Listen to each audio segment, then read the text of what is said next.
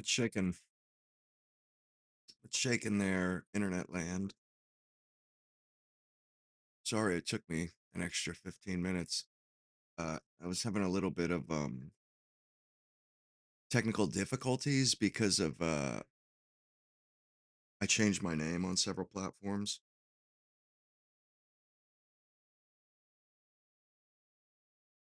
and the chats weren't popping up for some reason.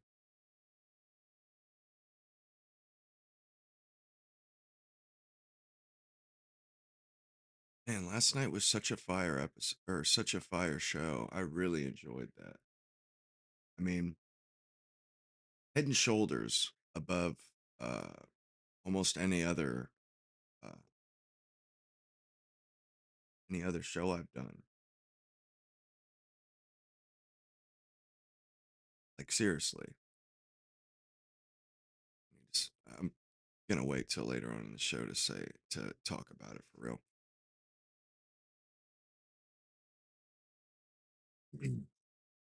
But man, so much news. Like huge show. Just what's transpired since Trump made that s- stupid, psychotic statement or that tweet or whatever you want to call it, the Truth Social. Like this is a really morally a depraved individual, Donald Trump. I'm not even so sure if he even realizes how despicable he comes off because of that. Because of like, and not only that, he's done us all as Americans a grave disservice. I don't think people really understand yet. But you know, if you travel outside this nation, people are going to look at you different. They're going to think less of Americans. That's a fact. And Donald Trump did that. They're going to look at us like warmongers, genocidal,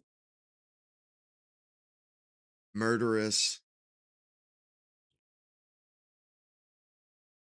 I mean, and who could blame them? Who can blame them? Who says such a thing? Honestly, who says such a thing?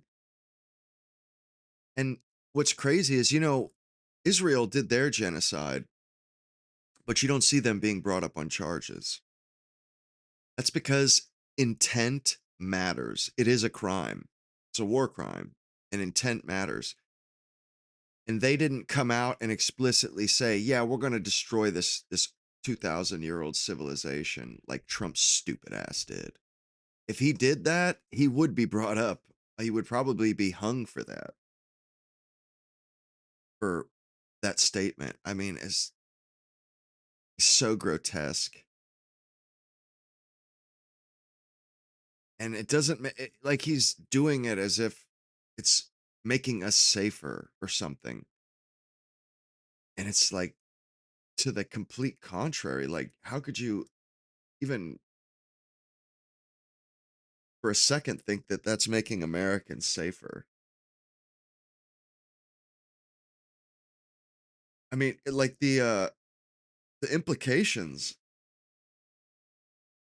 dropping a three, Nagasaki was like 20 megatons, 20 or 30. Our Minutemen ICBMs, you're talking about like 300 megaton bombs. 300 megatons. And Nagasaki was 30. You're talking about a factor of 10 times bigger of a bomb. We don't even know what that can do. We have no idea what sort of death and destruction a 300 megaton bomb, atom bomb could do. I mean, they invented a whole new scale for recording this stuff, i.e., megadeaths. Yeah, that's like a unit of measurement, megadeaths. And that's how nuclear bombs are measured in megadeaths. It's not just a cool name for a band. What is going on?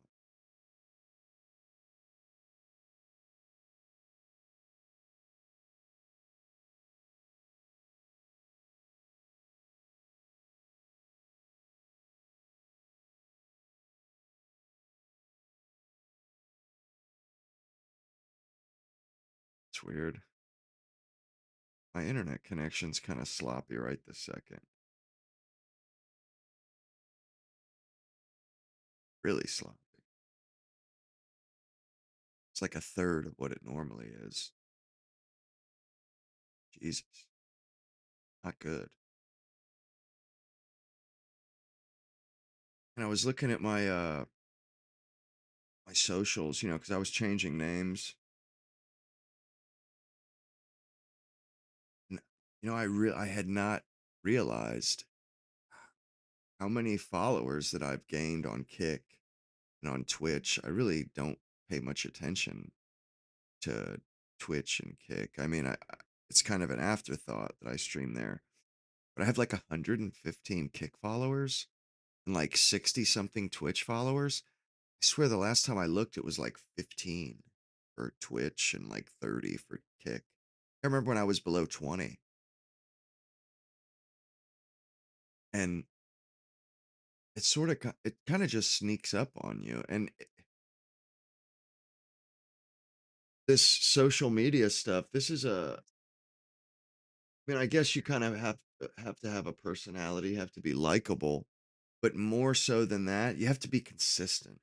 And I think the consistency required in in this modern era is maybe a little bit too much for most people, I guess. Fuck. Kick I guess connection to the Kick chat isn't working. Fuck.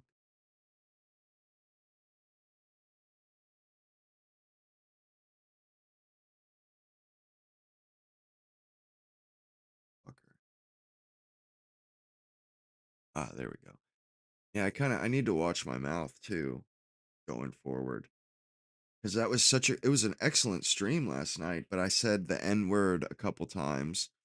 I said that uh, the English word for a cigarette,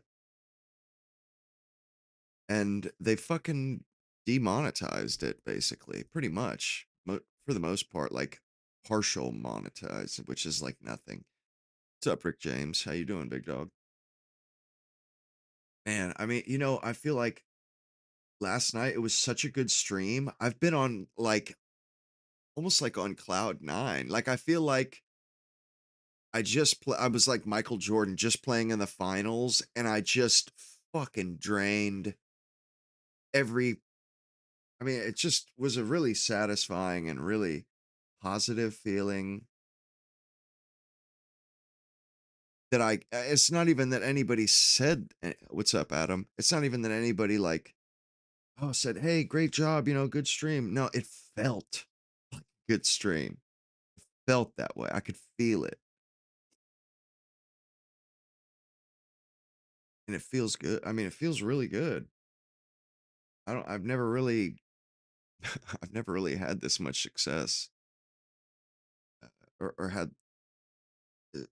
had as many people saying that I was doing something well or successfully. Matter of fact, I was talking to my brother today, my little brother. I had like an amazing conversation with him too, like a good 2 hour conversation. And I've been trying to get him to stream or to do a YouTube channel or something, because he plays video games too, so he could stream that, of course. But he goes to church at least once a week, and he's really jaded with the whole American Protestant church. And like I've been telling him, dude, you need to stand up and start your own, be bold, just fucking do it, and stick with it. And I feel like I finally, like, I could see it sunk in this time today. You know, like, you can tell when your words are having an effect on somebody, like, when they're having your desired effect, and I could see like, I could practically see the cogs in his head turn, you know, he's like thinking, "Damn, he might be right." Because you know, he's seen my channel growth, which is not it's nothing to write home about. It's not like I'm, you know, living high on the hog or anything, but it's progress, you know, it's more than anybody I know or that I have talked to recently, and it's pretty steady. I get about the same amount of new subscribers or followers every week. You know, it's like clockwork.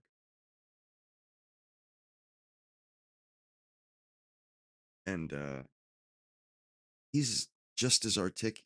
Well, I may not be as articulate as I think, but he's very persuasive, very articulate, and passionate too. And I feel like, you know, he used to always say, "Well, no, I'm happy what I'm doing." Like, and I get that, but you know, everybody's looking like, "Oh, we need leaders." You know, well, Nick needs to step up and run for office, this and that. You know, if you want change today, you need to step up and be the change that you want to see. Because if everybody just says, "Oh, I'm comfortable where I'm at," then the change never happens. The change never happens. And when it comes down to it, most people aren't suited for this type of stuff, really. I didn't think I was. I'm not even sure if I am, really. I like doing it and stuff, so I do it.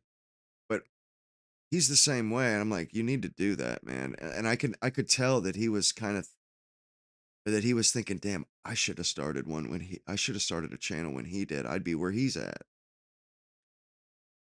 And I've felt that so many times where you missed an opportunity because or you see other people take an opportunity, you don't jump on it, and then a year later, they're kicking ass and taking names, and you're like, "Ah." You know, and that shit stings something decent. But, I don't know, I just feel really good about things right now, and also I feel really good about where the country's going. I think we're in rough shape. We could we could certainly be in a lot better shape. But I think there are there's an appetite for change in this country. And I think it's fresh. It's not it something's different. Or maybe we're just due. We're just due for something a change. We're due for a change. And people feel that. And I think the change will come about because there's an appetite for it. We just need people to stand up.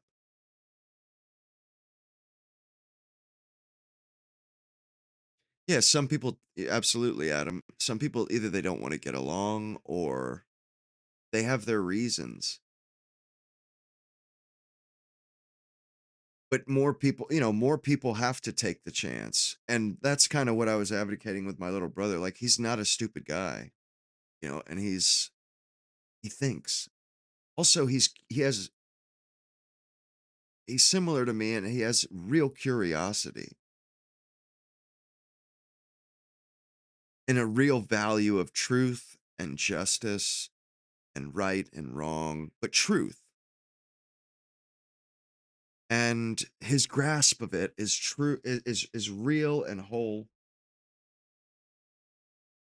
Like, you know, I don't you know, I think there people like that are a lot rarer than he thinks to some degree. And but at the same time, they're not like hen's teeth, like he couldn't be one. I think he could easily be um a household name. if he would just have a little bit more self-confidence. And it's easy to just want to stay where you're at or to get comfortable, stay in your lane. Believe me, I absolutely know what that's like. Yes, we need an America First agenda, absolutely. And we need something I've noticed too. Have you guys noticed that the people that get lifted up, the influencers and stuff, none of them are manicured, none of them are celebrities or glitzy and glamorous. The people that I see getting lifted up are just regular people. There's a real thirst and hunger for straight shooting, truthful commentary, truthful news, and relatable. People really have a thirst for intimacy, like this, how it's almost like a conversation between me and you guys. And I think there's a huge thirst for that kind of stuff. A more intimate setting, more intimate uh just a more intimate setting, It's not like a talk show where you have an audience of people. It feels like just you and I are talking for the most part, unless I answer a question, but that's very intimate. Yes, absolutely. And that's what I mean, Adam. The authentic stuff. It's all the rage at the moment. All the rage. I think that's a good thing because people they have to earn trust. They have to earn that stuff. And then, if they betray, it keeps people honest. Now, I understand audience capture, but I think an audience should hold somebody accountable. You know, if they fucking betray their audience, yeah, they should get whacked over the head. They should be abandoned.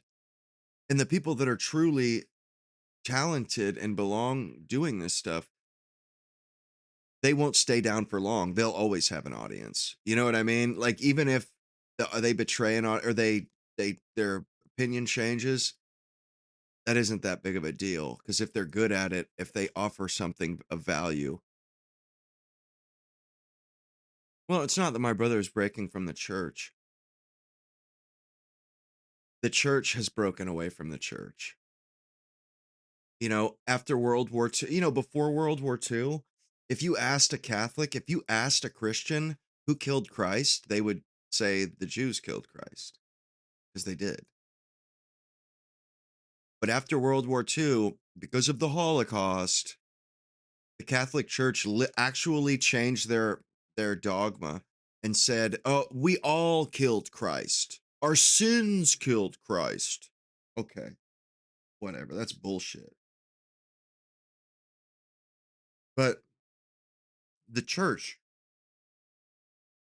across the whole thing abandoned thousands of years of precedent, written precedent where people wrote down what they thought the Bible meant or wrote down what it meant. They're ignoring that and because of modern politics, current events and modern politics, they're changing stuff. And that's what he really objects to. His pastor or his priest, this guy got flown out to Israel on Israel's dime. He went to that conference with Mike Huckabee. My cousin's pastor went to Israel along with like 5,000 other pastors and was propagandized into this modern heretical idolatry. That's not Christian. And if that's the church that we're trying to avoid from fracturing, well, I think it deserves to be fractured. Why? People don't go to church to be propagandized by Jews. The Jewish faith is based on principally based on the rejection of Christ. There is no such thing as a brotherhood between what is it? Christian Judeo-Christian? That's bullshit. Judeo-Christian or Judeo, it's based on the rejection of Christ. Yeah, Mike Huckabee, I shit you not. Mike Huckabee headed up the conference and they flew out thousands of American pastors. I mean, this was like months ago. I couldn't believe it. He's like, "Yeah, my pastor just got back from Israel." I'm like, "No fucking way." And that, or I seen it in the news. I'm like, "Bro, that dude, that fucking turncoat went over there? That's disgusting. That's so awful. How could you betray your parish like that?"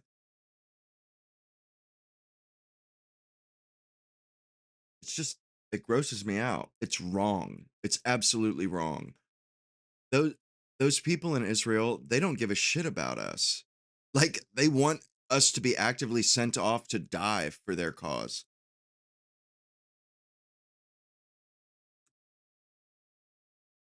Ice cream? No, it's rice. Hell no. Ice cream? No way. That shit give you a brain freeze. I don't like it hurts. Hey, what's up, Mina? I'm almost done. I was starving. Like my stomach was literally fucking eating itself.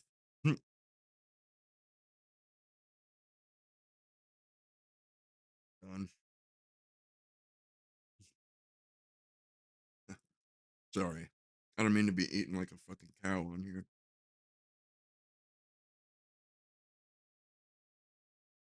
But yeah, I really was starving. And I seen or Mark Levin. That guy's so unhinged. He's insane. Or it's not that he's insane. The guy is just he constantly wraps himself in the American flag. Never brings up Israel, but it's so obvious. This guy literally had the balls to say, "I pray for the people in the Middle East, uh, the Persians." I think he said the Muslims and the troops, and specifically left out Israel. I pray for the Middle East. Yeah, I know you pray for the Middle East, but how fucking underhanded can you be? This guy specifically cares only about Israel. When he says, I care about what happens in the Middle East, leaves that out. How disingenuous. Yeah, we're based on a Roman Greco.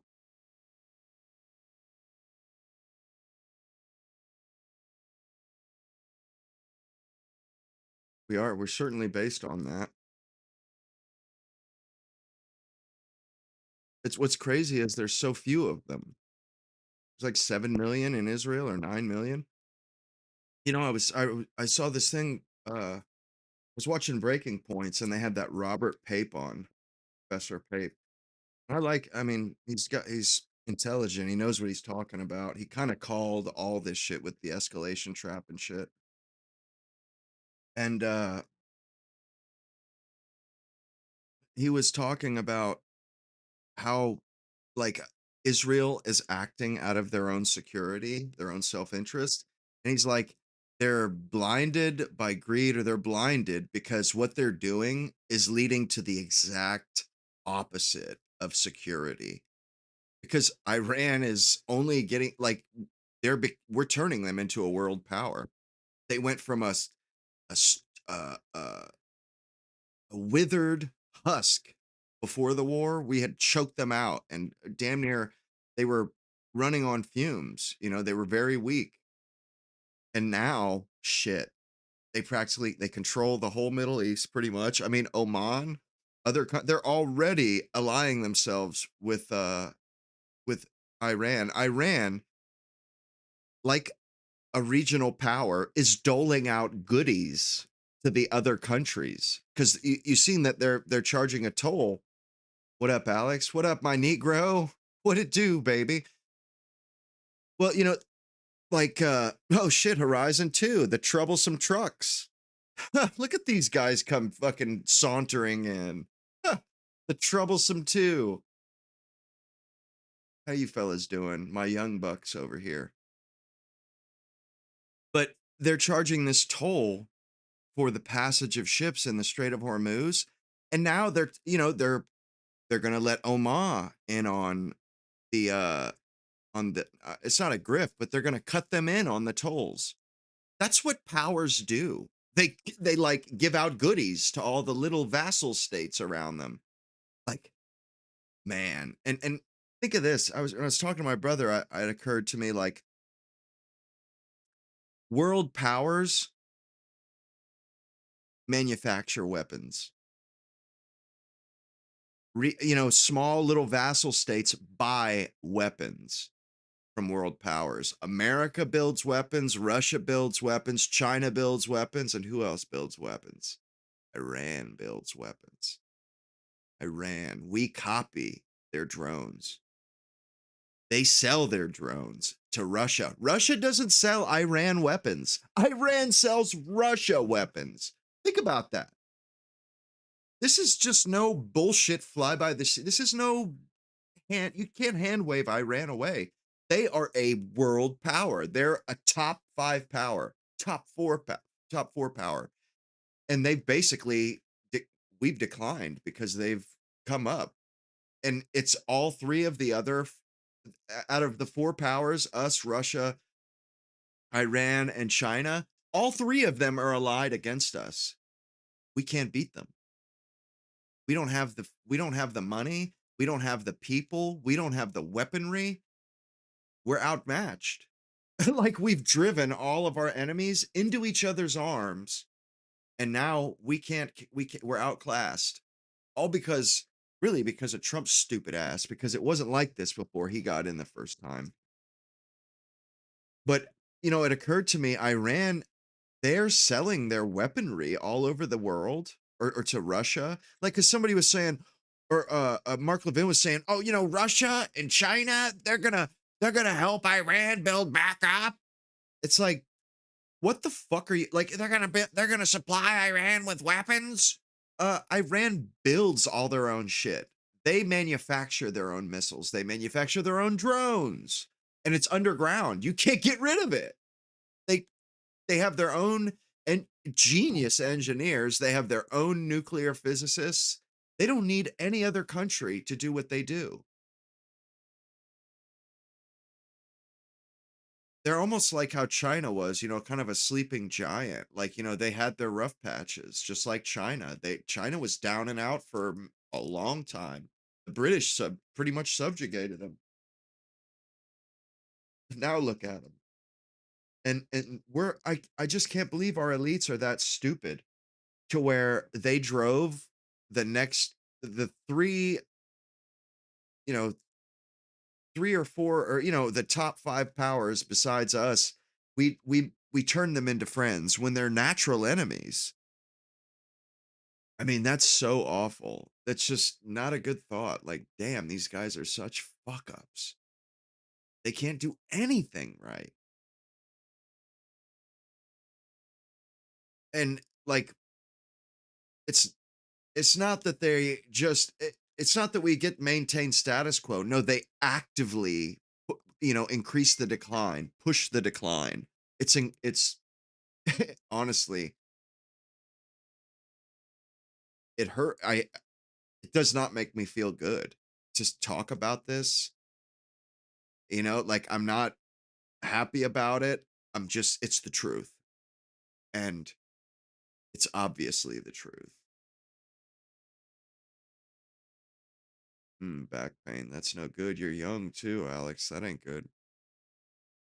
But it's obviously the truth, and at least to me, it's obviously the truth. And I like to think of I think I want to be truthful. What's the point of doing this if I'm not going to be truthful? And you know what I mean? Like, I'd rather not do it. I don't want to be a shill. I don't want to be a crook or a propagandist. I don't at all. I have no yearning for that at all. And I think that that's this is the blueprint. Like, if you want to be a commenter, if you want to be a journalist, if you want to be in news, you've got to tell people the dope. You've got to give them the straight dope. People don't want to be lied to. Like, it doesn't matter how bad the news is, just give it to me straight and I'll deal with it. I don't need you to deal with my problems for me. Like, that's so disgusting, condescending, placation. I mean, it's just ugh. And I think adults deserve better than that. Truly. Especially Americans. We get lied to by everybody else. All the legacy outlets. Like, I watch Breaking Points every day. I mean, and I would recommend them. Absolutely. Ryan Grimm, he's behind Dropsite News. Dropsite News, they're like the hottest news outlet on the internet. Truly, especially with this Iran war, they have sources in Iran. And I seen Mark Levin, he's saying that their journalists are Iran's propagandists, which Iran does have propagandists. They have a blonde American girl, a 20-year-old girl that's a propagandist for them. But Dropsite News, they actually have anonymous journalists. Like, they create a space where people in Iran can anonymously write articles or give us the dope, which is awesome. Like, that's such a great thing that because I genuinely don't think the people of Iran are an enemy. I think they don't, they. I'm not sure whether or not they like their government or not, and whether or not all of them do, or maybe it's some of them that don't like them. But they, they're. I think that a lot of the people will be honest, most of them, and I don't have any reason to believe otherwise. And I take it with a grain of salt. But think of this: Trump threatened to wipe that fucking country and that people, the Persians, off the face of the earth. Can you think of a better way to galvanize a group of people to fight to the death against you? By telling them that you have it in mind to destroy them? So even the people that hate their regime, they're going to rally to the regime because they're all in the same boat. Trump has marked them out for death, genocide. Oh, they're gonna help their government get a nuclear weapon ready. Why wouldn't they? We're openly talking about fucking destroying them. We've created our elites have created a shitty mess. I mean, a lot of those people before the war were on our side. Absolutely run down. A lot of those people were on our side and would have fought that government and to get out from underneath it. Not anymore. Why would they do that? We're going to kill him. How fucking stupid could Trump be? I mean, it's beyond idiotic. It's beyond moronic. It's negligent, reckless, absolutely reckless disregard. I mean, uh, the guy, honestly, that is a war crime. He's given explicit content or intent that that's what he wants to, that's what he was thinking about doing.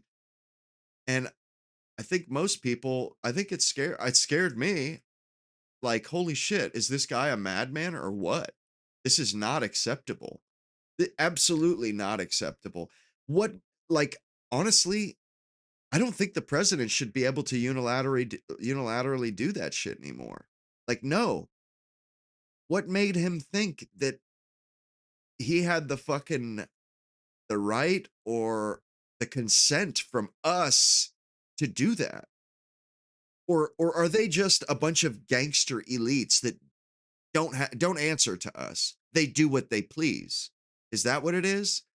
Because if that's what it is, we just need to admit that and overthrow these motherfuckers. Because if they just decide a country is their enemy one day and that they're going to nuke it, whether we like it or not, whether we like it or not, whether we're okay with it or not, like that's unacceptable. Like that's the tail wagging the dog. Donald Trump, I absolutely can't wait to see that son of a bitch get impeached. I cannot wait. And I did not have a problem with Trump. I voted for Trump. I voted for Trump in the third or the this last election. What's up? Oh, oh, sorry. Yeah, I voted for him this last time. I didn't vote for him the other time, so I didn't vote. But God, I don't feel guilty because, they were shitty choices. And, I made a decision with the best of my ability. I was wrong. Oh, well, I'm not a bad person because of that. I'm not a stupid person because of that. And even if I am, oh, well, whatever. People make mistakes. I'm not a god. I'm a regular person. Doesn't give them the excuse to go off half cocked talking about fucking nuclear weapons. Like I was saying earlier, this isn't no 30 megaton bomb like Nagasaki or Hiroshima. You're talking about a 300 megaton Minuteman ICBM with a nuclear warhead, 300 megatons, 10 times the destructive force of Hiroshima and Nagasaki. That's no joke. And this guy's just willy-nilly talking about that shit?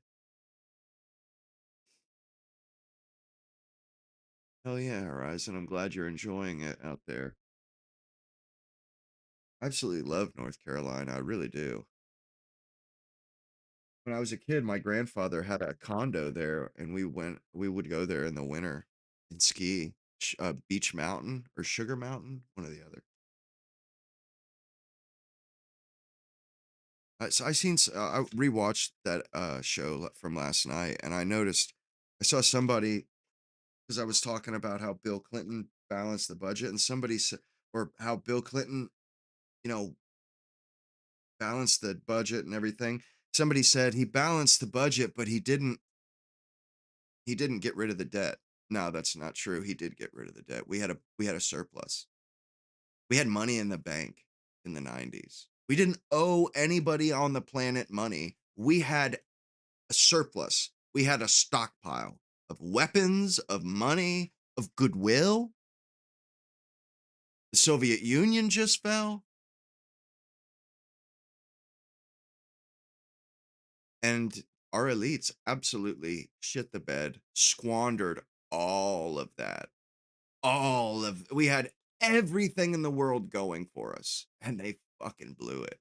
And they did it big too. They didn't blow it in a small way. They blew it in an American fucking big fat stupid way.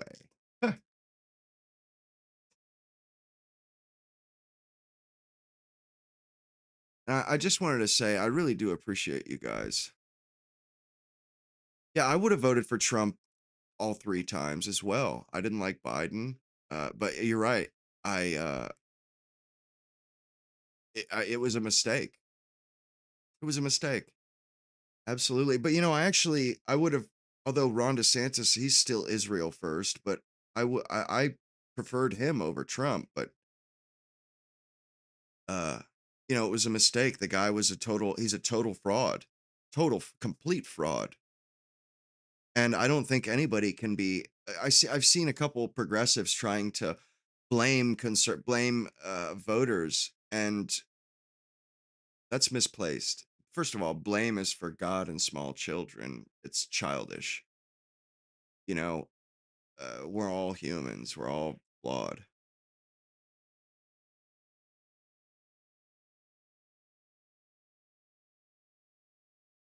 Yeah, I mean, Trump, and he already served one term, and that was his selling point. See, I've already served. I didn't get us into any extra war or any bullshit wars.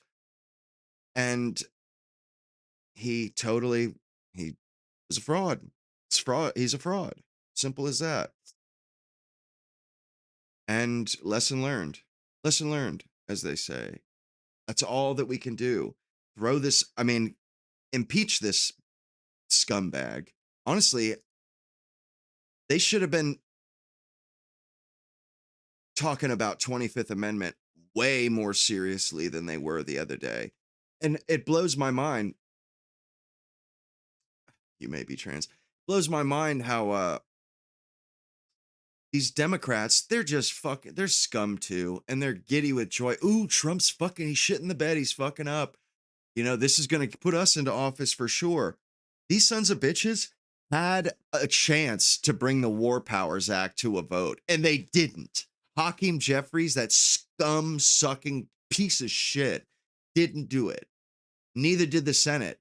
Now all of a sudden, after Trump almost fucking threatens to drop a nuke, now Hakeem Jeffries is saying, "Oh, as soon as we're back from the Easter break, we'll bring it to a vote."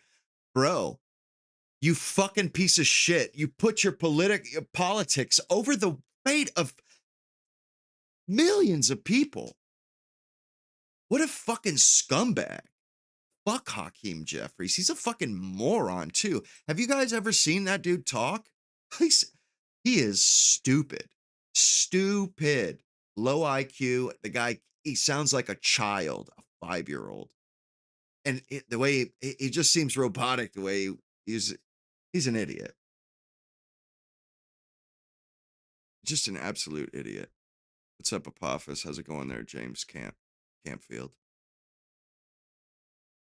And it just that naked political, like, that really grossed me out when I heard Hakeem say that. I said, God damn, dude, you ain't no better than Trump. You know better than Trump. You go right along with this warmongering, genocidal shit, and then go along with it. Suppress a vote on the War Powers Act. You could have stopped this guy.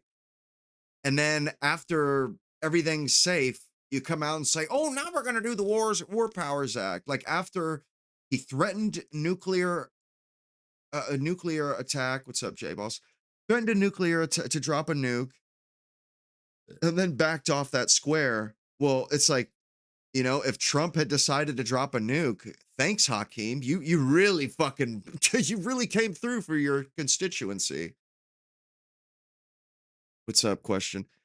I mean, it's just the Democrats really aren't any better. They need to go too, and they're just most of them go right along with this Israeli, this disgusting chicanery, this butchery.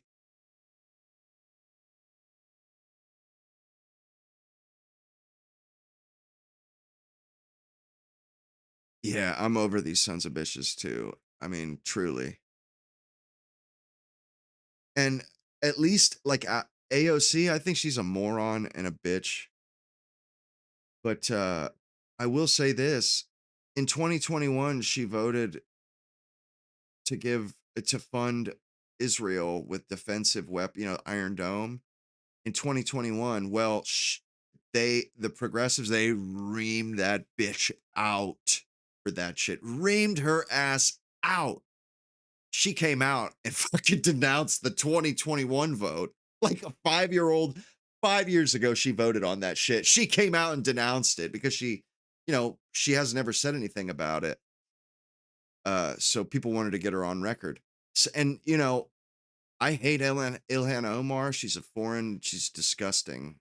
She has an accent, which is awful. How can you have an accent and be a fucking legislator in America?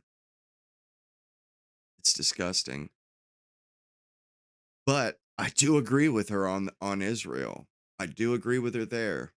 Damn sure do.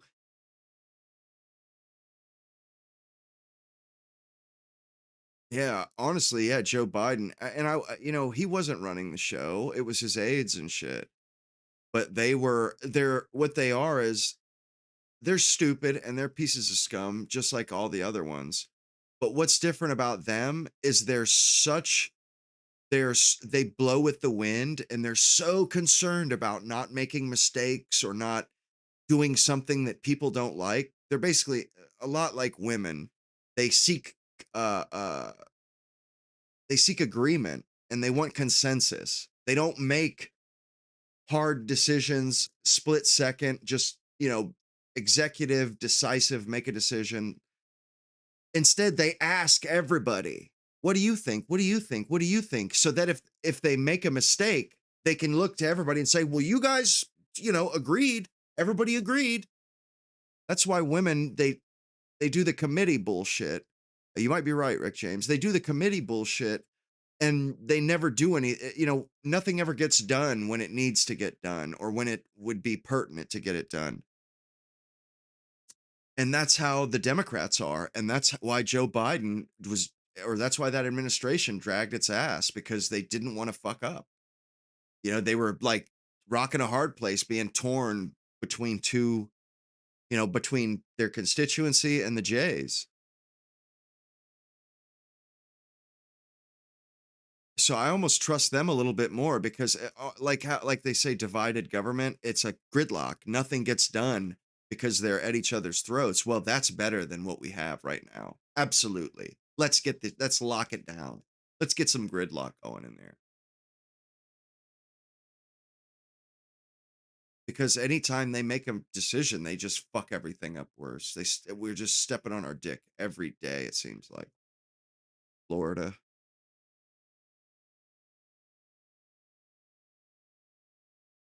Something my name. No, I mean I don't intend to change my name or anything. Not again. I don't think so anyway. Hmm. Maybe I mean it'll always have my last name in it, but I might change it to like Justin T. Blaine, possibly, or J. Taylor Blaine. I don't know. Could be. I might do something like that. Honestly, I remember like in my birth certificate it actually says Justin T. Blaine. For some reason, my mom specifically did that on my. Yeah, the old boomers, yeah, they got to go. And you know something? I think there's a wild hunger for fresh ideas, fresh politicians. I think we honestly are on the precipice, maybe not a golden era, but a renaissance of American political political thought. I really do. I think so. Because everybody has had it up to here with the boomers and they're decrepit. They need to go. They have to go. And honestly, I don't like Ro Khanna either, although, he no longer votes for Israel. They have like a $50 billion defense budget. We have no business sending them money. They don't need our fucking money. That's a first world nation. They're not a third world Middle Eastern. Yep. I didn't choose it. To be honest. And you know what's funny? My parents picked that name because it was the only, neither of them wanted that name, but it was the only name they could agree on. It's like, what does that fucking make sense? How does that make sense? Oh, so I got a name that neither of you like. Thanks. That makes no fucking sense. At least give me one that one of you liked, for fuck's sakes. I almost was a Ryan. Ugh, it's gross. But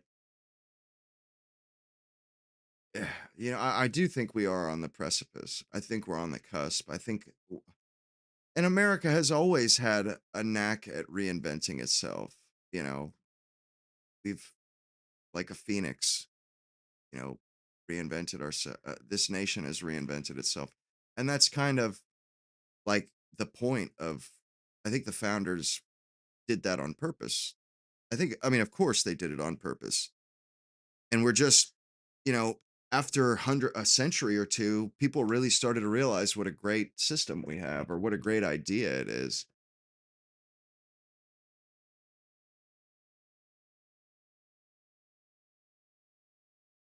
Yeah, I agree. Yeah, actually hoping for a blue wave. Yeah. That's crazy, isn't it? It is wild. I would have never thought this day would come that I was uh anxious. How do we fight this evil? Well, first of all, people have to talk about it. It has to be front of mind. Like you're not gonna get rid of evil by whispering, by Voldemorting the situation, by not talking about it. This scourge will be tarred and feathered and run out on rails out of our society, out of our civilization, if we talk about it and we talk about it with disdain, to the point where you wouldn't want to be caught dead, you know, advocating for, you know what I mean? Like where people, ugh, like you're not somebody I want to be friends with. Like make it, put social cost, attach social cost to this horseshit, to this bad stuff with like the Jays. If you're a Zionist, you got no place here. That's the way I look at it. If you're a Zionist, you have no business in America. We don't need you here. We don't want you here. Ben Shapiro, I made this prediction like a couple months ago. I predict within 5 years he won't live in this country anymore. People pointed out rightfully how despicable it is that a little girl's school was bombed, and this isn't World War II where people were dropping 100 dumb bombs, where carpet bombing, where you could hit anything and you can't no, this is precision, like put a fucking rocket up a camel's ass from 1,000 miles away. So there's no excuse. And from what I've seen, Google Earth had that girls' school marked as a school. Google Earth had up to date, knew it was a school. Not only that, if you look at the satellite pictures, there was purple sidewalk chalk outside the building, as plain as day to see that this is like a school. So, and Ben Shapiro's like, if you think that the American or America did this on purpose, or the American government did this on purpose, then you actively hate America. It's like, no, it's not even that I think they did this on purpose. They did. Those children died out of reckless negligence. That if you're dropping bombs, fatal explosive bombs that just blow people to fucking pink dust, you had better be damn sure you're dropping it on the right stuff. I mean, you had better cross those T's and dot those I's. There better be no fucking doubt, because I mean, especially with this precision stuff, because you're talking about human lives. And we used to be, our government anyway, used to care about human life. Human life was it had a sanctity. They used to talk about the importance of every individual human life. Well, you bombed a fucking a girls' school. That's pretty careless. That's pretty fucking careless. No matter how it went down. whether or not it was AI's fault, whether or not somebody just fucking fudged it or missed it or whatever. It's unacceptable.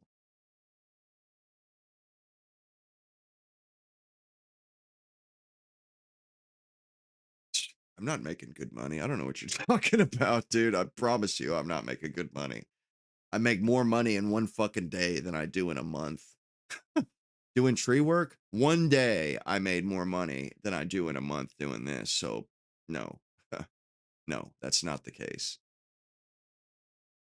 But you're right. It is our money and it shouldn't be going to pay for this stuff. And it's about time that these people that are running our country, like, they need to understand the old days are over. We have the internet and shit. You can't just go waging war willy-nilly. Not only that, we have technology. Like, the world is a different place than it was in the 19th century. If you want to go to war and bomb things, you could do an internet plebiscite or something. You could do a poll on the internet. There is no fucking excuse for this shit anymore. No excuse. They have no excuse to take our money and fucking murder people with it, bomb places without our consent. This is the modern era. It's not like they have to pass out flyers. They could send fucking emails out. They could give everybody a state email account and say, "Hey, we're putting out a poll. Are you yay or nay? Are you for this or are you against that?" I mean, it's unacceptable that they're operating like like we still use snail mail, like we're still in the 19th century. Like I think was it Nepal? They fucking they held a vote for their form of government or for their government on Discord and it pulled it off without a hitch too. It worked out pretty good. Yeah, Lebanon. Don't even get me. I mean, that is so awful. Israel, like, they have got to be put in their place. They need a bloody nose so bad. And what's sad is they're pursuing all this murderous shit for what they say there's for their security, except their security, like, does anybody think they're more secure than they were 6 weeks ago? Like, we did all this awful stupid shit that has damaged our prestige around the world, that has damaged our power in the Middle East, and nobody's benefiting from it. Like Iran,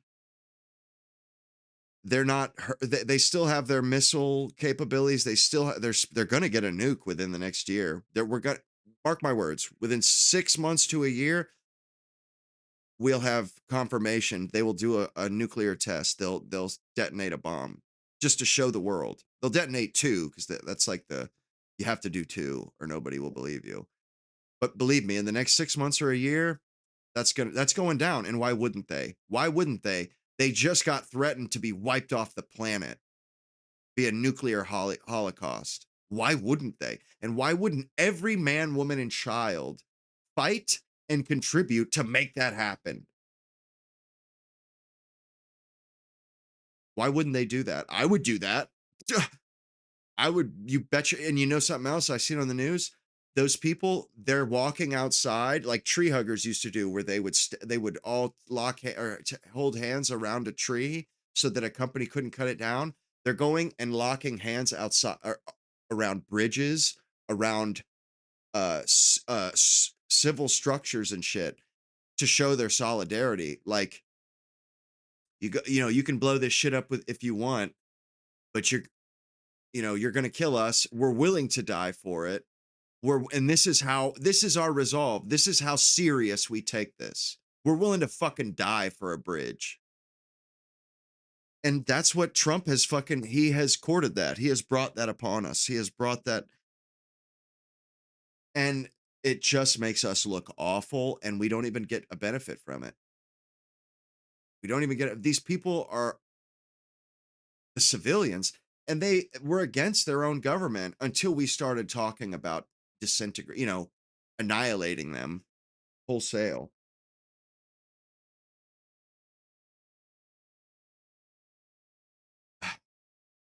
I never thought I would see the day where a fucking an American president, out of almost like exasperation, threaten a nuclear weapon.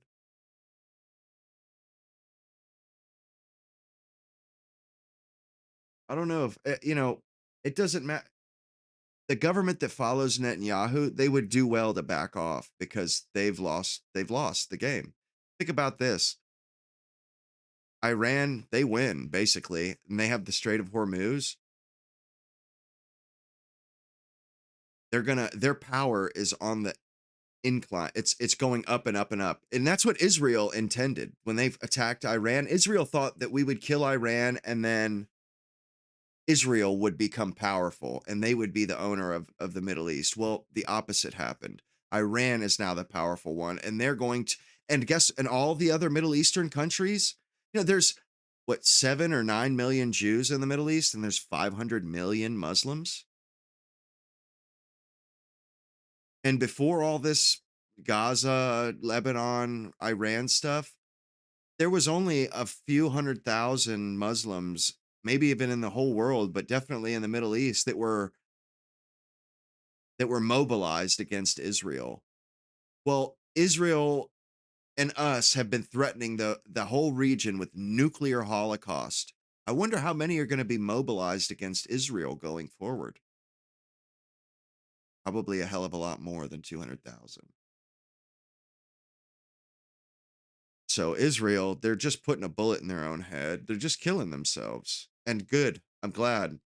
I think it's a fucking abomination. They should be thrown the hell out of there. They're Europeans. If you're going to give an Israel to a people, the Palestinians or those people should get it. You know, we have DNA testing, like Tucker said. We can literally find out who's Jewish or who has the bloodline from that area and give it to them. There's no reason that Netanyahu, some piece of scum from Pennsylvania, should tyrannically oppress these people. I mean, I think the clock is ticking for Israel, and they have nobody to blame but themselves. Nobody. They don't have enough bombs to destroy the planet. They don't. So no matter what, if human beings want to get rid of Jews, we can easily. And that may happen. Remains to be seen. They may have shit where they ate so much that, people, not only are they not willing to let these people live in their neighborhood, we don't even want them on the planet. That may happen. I could see that happening now. I never would have thought that before, but I could see it happening now. Yeah, you're right. They aren't European. They're some other bastard. Some other orphan. But they think that, oh, they have a few clandestine nukes, like that's going to save them. One or two nuclear weapons, like what might destroy a city, might destroy a region, but they don't have enough nuclear weapons to blow up the planet. The only way that the planet, that humans are destroyed is if we have a nuclear exchange. And if Israel attacked somebody else, Israel would just be vaporized off the map. Fucking idiot. I mean, they're idiots. They should have been pursuing peace. Why have they been making enemies out of, like, yeah, some Muslims hated them, but not the bulk of them were just regular people just wanting to live their lives. They have turned those people. It's like Hatfields and McCoys now, and they're 500 million to 9 million. Doesn't seem to me like that's even a question. They're just going to get fucking destroyed. And guess what? Now that Iran's stronger, do more Jews move to Israel or do more of them move from Israel? Do you think that 9 million is going to be the same after Iran war is over? Think about that. How many Jews do you think are going to be like, yo, I'm getting the fuck out of here? It's a matter of time before this little shithole country is gone and everybody in it. Oh, they're going to be, and they're unscrupulous, you know, they're materialists. All they give a shit about is themselves. Like, they're going to be concerned about saving their own lives. Like the Persians, They're out there standing around their fucking country and saying, "Go ahead and blow it up if you want, but you're gonna have to fucking blow us up too, you sons of bitches." Jews, they won't even fucking commit their own soldiers to a fucking war for their benefit. They won't even commit their own soldiers.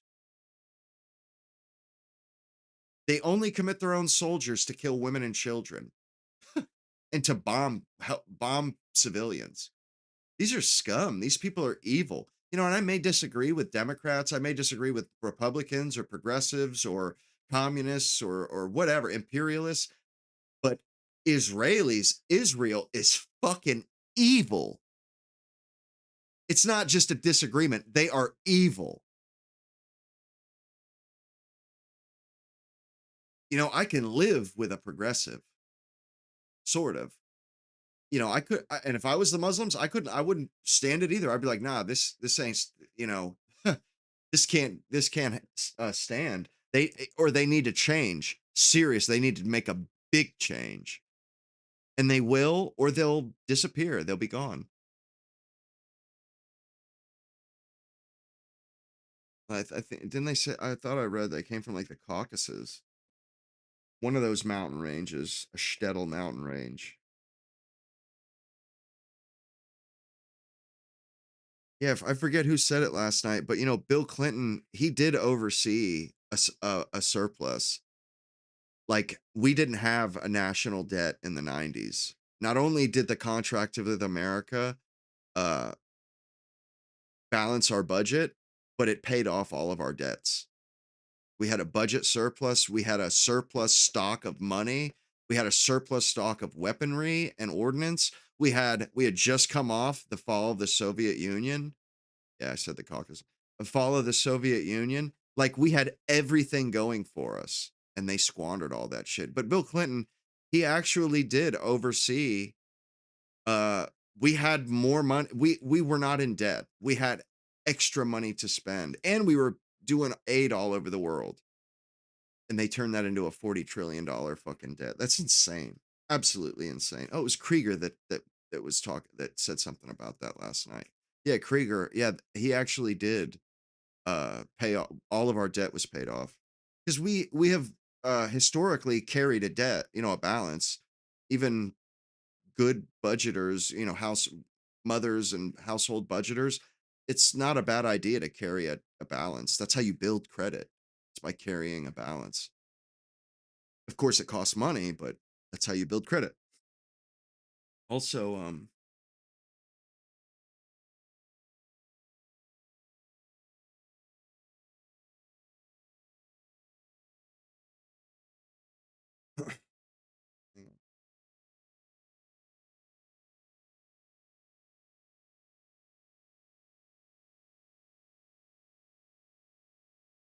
wrote down a few things because I went back over. I watched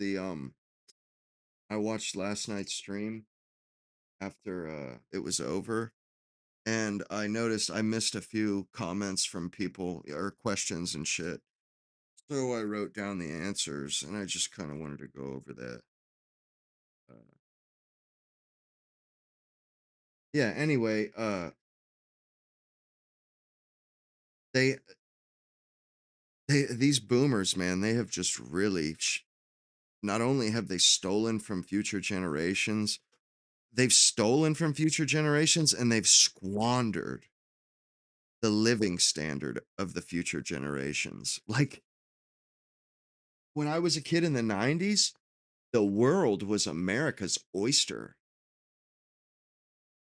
People could see no ceiling. They thought we were going to Mars within the decade. Like, we were kicking ass and taking names. China was still making, little lizards and injection molded toys. I remember when China, their manufacturing was so infantile, it was so young and new that they were making those little kind of rubber lizard toy, you know what I mean? Like, injection molded animals, that were hollow or like rubber. That's all they made was cheap trinketry. Now that, but I'm not even so sure that it's a bad thing that they're doing good now. They haven't picked any fights with us. They're not looking for trouble with any of us. They seem to have been more or less a force for good. Uh, as far as I can tell. Whereas I can't say the same for us. I can't. What and China, they built this whole new transportation system all over their country in the last 30 years, built high-speed trains. In the last 30 years, they've done so much. What have we done in the last 30 years except wage wars and murder people? Yeah, I did.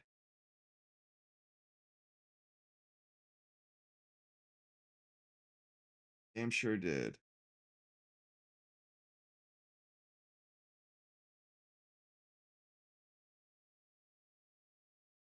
There we go. Yeah, and I changed my name on several uh platforms last night. So that's kind of why I'm messing around with stuff because I'm having to, it's fiddly because I changed my name, kind of having to tweak shit a little bit. Don't forget about the TTS guys. Exclamation point TTS.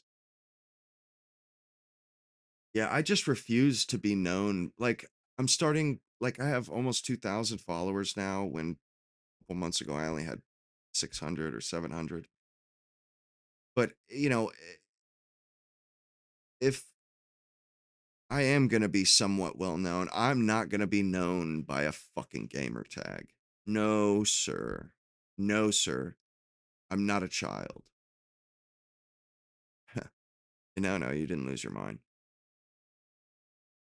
Yeah, I'm not a child. And also, I was on Substack and, just seeing everybody else uses their fucking real name. And it occurred to me, I'm like, geez, it's not even, Question it's everything odd. 8750 says.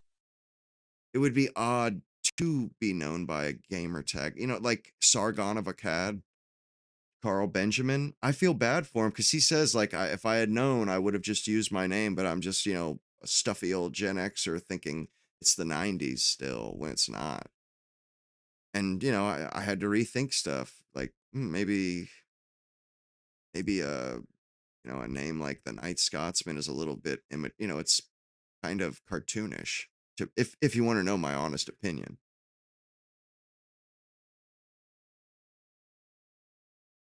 yeah, you didn't think it was going to do that? Question. I mean, it's not a big deal. But I would say this: if try to use it in good, try to use it in good taste. Like if it's Nick's doing his monologue, yeah, save that shit for sure. And like I was telling my little brother, I think we're on the precipice of like a brave new world. Like right now, there is there's opportunity right now for honest, good, God fearing people to make a name for themselves because there is a hunger and a thirst for that right now. Honesty, uh, fidelity, loyalty. There's a and like the thought leaders of the last few decades, they have disgraced themselves more or less. Ben Shapiro, he's over, he's done. Uh, I didn't know that. Rick James, Fox News, they're done. They're over and done with this Iran war. I think this is the stick a fork in them because this like the fat lady has sung for Fox News. Ben Shapiro, all these thought leaders, especially on the right, they're disgusting. And there's a lot of room, a lot of opportunity for because people are tired of the same old divisions, same old bullshit, unreasonable ideologues. People are sick of this bastardized, heretical, modern form of Christianity. Like people want something real, they want something new, they want something honest. Sincerity. Gosh, that's I could use that. That could be, like I do. I think I'm going to start doing like this bumper sticker of the day or slogan of the day. Sincerity. That would be the slogan of the day. Something like that. Because sincerity seems to sell Question today. everything 8750 says, you the man JT. Thank you. My features are to what? I thought your name would sound more Scottish. Yeah, well, I get what you're saying there, but actually Blaine is very much so a Scottish name. Very much so. It's an old Scottish name. It's also an old English name too, and it's this from the Scottish Lowlands, so it's like just north of England. But yeah, I think at one point it was probably Mick Blaine, and my mom, her mother's maiden name was Taylor, which is why my middle name's Taylor. That's a hardcore. That's a Scottish name too, big time. And I think there's also another name, other Scottish name in my family, Crichton. Uh, there's a famous castle in Scotland. It's Crichton Castle. So I mean, like yeah, I don't have a name like Mackenzie or McAllister or Mitchell, but it's Scottish, and I'm proud of my roots. And I actually my grandfather traced our lineage back to Scotland. Like he had the census from America and from Scotland. The one that showed my ancestor in Scotland before he left, and then the American census that showed him in America after he got here. It was in like 1862 or something like that. He came here as an indentured servant, what I understand, and then like joined the Union, was captured by the Confederacy, held in a Confederate POW camp in North Carolina, escaped the POW camp, fled to Canada, fled to Canada. He defected. He said, "Fuck this. This ain't my fight." He took off to Canada, beat it, and yeah, he took Apophis off. 42597 says, is broken. Yeah, he went to Canada, and my family actually stayed. There's a lot of Blaines in Michigan and Canada. A lot. I've been in cemeteries that were like 70% Blaines in Michigan. It's fucking weird. And actually, in every single Anglo country, every country that was created by a English colony or a British colony has a huge population of Blaines. South Africa, Australia, America, Canada, huge population of Blaines all over the. Not huge, but they all have a decent sized population. But I'm pretty sure I honestly like me and my brothers were kind of a fluke with like my complexion. My mom has dark hair and dark eyes, but she's the only one. Her younger sister's a blonde. Her older sister's a brunette, but she has green eyes. Her mother was a redhead. My dad's mom, blue eyes, blonde hair, although his dad had brown eyes. So I don't know where it comes from. Comes from both sides, I guess. But my dad has six sisters, so I have like 40 cousins, and they all have blue eyes and blonde hair. Me and my two brothers are literally the only, and my mom's side, she has two. I only have aunts. I have no uncles. My dad only has sisters. My mom only has sisters, and all my cousins, blue eyes, blonde hair, or at the very least, blue eyes, brown hair. We're the only ones that got my mom's complexion. So, like, my dad's dad is the only one with brown eyes, though. I don't know what the deal is, but all Northwestern European. I've seen the DNA tests. My mom is all European. But as if that even matters. It doesn't matter. Everybody is American. We're all kind of a mix, sort of. I think I'm like 90% British. There's some Scottish, or they're Scottish. I think it's like 70% Scottish and then a little bit of English, a little bit of Irish, and then like Denmark.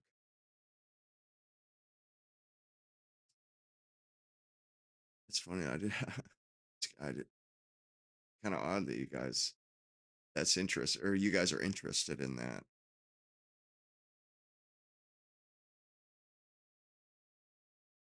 Yeah, I think authenticity is, and that's what I was saying is, I think there's opportunity. This is like a gold rush period right now where there aren't all that many purveyors of truth and honesty out there. Oh, early show tonight. Nick said starts at 10. Okay. Or 10 central. So, okay. In 40 minutes. Nice.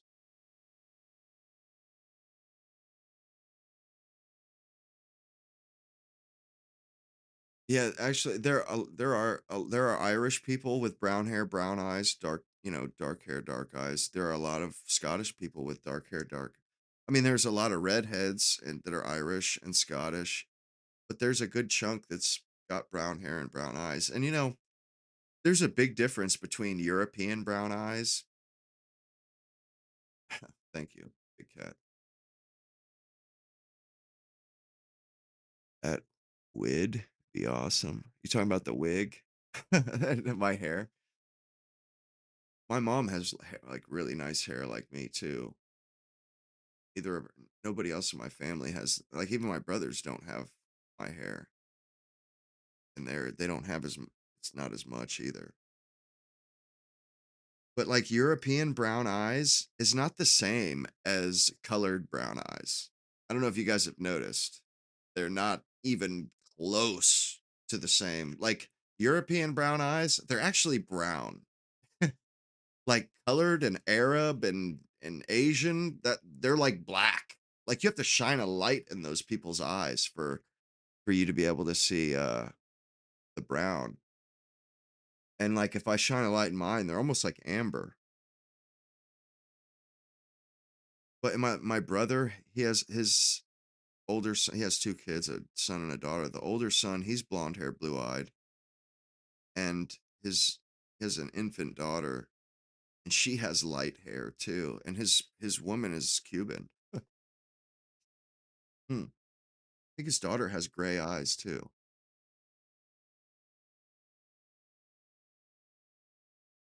Yeah, another thing too is I have really s- not stubby, but I have wide feet, like really like 4E. I think I wear like a 9.5 or a 10 with a 4E width, which is like fucking crazy. I have like the width of a size 12, size 13 or something.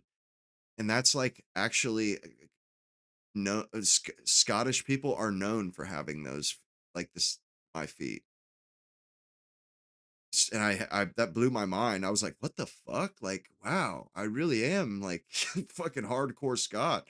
Like my dad has the same feet.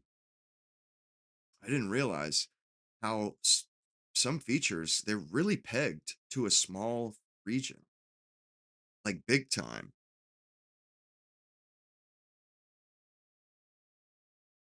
That like the feet, there's another one. I'm trying to think of what the other one was. Oh yeah, my dad and my brothers have like this not like a dome head.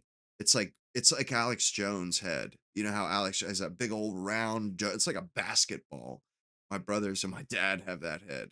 My grandfather did too. I think that's Scott. Carl Benjamin has the same shape head as my dad too. Big old round dome piece. Like I'm not even kidding. I think my dad wears like a 7.5 or an 8 hat size. Like huge.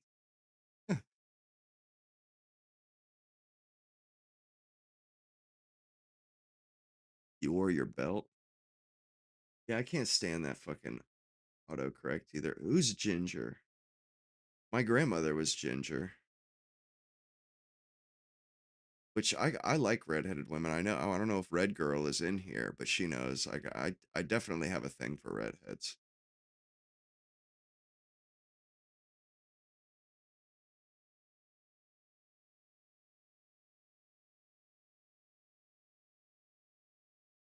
Yeah, you're right. There are a lot of Indians that live in London. There's a lot of Arabs and Middle Eastern and coloreds that live in Scotland too. Like it's so like I seen a parade or something in Scotland, and they were asking people on the street, and they were all fucking Middle Easterners or Indians, and they sounded like Scots. Oh, what's up, Red Girl? Did you hear what I was just saying? Red Girl knows. I gotta think. I'm a sucker for the redheads, for the ginger bitches. The ginger bitches. But yeah, they're all Indian. And I think I said this where it kind of hurt because my people are like gone. They're dying away. Their language is being upheld by a bunch of greasy fucking coloreds. Ugh. It's just bullshit. And I think Scottish women are lovely, actually. I mean, they can, not all of them, but I think more so than a lot of, like, and they're my people. I find them attractive. Irish too, British as well. But yeah, they're just being squeezed out of their own fucking island. It's disgusting. And the fact that, but that doesn't make those Indians Scots. It doesn't. It just doesn't. Not even close. And like when I say I'm Scottish, I know I'm Scottish for a fact. I literally have a fucking coat of arms. I have a coat of arms, bunch of different like with my name and shit on them, and Latin mottos. Like I have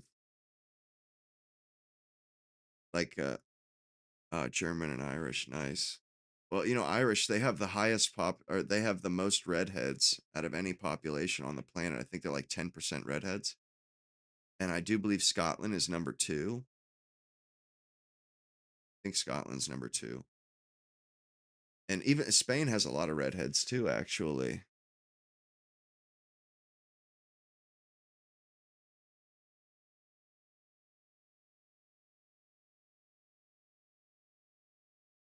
I've seen quite a few redheaded Germans, actually. I actually went on a date with one like 6 months ago. She was a redhead and she spoke German.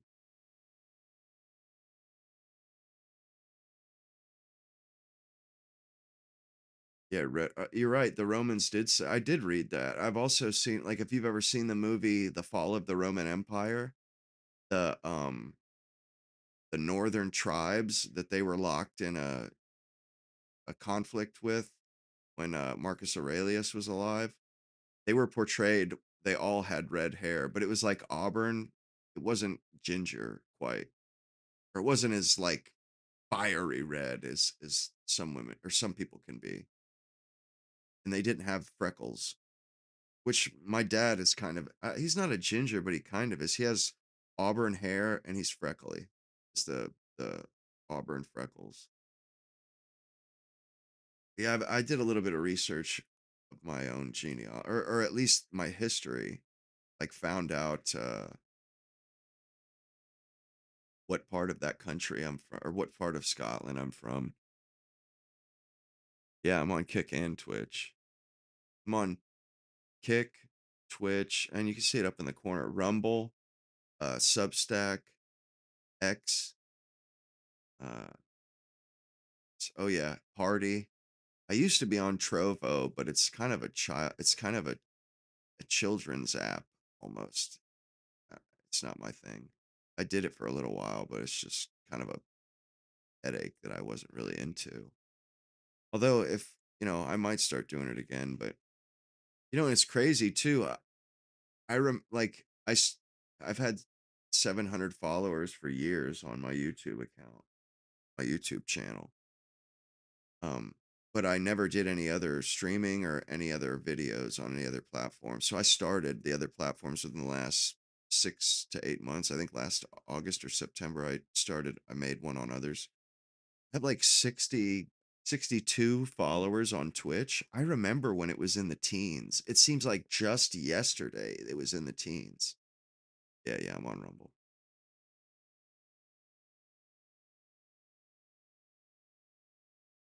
Oh, like I said, yeah, I live in Florida, and I've always kind of wanted like to be a German woman, like to date a German woman uh or a woman from Europe with the accent and stuff.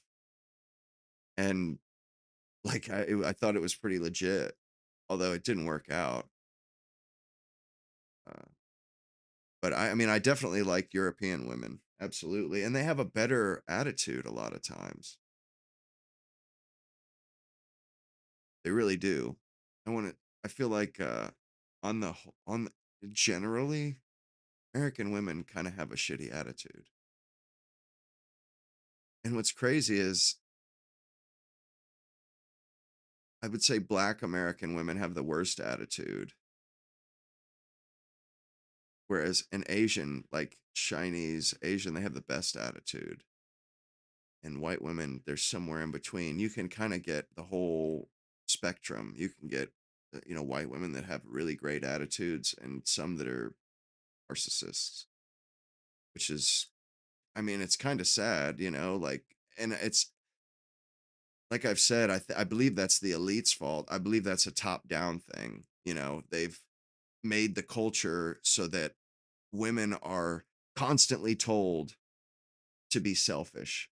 No, she's married. She has a kids, or at least she has kids. Mackenzie, she's the one that's single. I noticed that. I didn't realize that till last night when I was rewatching shit. But it's a shame, and like and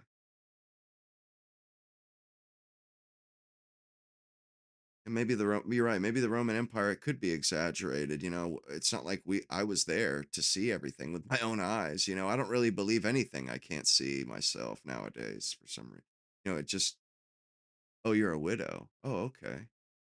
Sorry to hear that. Sucks. Can't even imagine. But the attitude, like I said last night, we're like white men and white women, especially in America, we're fucking made for each other. Like, when you're born,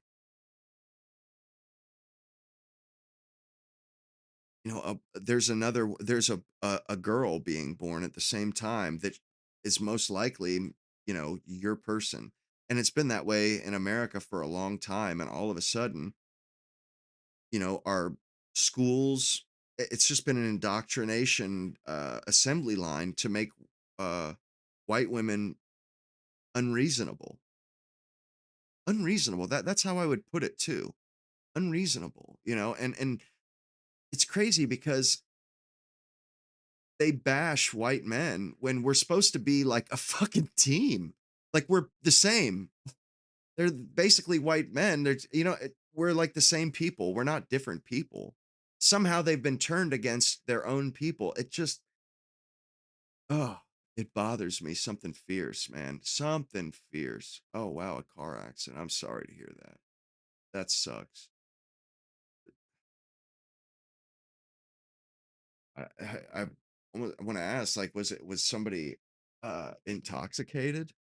I mean, it's genuine or generally car crash seems like somebody's always intoxicated. Uh,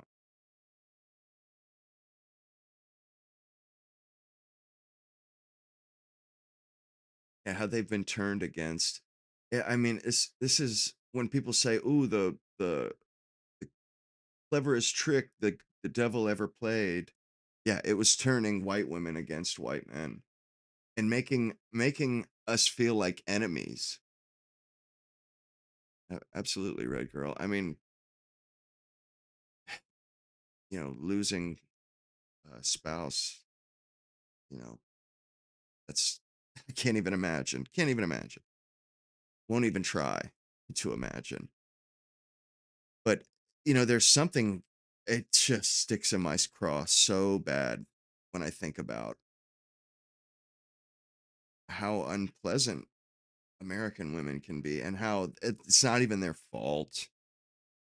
Like used to be, like I've said, every other generation before the boomers, their main goal was to provide a better life for their children than they themselves had. And then that changed with the boomers. Well, it changed again with millennial women.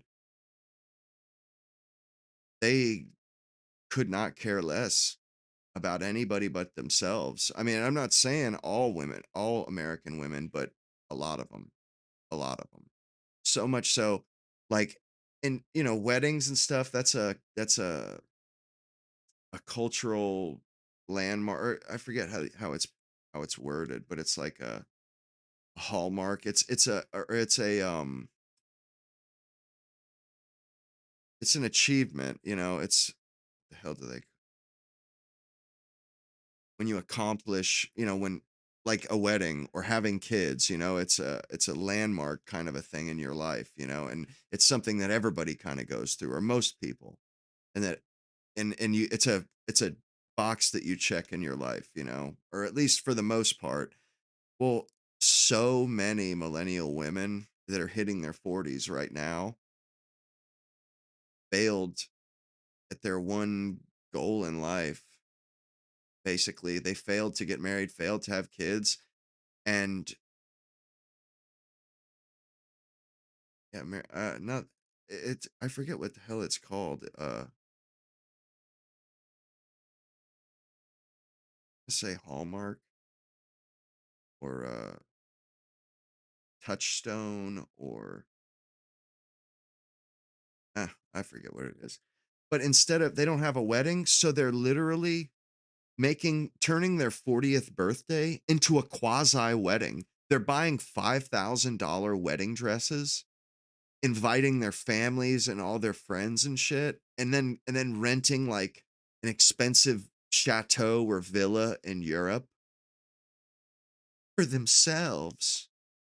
And I seen one video, the woman's like, I'm the first woman, like maybe even for ever, and certainly ever in my lineage to have to celebrate myself and pay for everything myself and have my own villa and for this vacation or what, like, oh my god, it is so vapid. It is so, and she wasn't a bad looking woman, blonde, pretty, in good shape still, but it's like, man, they mind fucked you so good, so entirely, so completely, that you could be a fantastic looking woman, but you're so rotten on the inside that you couldn't get a man. You can't even get a man to even invest in you, to invest his time, his energy, his emotions. Yeah, I mean, and that's why I say American women, because it and even if it is American men to some degree, American men aren't making videos like that. And they're not making up new reasons to celebrate, or like they missed out on having a wedding, so they start inventing uh new god damn it, it's gonna fucking drive me crazy if I don't fucking find out what that fucking word was. Like, I can't even fucking talk. Jesus, my goodness, can't stand it. Hang on. But I mean, you don't hear, men aren't making those videos, and like, it's obvious that those women, like, they pretend like, oh, everything's fine, they love their life and this and that. It's like, well, you wouldn't be trying to recreate a wedding with some other bullshit, narcissistic garbage if you were happy. You would not be doing that. You wouldn't be grasping at straws trying to make yourself console yourself. And it's sad because, these women, no matter what they say or how they act, they're spinsters, just like women that got passed over in eras past. They got passed over by men in their the men in their lives and in their area, in their strata. They got passed over for one reason or another. And they do all kinds of rigmarole and acrobatics, gymnastics. Yeah, kind of new ceremony, sort of. But they do all that stuff to try and fool everybody else or fool themselves. And it's like, honestly, it's sad. It's sad. There's no other way to put it. It's sad. And that's why I say it's not their fault. Nobody would willingly sacrifice that stuff and throw all that stuff away. They didn't know they were doing that, and the way they're coping with it just is kind of odd. You say most people were married or had kids. That's weird. I mean, I'm not so sure I could say the same. I know, like I seen on Instagram some girls I went to school with, and yeah, they had kids. Most of them had kids. I'm not sure if all of them did, but what's weird is I used to think that all my friends I went to school with were dead, but no, it was the men. All my friends that I went to school with that were men are dead. They all overdosed pretty much. But the women, none of them got touched. None of them got touched by the opioids.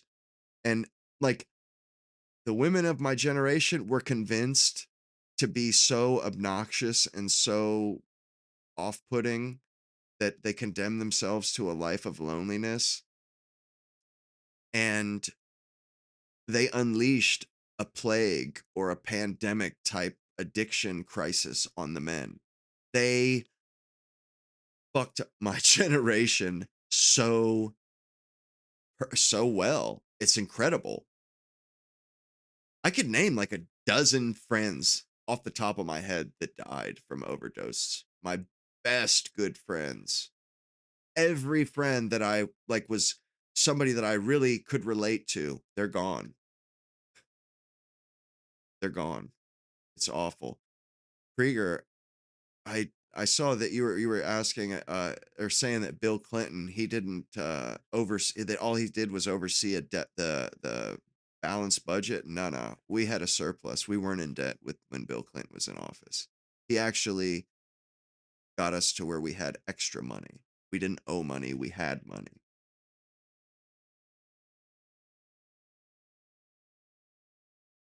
Yeah, milestones. God damn it. Why couldn't I think of that?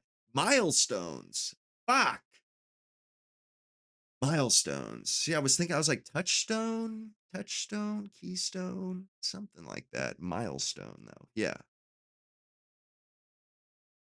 Well, all my friends, they died over a decade ago. They died when I was in my early to mid 20s. Well, subs were around when my friends died. Like, and maybe they would have, but not all of them. It certainly wouldn't. Subs, you gotta want to get off of it. You gotta want to walk away from that life. You gotta want that. Same as to get clean. You gotta be over the drugs.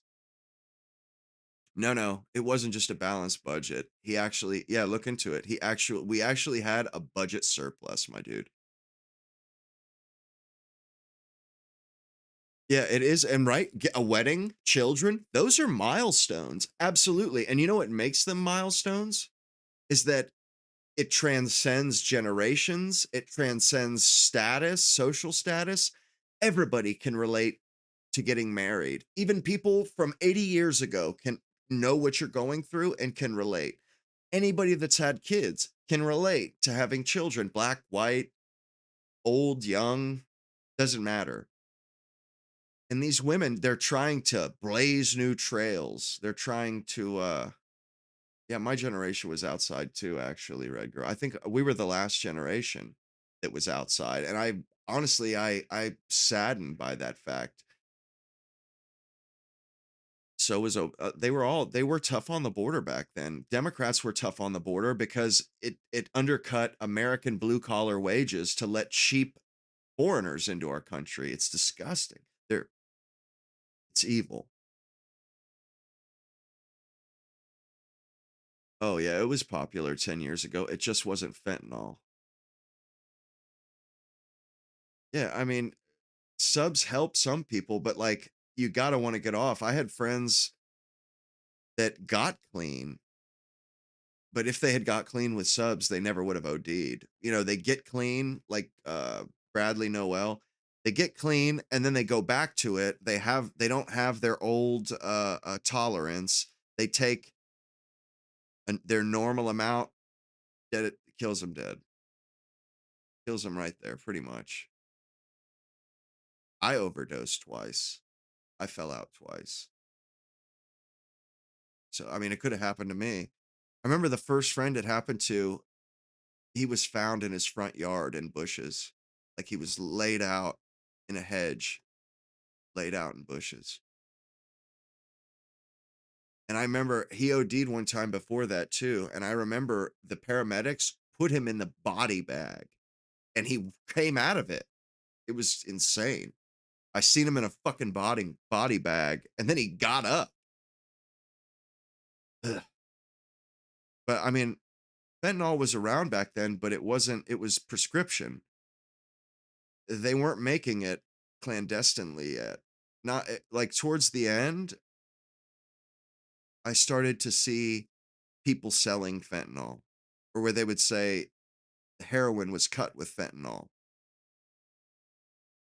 But I had tried it pharmaceutically. I had got patches a couple times. I had got lollipops a couple times. That shit is so deadly. Like, thank God that it wasn't big when I was into that shit. I would be dead. Absolutely, 100% I would be dead. That shit was so volatile. It was like fucking nitroglycerin. Like you didn't want to drop it for fear that it would kill you. Yeah, it was just a little dabble. I mean, it would fucking kill your ass. It wasn't cool. I mean, as a junkie, you love it, but looking back, I don't know. I had a death wish or something. Like that's it. It fucking kill. It's poison. Like and people. It's funny how the way we think about things and the way it's passed down to us. But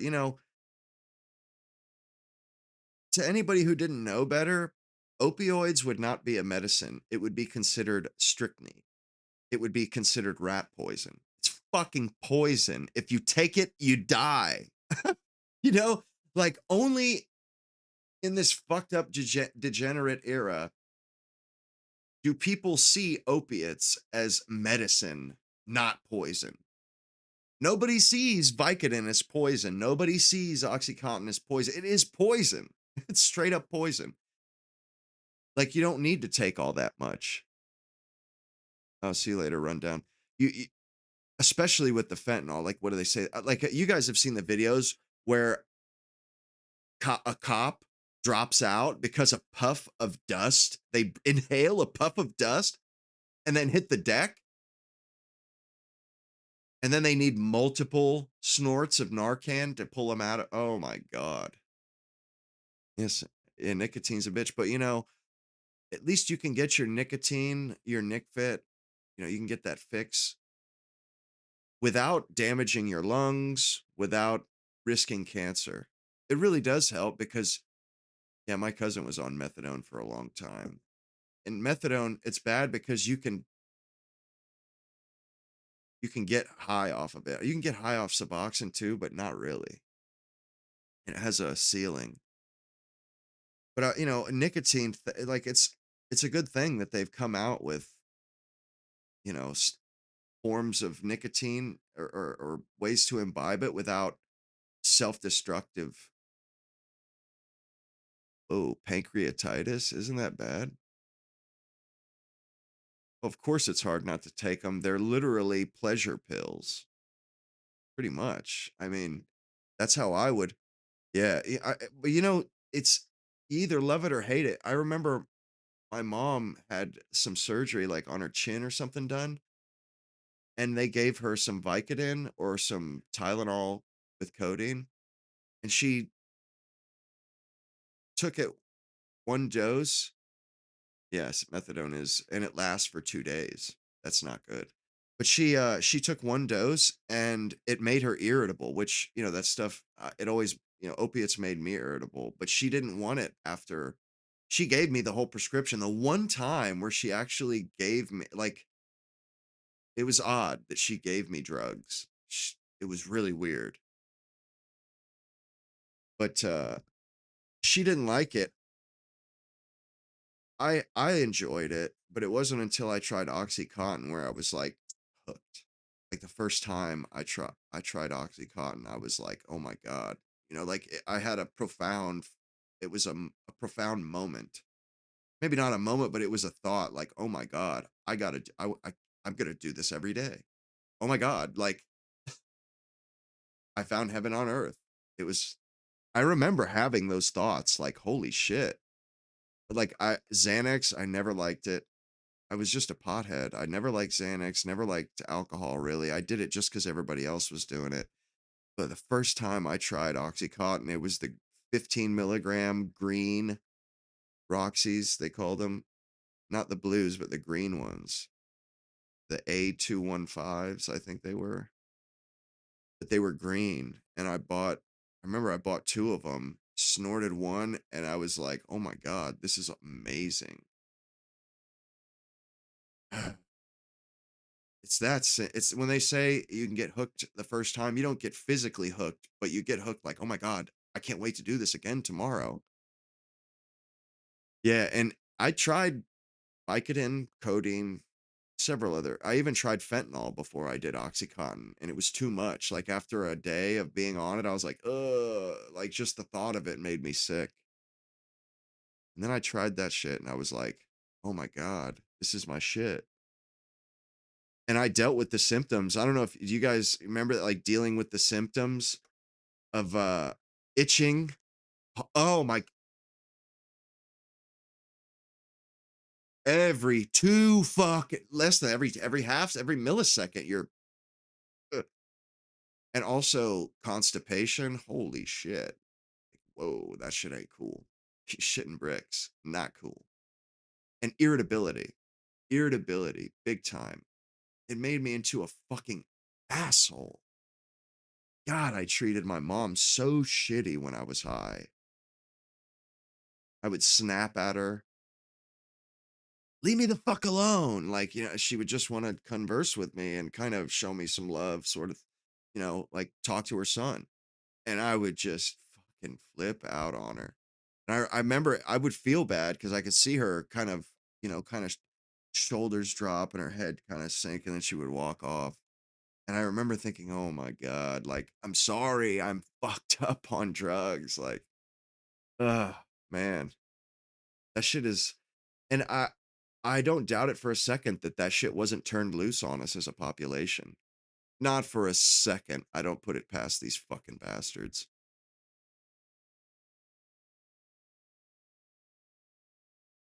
It's arguably it's debatable that it actually becomes the only thing in your life. I remember this chick, this Turkish woman, she asked, she was attracted to me. And she was a drug addict too, but she just couldn't, like, how are you single? How are you single? Yeah, I know. War stories are a bitch, you know. You can get caught up in them and excited. But this chick, I remember she was asking me, like, "Well, how do you not have a girlfriend?" I was like, H is my girlfriend. I love it. It's, she's there for me when I'm upset, when I'm sad, when I'm in pain, when I'm angry. She's always there. Not really. She's never there. But it was weird. And that clicked too. Like, holy shit, man. Like, this is like I think of it as like a person almost. Like, not good. Not good. Yeah, I put my family through hell too. It's like kind of par for the course, putting your family through hell. Everybody did it. And, I used to think that was stuck on that shit for a long time. No, I only did it for like a year or two. I know people that did it for 20 years. I would rather die. If somebody said, you can take, we'll put a bullet in your head right now, or you can be a heroin addict for 20 years and die, but the rest of your life you're going to be a heroin addict. I would rather die without thinking. Without even thinking, I would choose death every time. I remember my parents thinking that I was having a good time. I'm like, do you think I'm partying and I'm having a good time? Like, this is living hell. Living hell. And that, honestly, that's the only like that's why I actually talk about it because people, a lot of people suffer, parents suffer, their kids get hooked, and if I could save a life just by talking about it, truly, that's a fact. Message won't go through. Yeah, and like today, it just I almost can't believe like I was saying like last night, like I just see Trump as like this uh Godzilla figure, and we're the city, and Godzilla is just stomping all over us. It's doing the fucking weird screech that it does, and he's just fucking going ham on us, kicking the kicking skyscrapers down. No, not in Tampa. I used to live in Tampa for a little while. I lived in Daytona for a little while too. I like beaches, but mm,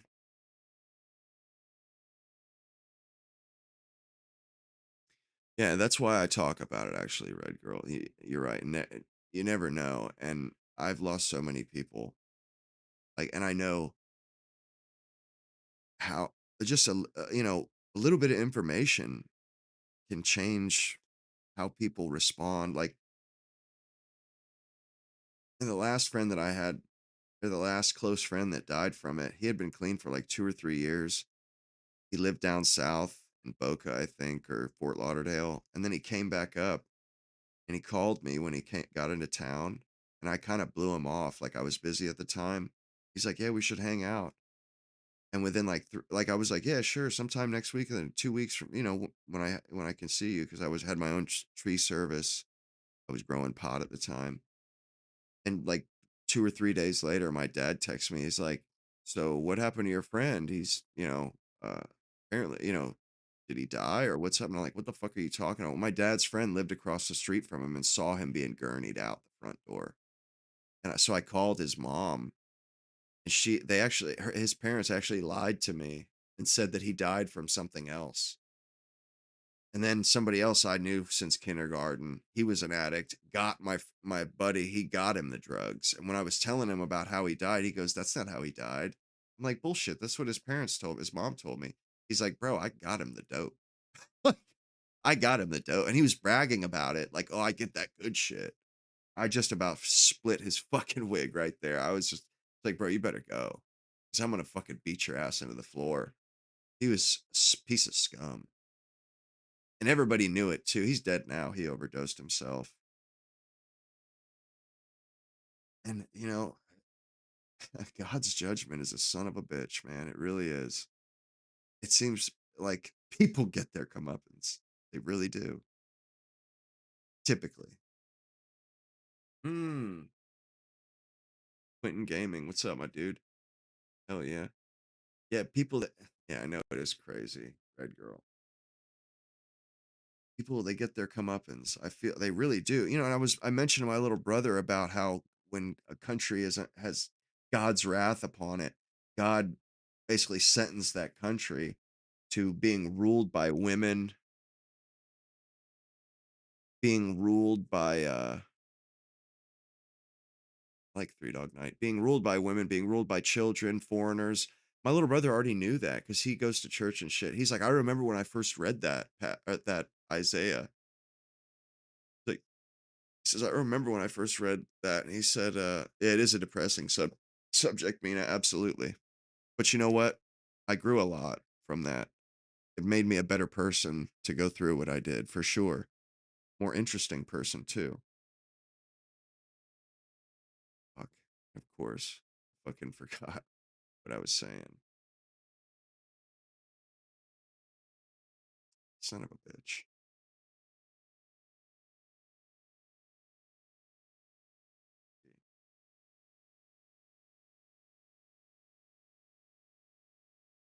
No, fuck no. I just told you I would rather die than be addicted to that shit. It was not fun. It was not fun. Like, it's not fun in games. Oh, you're gonna be high for 6 hours and then for fucking. uh, I'm sorry. I've I've kicked that shit too many times in jail. Didn't sleep for 2 weeks, 14 fucking days. I didn't close my eyes. 14 days. 10-hour fucking runs in the night with the door locked, the motherfucking cell door locked. I'm staring at the ceiling. The time deprivation, that 10 hours would feel like a couple minutes because you lose track of time. I'd stare at the ceiling for so long, the ceiling would just start spinning. I'm not even kidding. Like I would say I was hallucinating some of the time for 2 weeks, 14 days. You think I would risk that? Like I would take a chance to, fuck no.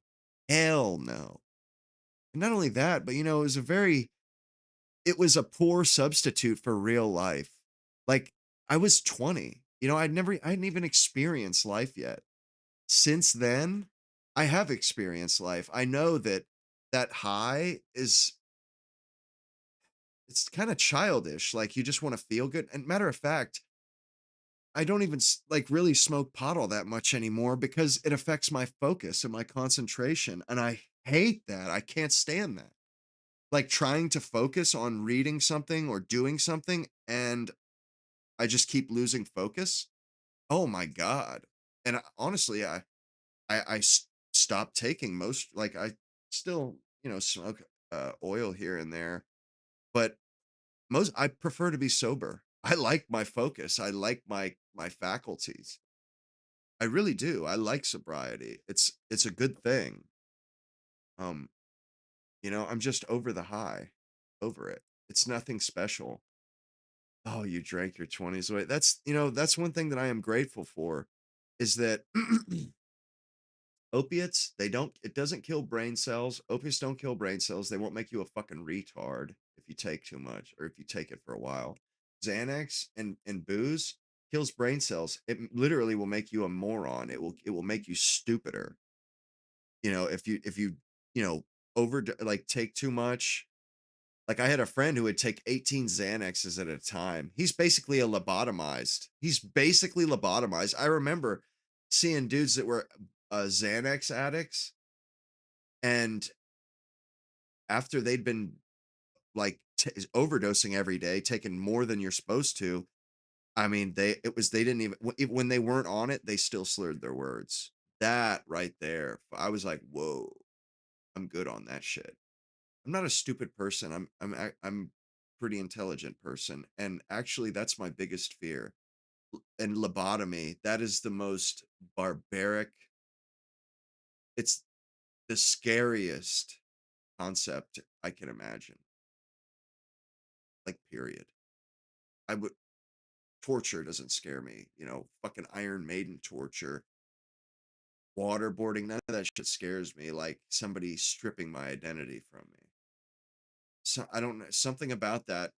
It terrifies me. Absolutely terrifies me. My grandfather, I remember he saw of somebody get lobotomized.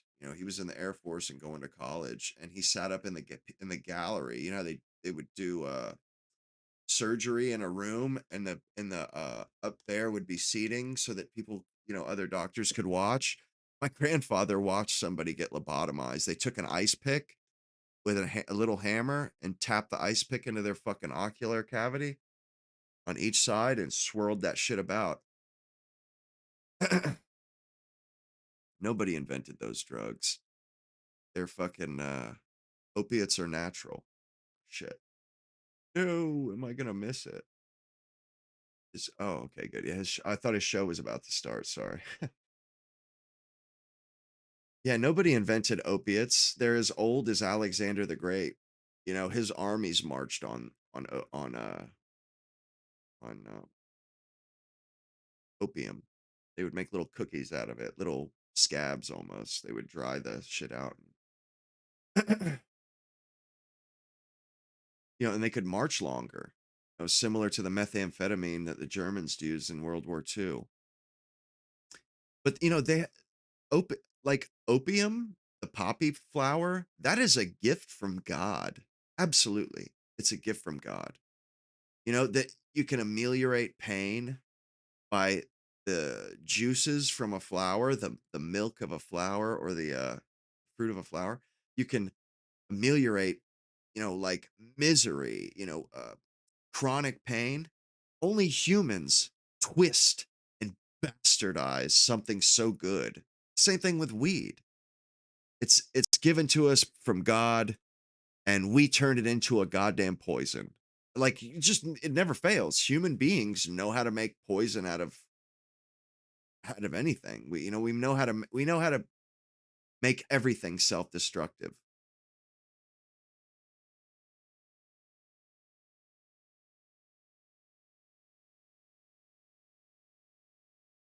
Absolutely. Same thing with fentanyl.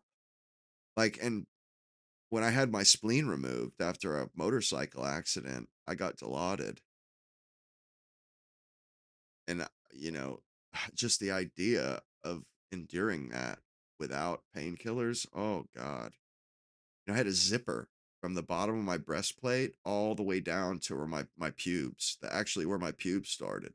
A zipper, fucking stapled straight down the center of my stomach.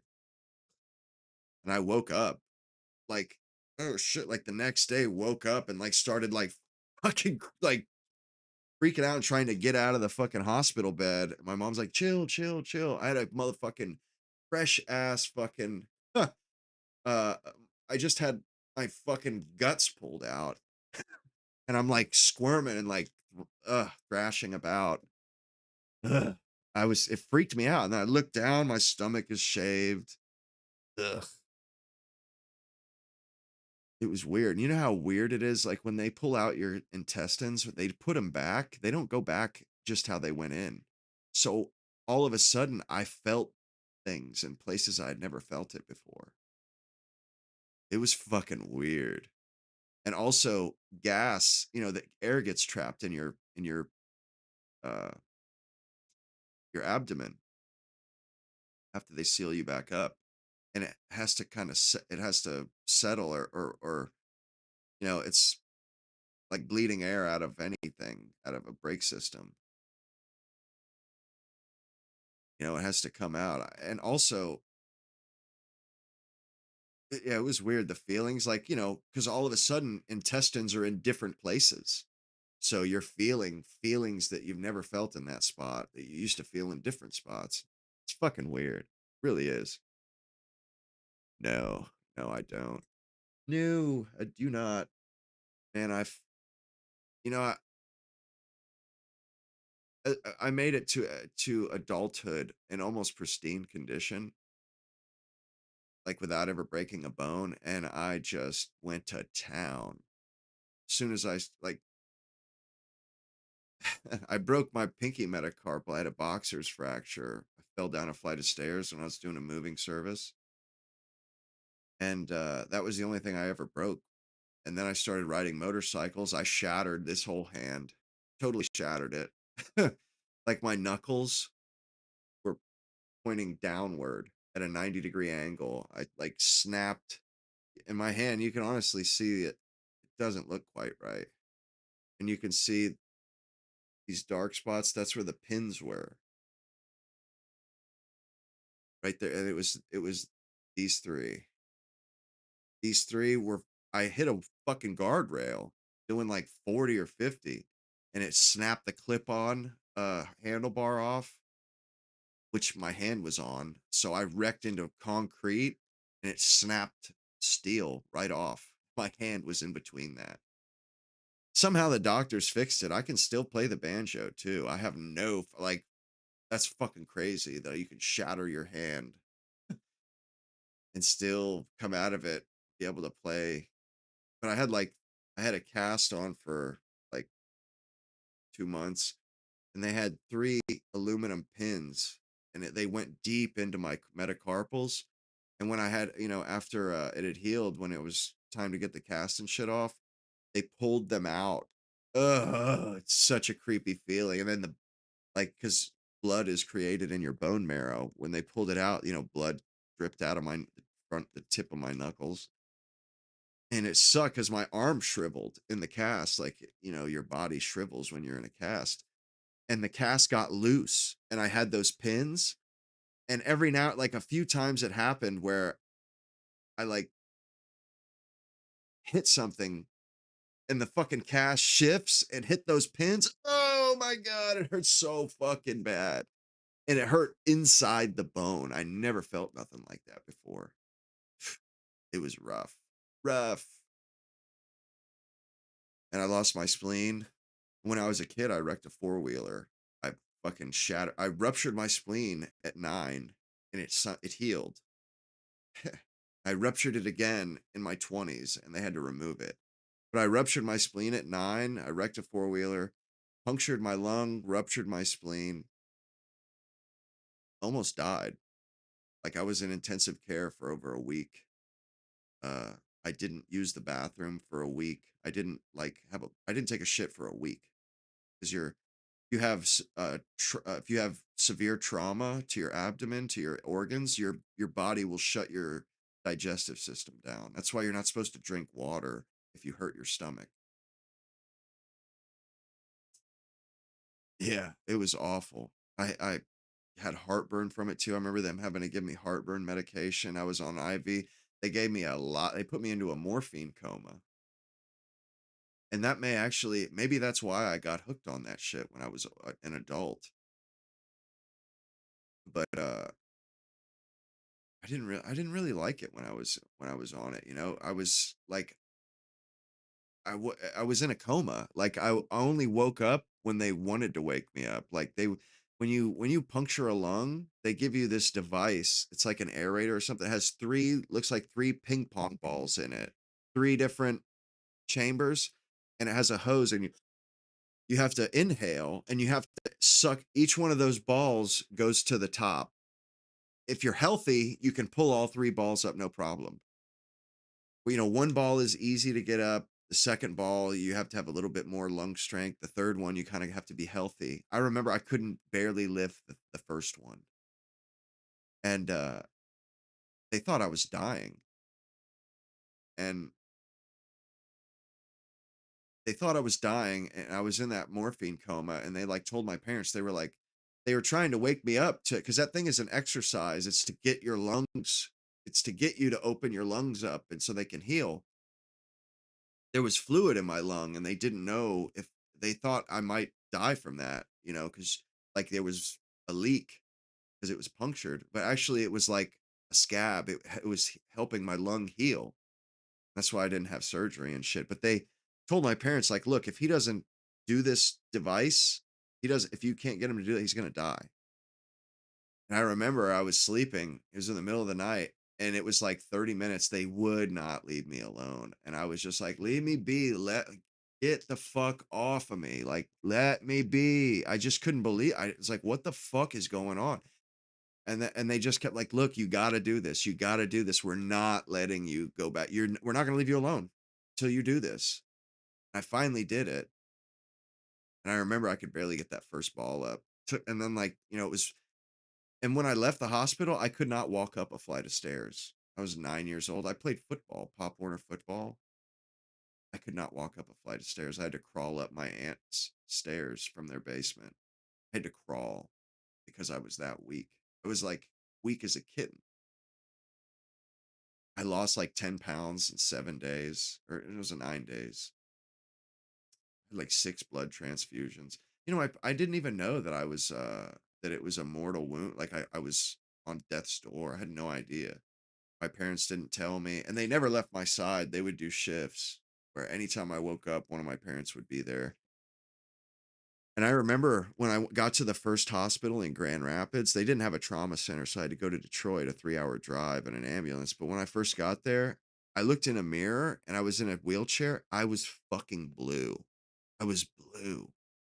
It was like a 45-minute ride from this country, from the sticks to this hospital. I was fucking blue. Like I can still see that picture in my head. It was insane. I just remember being like, whoa, what the fuck? And I was It didn't feel good. I was like about ready to pass out pretty much. And my dad like took both times I ruptured my spleen. My dad saved my life, straight up saved my fucking life. Like for sure, he saved my life. And the spleen, it's the only organ that if it gets broken into two pieces, when it heals, it will heal as two small spleens, two separate spleens. The spleen doesn't heal back together. They just heal as separate entities, which I don't have one anymore. Question everything 8750 says, glad you're still with us, JT Scotsman. Thank you. I appreciate it, man. JT Scotsman, really? What did somebody say?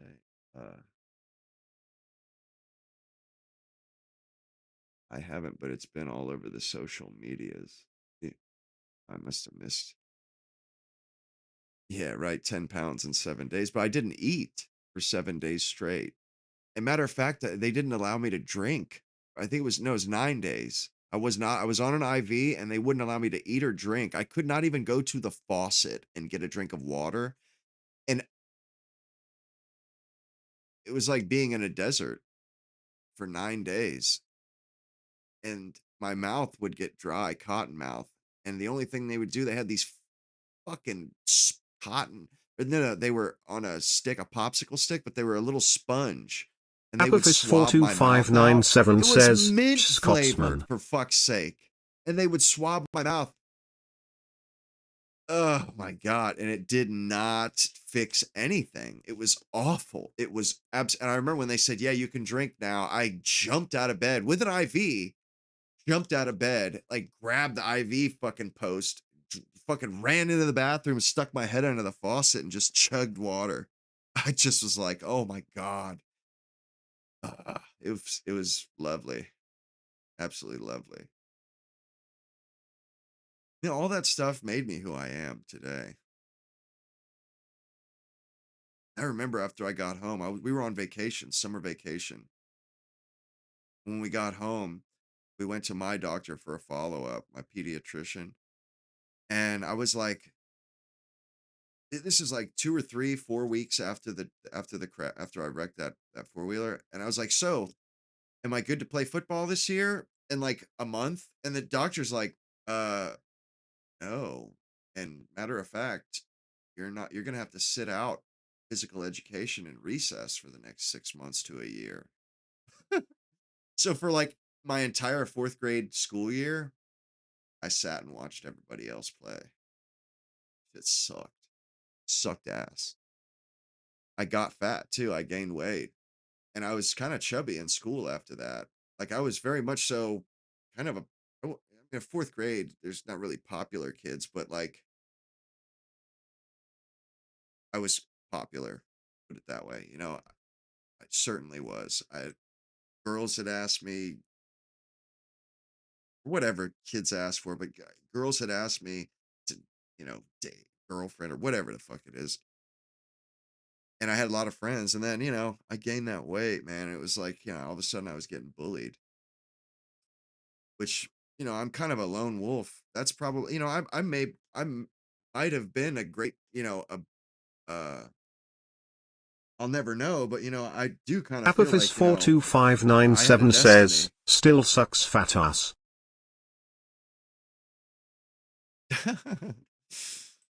Yeah, I mean, and that never bothered me. It never like it really didn't bother me being called that fat boy or because I have an older brother. Of course, my older brother fucking bullied the fuck out of me my whole life, pretty much.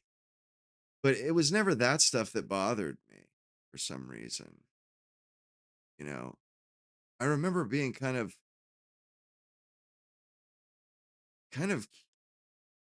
flabbergasted, like, bro, why do people that would fuck with me? I'd be like, why do you care so much that I eat? Like, what do you care? I'm not stupid, and bullies are usually morons. I usually made them look pretty stupid.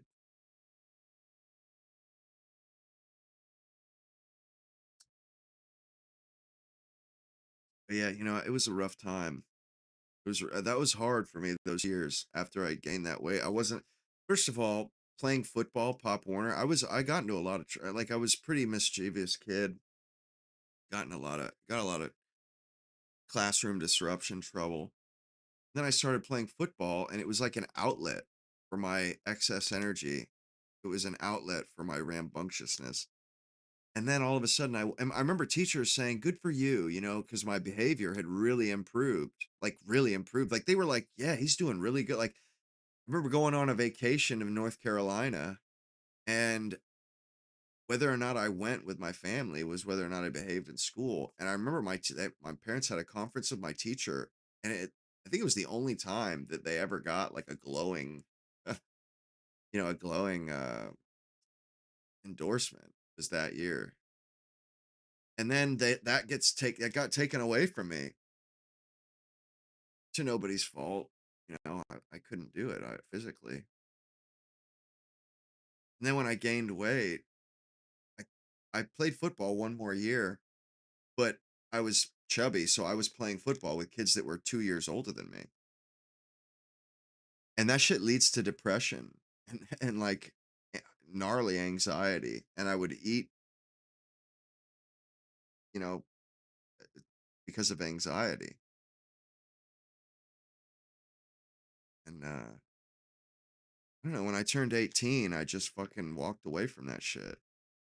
I worked for UPS one holiday season as a delivery helper, and I lost like 20 pounds that holiday season just from because it was physical. I ran to and from the truck and shit.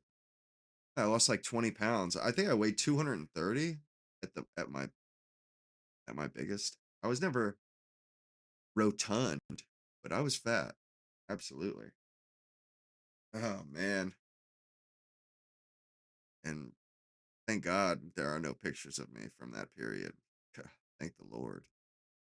I really don't have a whole lot. I don't really have a whole lot of documentation of my life. Like my aunt tried to make a scrapbook. She did that for all of me and my cousins, and mine is like non-existent pretty much. Like my mom would give me the money to get pictures at school, and I just wouldn't do it. She would, fill out the shit, and I just didn't do it.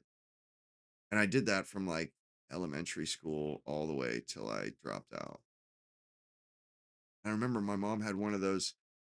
It was a frame, and it was like a stencil where it had each grade had a cutout for your school picture, so you could see, somebody grow up. Mine had like two from when I was in like first grade, second grade, third grade, and that was it. That was it. I just I was kind of a loner after that. Yeah, social media, that would not have been cool. And like I was actually allowed to live my life and respond to my life and deal with my life and do it all in the privacy of my life. It wasn't out for everybody. Nah, Nick isn't live. Not yet. Hang on, I'll switch it over so you can see. Yeah, Nick, or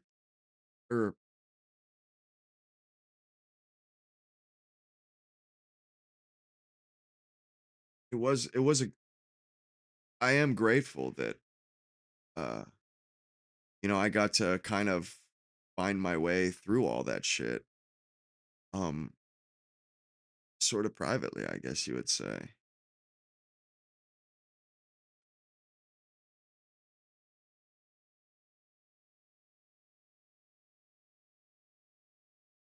Yeah, school kind of sucked for me.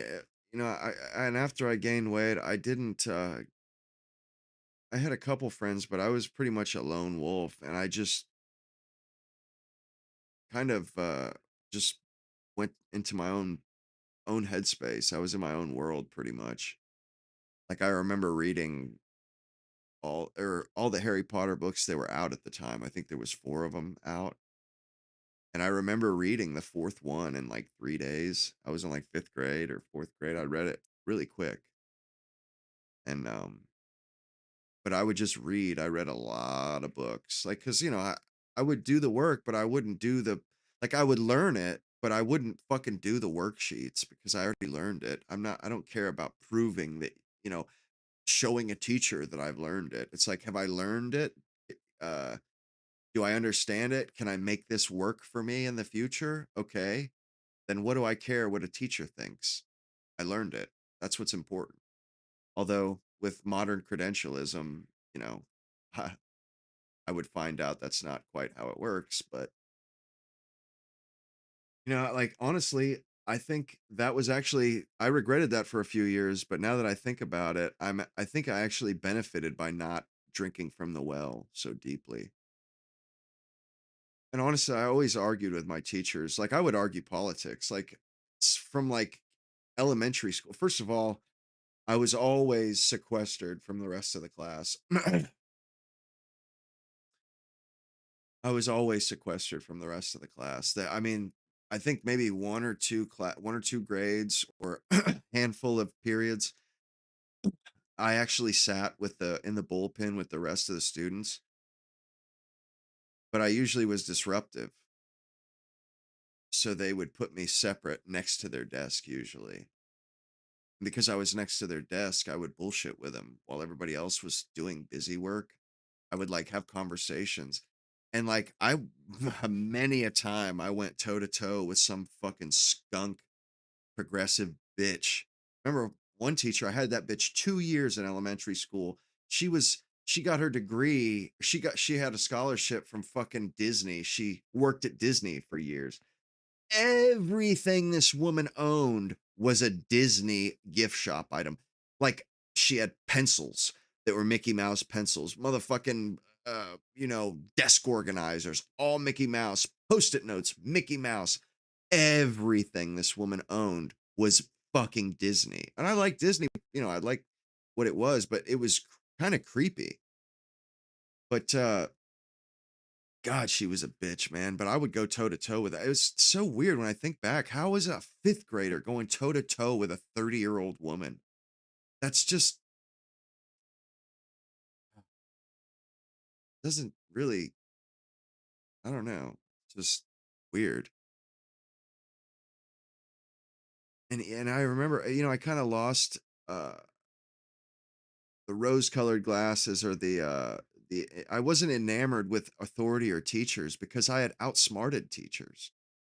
Like, I had stripped them bare, measured them, and found them wanting. Like, yeah, you're not very smart. Like, why would I listen to you? You're a fucking idiot. you know, like, I don't know my elbow from that, my elbow from a hole in the ground, or my asshole from a hole in the ground, and I'm fucking outsmarting you. Like, why the fuck would I take your lead? And I was stubborn, Of course, elders and such. I wasn't right to be that way, but I couldn't help it. I just didn't respect it. Didn't respect. Didn't respect those women. They didn't respect me either. I had male teachers that gave me respect and I respected them. But those women, it was like I was as stubborn as they were, and they were determined to grind me under their fucking heel. They were determined to bring me to heel. And it was a struggle. It was truly like this power struggle. And like, where they would fucking it would be like a show for the classroom where I wouldn't back down because I didn't want to be I didn't I felt like it would cause me to feel shame to give in. And they wouldn't give in because they were the authority figure and it was their classroom and we would just be at loggerheads. I mean I had been, you know, they changed my class a couple times because of that shit. Just get at loggerheads with a teacher and like, yeah, that's not happening. I'm not doing what you want me to do. It's not happening. Sorry, but not sorry. You're a bitch. You fucking brought this, you did this, and I'm not cleaning up after you, you fucking bitch. And you know what's funny? Years later, I remember,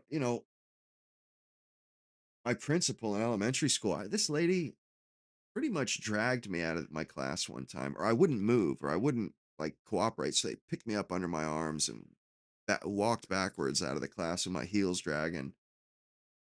And my mom told me years later that that principal that did that, she had a doctorate too. He pulled my mom aside and said, you know, he may be a pain in the ass right now,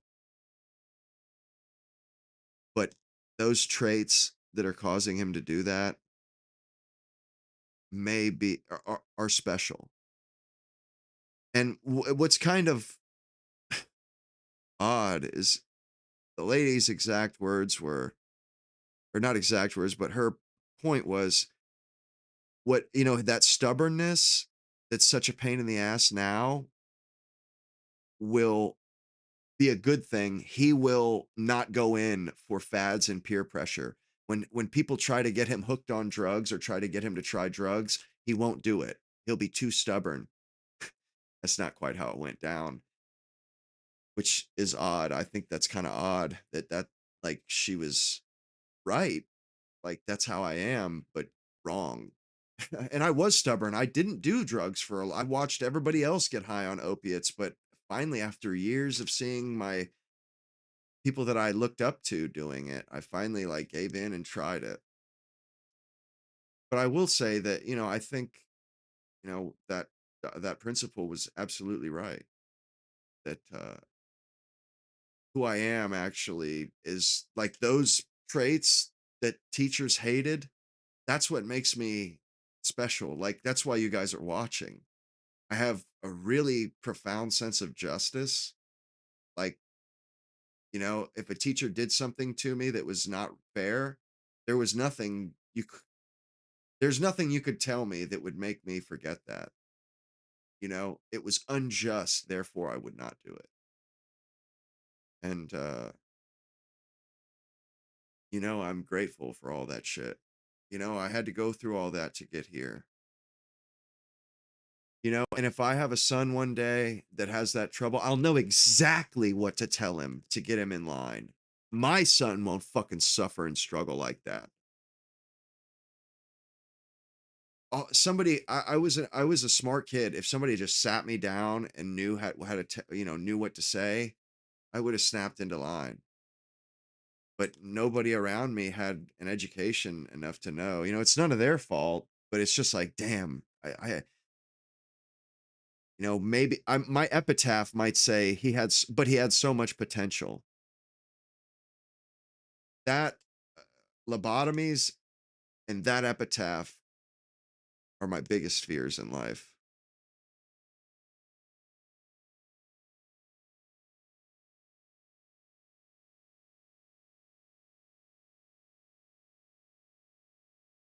That would take the black kid's side. Oh, that's fucked up, man. Damn. That's fucked up, dude. That they and you know what's fucked up? Those stupid ass principles, they don't realize that's gonna make you like, how are you gonna treat people later on? You know what I mean? Like you're gonna remember that. They're making Good evening, a everybody. You're racist. watching I'm not America saying you're a First. My racist, name but is Nicholas J. Fuentes. We got a great show for you tonight. Very excited to be back. I'll be right back. I gotta go. And we don't have a war anymore. Thank you. We don't have a war at all. We have a ceasefire. Boo.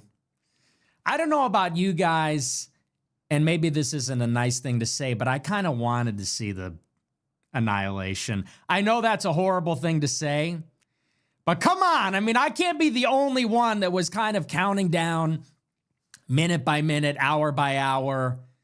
I kind of just wanted to see what would happen last night. You know what I mean?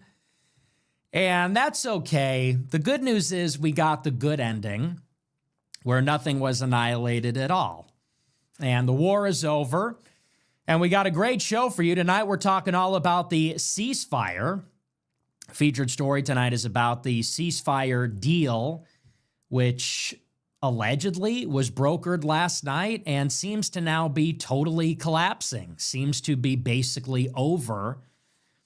And it was over just about 12 hours after it was supposedly imposed. And so we're going to work through it. There's been some major developments in just the past 24 hours. If you've been following me on Telegram, I talked a lot about it today. And I talked a little bit about it on Twitter, but mostly talked about it on Telegram. So we announced it last night, or we discussed the announcement of the ceasefire last night. Yesterday, President Trump announced on Truth Social that the war is effectively over, at least for the next 2 weeks. And yesterday, the ultimatum, the deadline, was supposed to go into effect at 8 o'clock Eastern time. And if Iran did not open up the Strait of Hormuz, then Trump threatened to annihilate Iran. He said he would kill Iranian civilization, which made a lot of people very upset and very unhappy. Welcome aboard. But at the last minute, about an hour and a half before the deadline, Trump announced that a ceasefire had been reached. And this was only possible because of the intervention of Pakistan and China, who both lobbied Iran to come to the table and make an agreement. Now, we discussed this last night, and at the time that I did the show, it wasn't exactly clear what the agreement really was, what it consisted in, what are the main points, what did we actually agree to? Is there even an agreement, which is a valid question? And what we have found out in the past 24 hours is that there really isn't actually a ceasefire agreement. We have found out that what Washington and Israel believe about this agreement is completely different than what Pakistan and Iran think about the agreement. And so it seems that Washington was under the impression that this was a 2-week cessation of hostilities. So we will stop bombing Iran, and in return, Iran will stop attacking shipping in the Strait of Hormuz. They will effectively open up the strait. Iran is going to take control over the strait, and they're going to charge a toll for every vessel that goes through it, about $2 million apiece, and that will be denominated in cryptocurrency or Chinese yuan. Trump administration seems to be okay with this. And this is what the U.S. believed the deal to be. 2-week ceasefire, opening up the strait. Reluctantly, Iran gets the strait, and they get to charge money for it and use that to rebuild. That's our understanding. What we have since found out is that Pakistan and Iran have a completely different idea of what the deal is. They believe that is the deal, but in addition, they believe the ceasefire also extends to the ongoing conflict in Lebanon between Israel and the Iranian proxy Hezbollah. And ever since this operation against Iran began, Israel has also restarted their campaign against Hezbollah in Lebanon. And they've displaced millions of people. They have ordered millions of people in about the southern 25% of Lebanon's territory to leave. Pakistan and Iran believe that they don't have a deal to open up the strait unless the ceasefire also extends to Lebanon, and Israel agrees to stop bombing Lebanon and to stop waging war against Hezbollah. Well, the United States and Israel never agreed to that, or at least they're claiming that that was never a part of the deal, and they don't agree to it now. And so what happened this morning is that Israel unloaded on Hezbollah and delivered some of the most devastating strikes against them in a couple of years, killing almost 100 people, wounding almost 1,000. Women and children. Now, Iran says the deal is off. And Iran has reclosed the strait. That is official. That's claimed by Iranian media, and that is effectively the situation. And what is strange is that U.S. media will not seem to admit this. As it stands right now, what it looks like is that the deal is off. If you're looking at what Iran is saying publicly, and if you're looking at all the available information, the strait is once again closed. No shipping is going through. And what's more, the head of Iran's legislature is saying that there will be no negotiations and there can be no ceasefire because the U.S. and Israel have violated the terms of the agreement brokered last night. So that's where that leaves us. So we're going to get into it tonight. We're going to work through all the details. We'll tell you the whole story and where all of this is headed. We're also going to talk a little bit about the angle with J.D. Vance. So if we have a ceasefire, and we don't know that we do, then Friday there is going to be a bilateral meeting between Iran and the United States in Islamabad in Pakistan. And take a wild guess who is heading up the delegation for the Pakistan. highest level meeting between Pakistan. U.S. and Iranian officials in 50 years.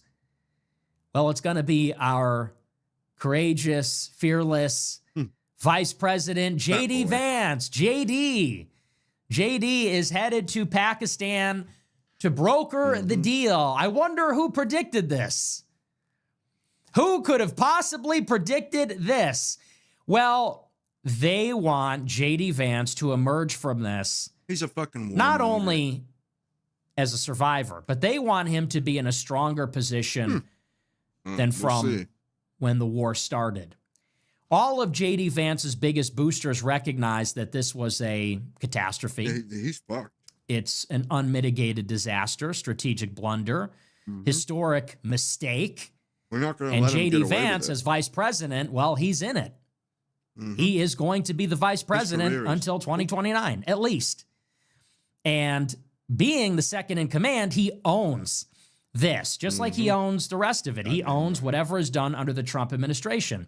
And Vance's supporters know that he's going to pay dearly for this in the 2028 presidential primary.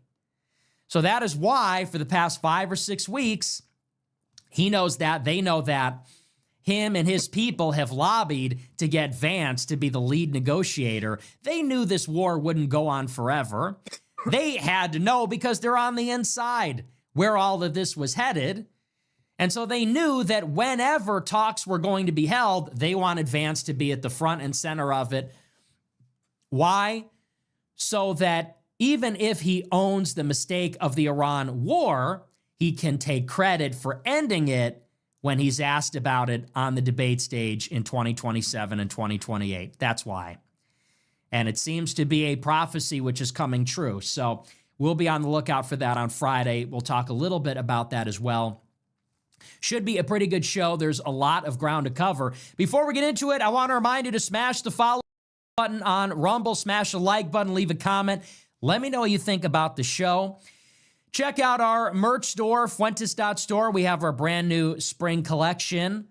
T-shirts, hoodies, hats, quarter zips, shorts, if you like that, if you're about that. I'm probably going to get them. I don't know that I'm going to wear them. I don't really do the shorts thing anymore. And I don't like wearing shorts, to be honest with you. And I feel like they don't look good on me. My proportions are all weird. I feel like my torso is too long. So when I wear shorts, it just doesn't look right. So I just stick to pants. But hey, if you like shorts, we got them. Fuentes.store, check it out. If you want to support the show, become a Plus subscriber, AmericaFirst.plus. $15 a month to get access to the entire archive, every episode of the show, every debate, collaboration, interview, speech. It's all there, and that's great stuff. If you want to join the $100 a month club, it's $100 a month, and you get to be in the exclusive group chat with me. I'm in the group chat hanging out, dropping exclusive bonus content. Today, I did a 30-minute bonus show just for the subscribers, just for the $100 a month club in the group chat. And I went into great detail about what is happening in Iran. It was a 30-minute voice message, and I was dropping knowledge, very detailed. So if you want more of me, would you like more? It's AmericaFirst.plus, $100 a month club. Okay, with that, we're going to dive in. Yeah, there's not too much else going on. I'm trying to think. I guess the only thing I have to say besides the latest in the war, which I'm eager to get into, is what is really insufferable, and I've been seeing this on the timeline for the past 24 hours. So think about where we are, okay? Think about where we are in the second Trump administration. I don't need to tell you, because I tell you every fucking day. This administration is a disaster. Everything they have tried has failed. Their tariffs got struck down by the Supreme Court. Doge didn't save any money, and they folded it up in 3 months. Epstein files never got released. They tried to cover it up, failed, and then Thomas Massie forced it open. Key White House allies like Marjorie Greene and Tucker Carlson and Megyn Kelly are on the timeline every day hating on Trump. Yep. Mass deportations, where are they? Not happening. It's literally every single thing. And then you add to that, on top of all of it, we are once again at war with Iran for the second time. We went to war with Iran last year, and everybody said it was a one and done. It's not a big deal. All of the hoopla about it was exaggerated. And then here we are again in the midterms where the Democrats are forecasted now. They're the favorites to sweep both the Senate and the House. They want $200 billion for the war. They want $1.5 trillion for the military. And we just barely got out of another 40-day war with Iran by the skin of our teeth. And we fucking lost to boot. And we lost. We went into this war in contravention of his major promise, which was no new wars. We gave Israel everything they wanted and more, which was this all-out attack, a war of choice and aggression against Iran, and we lost. We didn't get regime change. We didn't stop them from shooting missiles, and they own the Strait of Hormuz now. They didn't have it before, but they have it now, and they're making money off of it. This is where we are. And you would think that based on all of this, you would see an ounce of humility from Trump's biggest supporters. How about I don't know, I was wrong? My bad, my mistake? Anybody Maybe we aren't in a golden age? would apologize. But literally, the second that the ceasefire was announced last night, and we don't even know if we have it, but the second the ceasefire was announced, all these cocksuckers wasted, and forgive the vulgarity here, but they wasted absolutely no time getting on Twitter and saying, see, the influencers, the podcasters were wrong. Trump is a genius. Art of the deal, folks. The mad lad did it again. And you want to say, did what? Did what exactly? Sorry, what's the 5-dimensional victory here? So we bombed Iran 15,000 times, and now they have more territory than when they started? Yeah. We killed their leader, bombed them 15,000 times, and now what? Oil still $100 a barrel. They now control... They went from 4% of the world's energy now to 20% of the world's energy because they control the strait. And by the way, Russia only controls 10%. Like, not only is the revolutionary Islamic regime still intact, they're stronger and they're more extreme and they're more pissed off. Yeah, we threatened. And people go, yeah, see, well, it wasn't Iraq. Yeah, see, it wasn't a full-scale ground invasion yet. Yeah, we just threatened to annihilate them. And you're like, well, honestly, what is it going to take? But that isn't even the worst thing. Whatever. I think that is actually a small contingent of totally delusional people or people that are being paid. My Negro. And they can be safely disregarded. What is actually even more shocking and offensive, and I see this on the timeline, and please hear me when I say this. This is actually far worse. There is, and this is much more problematic, there is a more substantial contingent of people that would have called themselves plan trusters 6 weeks ago. And they were 3-time Trump voters, and they were big supporters, and they wore the big foam MAGA hat and everything. And 6 weeks into the war, they are now reluctantly admitting maybe they were wrong. They're reluctantly admitting we got a problem. We are not, in fact, in a golden age. Israel is being put first. The deportations are not happening. We are not pleased with what we're getting. And so there's a larger, more problematic contingent of people that have been mugged by reality, and they realize that all is not well, all is not right in Mar-a-Lago. But these people, this group of people... Something's rotten in Denmark. You know what their antidote, you know what their solution is? They think that all we need to do now is vote for J.D. Vance in 2028. Wow. We voted for Trump 3 times. They voted for Trump 3 times. I didn't, but they did. They voted for Trump 3 times. They fell for it again every single time. Fell for it in 16, fell for it in 20, fell for it in 24. They're finally realizing, wait a second, hang on. I feel like we're not getting what we voted for. Time out. Let's try the second. Can we guy. count how many illegals have actually been deported? They just realized something is not right. And I see them tweet about it. I see them saying, we got taken advantage of. Trump is de-radicalizing us. These plan trusters will defend anything, no matter how bad it is. But you know what their solution is? I guess we have to just wait for 2028 when we can vote for JD. Wow. And you go, what? That's fucking dumb. You mean you think the solution is to do the exact same thing that we did before? Wow. Who do you think That's was in the room when the decision was made? Seriously? Yeah, who seconded that shit? They fell for it. They know now that they fell for it, and they're getting ready to fall for it all over again. Literally, you can't make it up. These people Never try to get between a fool and his folly. Their ass is sore, not to be gross, and they're saying, man, we voted for Trump and we got tricked again. I'm just realizing it.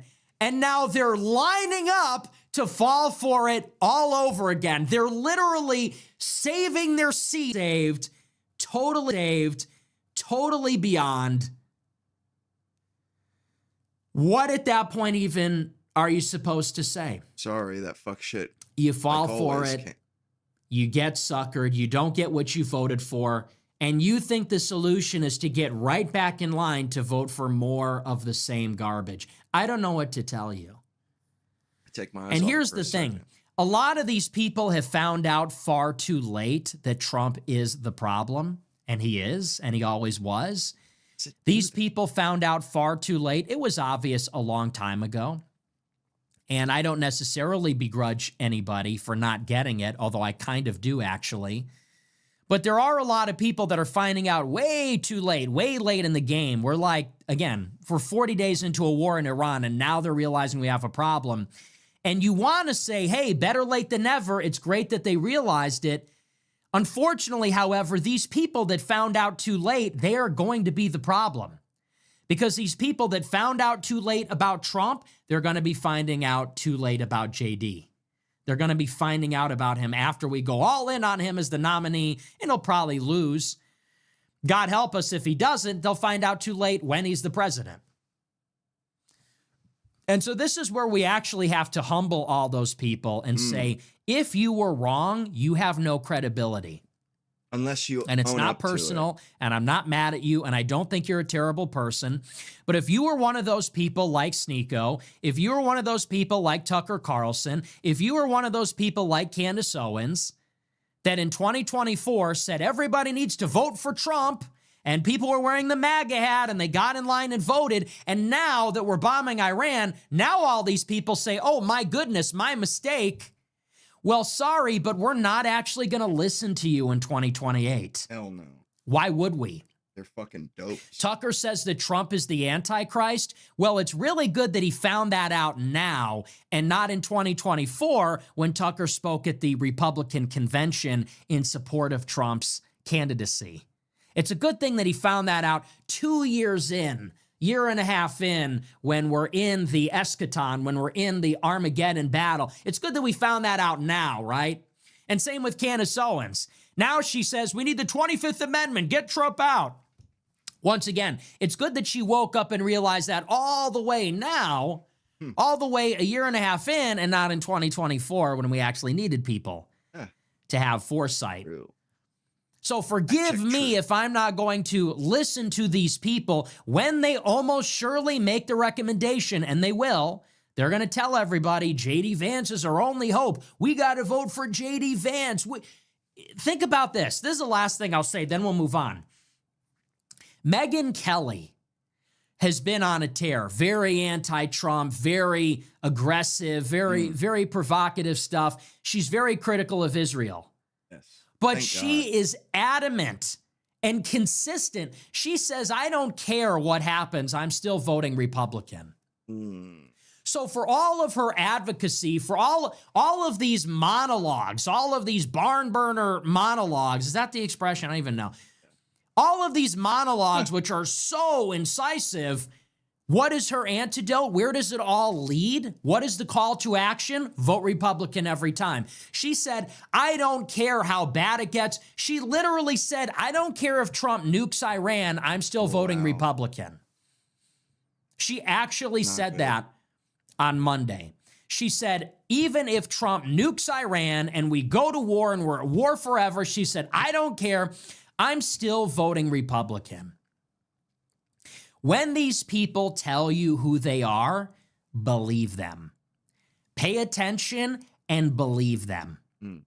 Because as sure as I am sitting here right now and you are watching this, the replay or live or the clip in 2 years, and this clip will resurface in 2 years, as sure as I am sitting here and you are watching this, whenever you're watching this, mark my words, Megyn Kelly, Tucker, almost certainly Candace Owens, all these people that are so against the war in Iran and so against Israel and so hypercritical of Trump, all of them are going to tell you to vote Republican and vote for J.D. Vance in 2028. Never happened. And what did J.D. Vance do? He sat there in the White House while Trump was at Mar-a-Lago, and they say that Vance encouraged Trump to hit Iran as hard as possible. There was no dissent within the ranks when this decision was made.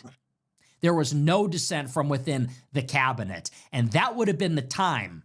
If J.D. Vance were the guy, if he had character, if he was America first, that would have been the time. This may be an inflection point in our history. This is a really bad mistake. And it's one that was totally avoidable, and we all know why it happened, because Israel wanted it, and they forced us to do it. And as a consequence, now they need $200 billion to replenish our missiles, and now there's an energy shock, which will lead to an economic correction, and we may not even be out of this war. We don't know where this thing is headed, where we are right now. But JD did not dissent. He did not protest. He sat there and he encouraged Trump. And it doesn't matter how much these people criticize the war, they will endorse him in 28. They will try to get you to vote for this person. Simultaneously, they are telling you, and they're getting you all ramped up, telling you Trump is evil, Trump is the Antichrist, Netanyahu's evil, Israel brought us to war, this is diabolical, this is pure evil. And then they're going to tell you in 26, you got to vote Republican, and they'll tell you in 28, you got to vote for J.D. Vance. No thanks. And these are the same people that told you to vote for Trump in 2024, even though we knew then that he would bring us to war in Iran, just like we know now that J.D. Vance will suck if he becomes the president. So no, I'm not listening to them. Thanks, but it's too late. Thank you, Tucker, very much. Thank you, Megyn. Thank you, Candace. Thank you, Sneeko. But where were you in 2024 when Trump cut a deal with Miriam Adelson to get $100 million, and in exchange, he promised her regime change in Iran and annexation of the West Bank? You people swept that under the rug and said it wasn't a big deal. Well, not everybody did that. Not everybody. So that's very important. Where is all of this headed? People say, what can we do? Where do we go? How can we get Trump to back off? You can't. You can't. Because you have no power. You have no audience with the president. He's not listening. He's on True Social. He's cloistered away by Susie Wiles. And you know what Susie Wiles is? She's a lobbyist from Florida. And she was running this operation at least since 2021. And you should have known better. It's Susie Wiles, it's Rubio, it's Mike Waltz, it's Pam Bondi, it's all of these pro-Israel creatures from Florida where he now resides. You should have known better. So he's not listening to you, and he never will, and he doesn't hear you.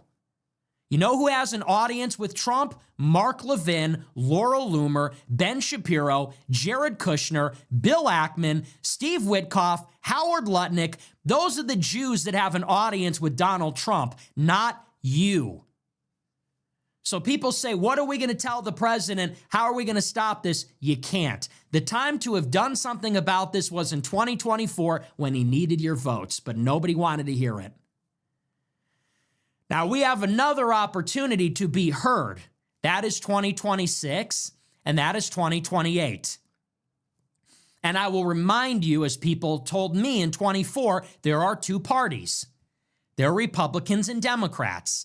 If Republicans keep Congress, what do you think they're going to use it to do? They're going to use it to prevent Trump from being constrained by a war powers resolution. They're going to use it to shut down the Epstein files disclosure. They're going to use it to allocate $1.5 trillion for the military and more wars in the Middle East.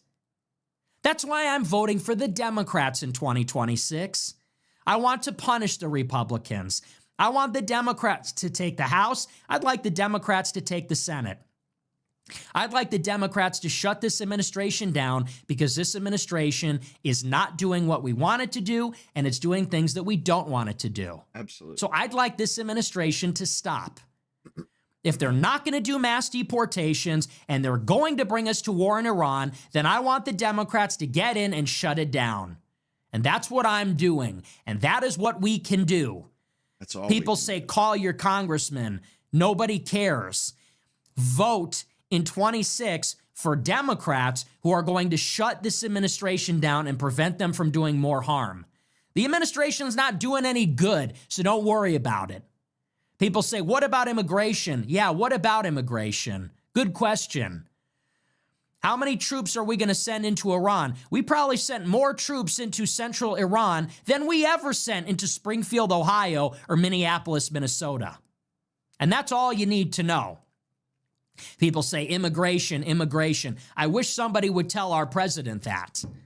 So it's not like we're losing much. This administration had their chance. They've had a year and a half. They buckled on immigration. They shut it down, and they capitulated to Israel, and they brought us to war in Iran. You forfeited your right and mandate to govern. Forget it. 26, I'm voting Democrat. Megyn Kelly, fuck you. We're not. If Trump nukes Iran, I'm voting Democrat. Stupid. And the same goes for the rest of them. And in 2028, I'm going to vote in the Republican primary for an America First candidate. And if there is no America First candidate in 28, then I'm going to sit it out all over again. And that's what we need to be prepared to do. And if that means letting the Democrats win, so be it. I'm beyond caring at this point. This is now the party of blow the Republicans up. The Republicans have betrayed us. They have royally pissed me off. Now they need to be utterly destroyed. And you know what they'll say? They'll bitch about this. They'll complain on Twitter. I've already seen it. They say, this Nick Fuentes, he's so destructive and divisive, and he's a child, and he's not serious, and he doesn't have a plan, and blah, blah. I'm a child of the Trump revolution. I voted for Trump in 16. I voted for Trump in 20. I went to Stop the Steal. I was there at January 6th. I voted for a border wall. How many times? I still don't have it. I voted for no new wars in America First. We're at war with Iran for Israel. So spare me the sanctimony. We're not listening anymore. They have betrayed us. They have stabbed us in the back. Now this is the price that they pay. They have to be utterly destroyed. Fucking A right. So I don't listen to people that tell me to vote for people that are my enemy. They have to pay I don't for listen this to betrayal. somebody that tells me to use my vote, my God-given right as an American. It's the only thing I have that's free. It's the only influence I have that's mine. I'm not going to listen to somebody that tells me to squander that voting to empower somebody that hates me and will betray me and hurt me. Yes. And that means Tucker, Megyn Kelly, Candace, the rest of them, forget it. So anyway, that's that. I do want to move on, though. I want to get into our news for the night. I want to get into our featured story here, which is about this ceasefire. Yeah, not so fast, everybody. So as you know, last night was supposed to be the annihilation of Iran. Finally, Trump's deadline arrived for his ultimatum. He said that if Iran did not open up the Strait of Hormuz, then Trump would decimate their civilian infrastructure, their power plants, their desalination, civilians, bridges and transportation infrastructure. This is something that Trump really didn't want to do, and we'll talk about why that is. We discussed it a little bit last night. But he's bluffing so that Iran will open up the strait. Yep. And last night, it looked like we were on. The deadline was in effect, and Trump was really going to do it. He was really going to carry out these massive strikes and annihilate Iran, and that would initiate a sequence of events that would lead to Iran then annihilating the Persian Gulf countries on the Arabian Peninsula and probably cause a global economic meltdown. Iran annihilated, Saudi Arabia, Kuwait, the Emirates, Bahrain, Qatar annihilated. And you destroy a significant chunk of the world's energy, maybe up to a fifth. And not to mention this entire region destabilizes, refugee crisis. It's unfathomable what happens in that scenario. Fucking Europe. And at the last second, all of this was averted and called off because at about 5:30 p.m. Central Time last night, Trump announced that a ceasefire had been reached with Iran. And he announced it on Truth Social. And he said that Iran had agreed to a 2-week ceasefire. This ultimatum, this threat of force, was not canceled, it was postponed. And Trump said that we would resume hostilities in 2 weeks unless a more comprehensive deal was negotiated. But in the meantime, the U.S. would stop bombing Iran as long as Iran opened up the strait to commercial shipping. And this was the announcement. And everybody celebrated, everybody breathed a sigh of relief because the whole world was not going to be plunged into chaos and darkness. And so it seemed like maybe Trump had achieved some kind of tactical or strategic victory. Everybody felt very good about this. But the first thing that I want to hit tonight about the ceasefire is that it doesn't look like there ever really was an actual agreement. And there's something very strange going on here. I said it on Monday, and I said it, I think, on Tuesday as well. Before you say anything about this war in Iran, you have to make one thing absolutely clear, and you have to understand this. Everything that is being said about this war is a lie. Everything being said by the administration, everything being reported by the press is a lie. And when I say a lie, I don't mean they're getting it wrong. I don't mean we're in the fog of war and we don't know everything. I don't mean they're fudging it. I don't mean it's politically biased. I mean the national security apparatus is manufacturing a calculated deception because that is part of the war effort. The information war, the information space is another domain of the war itself. So just like we engage in outer space and in the air and at sea and on the ground, we also engage in the information space. And everything, literally everything that has been said by the White House, by the Pentagon, and then reported in the press by anonymous sources that are planting these stories, all of these things are a part of an information campaign. And so when you hear the president announce something, you cannot take it at face value. And when you see the reports in the media, you can't take it at face value. And this is no different. So last night, we get the announcement from Trump on Truth Social. And even that announcement, it reeked of uncertainty. We really don't know what's going on. Yesterday, Trump said that we will agree to a 2-week ceasefire if Iran opens up the strait. He said, and this is the agreement which allows us not to bomb Iran back to the Stone Age. But wait a second. If you have a ceasefire, if you have a deal, then why is Trump saying we will stop bombing you if you open up the strait?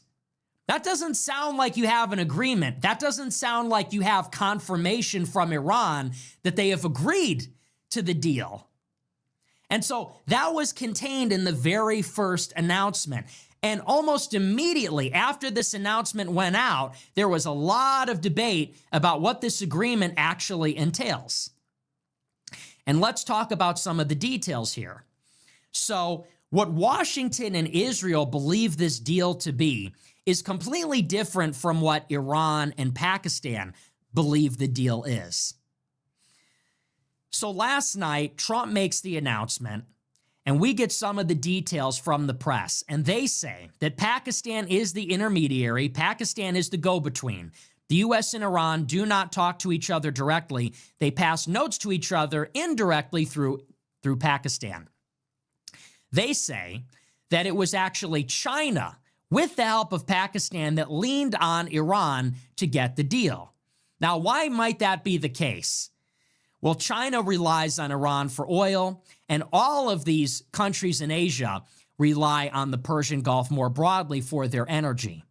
So if Iran gets bombed back to the Stone Age, and then Iran bombs the other Persian Gulf countries back to the Stone Age, this might significantly hurt China, and it's also going to hurt all the other countries in Asia.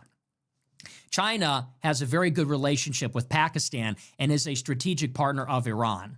So they say that China actually intervened to avert this mutually assured destruction scenario in the Gulf, and they were able to broker a deal, but it was largely through Pakistan. Now, what the U.S. announced, and this is what Washington and Israel believe the deal to be, like I said, is that there is a 2-week pause in the fighting. Now, this is important because what Trump is saying is that the ultimatum still exists. The threat of force is still there. Realistically, this is just another extension of the deadline, of which there have already been 4. Trump had a 48-hour deadline, gave a 5-day extension, a 10-day extension, a 24-hour extension. And now Trump is saying that we will pause hostilities for 2 weeks and then they will resume.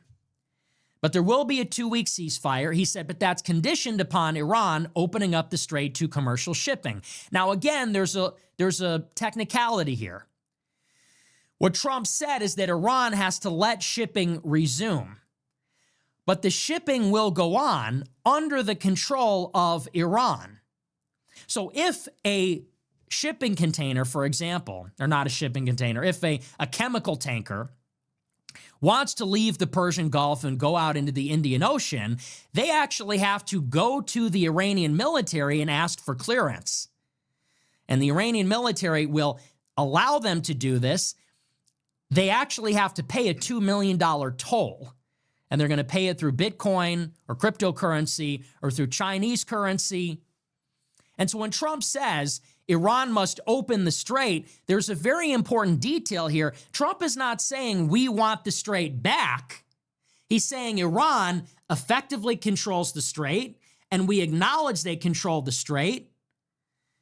They just have to open it. And that's a pretty big concession. Trump is effectively saying, we recognize Iran's control over the strait, and we will allow them to control it, and we'll allow them to use their control over it to make money off of it. Yep. This is the deal. 2-week pause. We will not attack Iran as long as Iran, retaining control of the strait, allows shipping to resume. What's more, if we want the ceasefire to hold, or if Iran does, we expect that Iran will negotiate with the United States and Pakistan later this week to agree to a more comprehensive peace deal. This is a ceasefire, this is a truce, and in order for it to hold, we want to meet with Iran to negotiate an actual deal. So this is how the U.S. sees the deal. The U.S., through Pakistan, talking to Iran, sees it as a 2-week pause. As long as Iran opens the strait to shipping, as long as there's no restrictions and there's freedom of navigation there, and it's also incumbent on a more comprehensive deal. Now, Israel was not even a party to these negotiations. They were not even involved. They were not at the table. They were shut out of the process. And there's a lot of reporting out of Israel that they were blindsided by this and are very, very angry. Good. They say that Israel is furious. The Israeli opposition against Netanyahu in the Knesset is saying that for Netanyahu, this is a strategic disaster.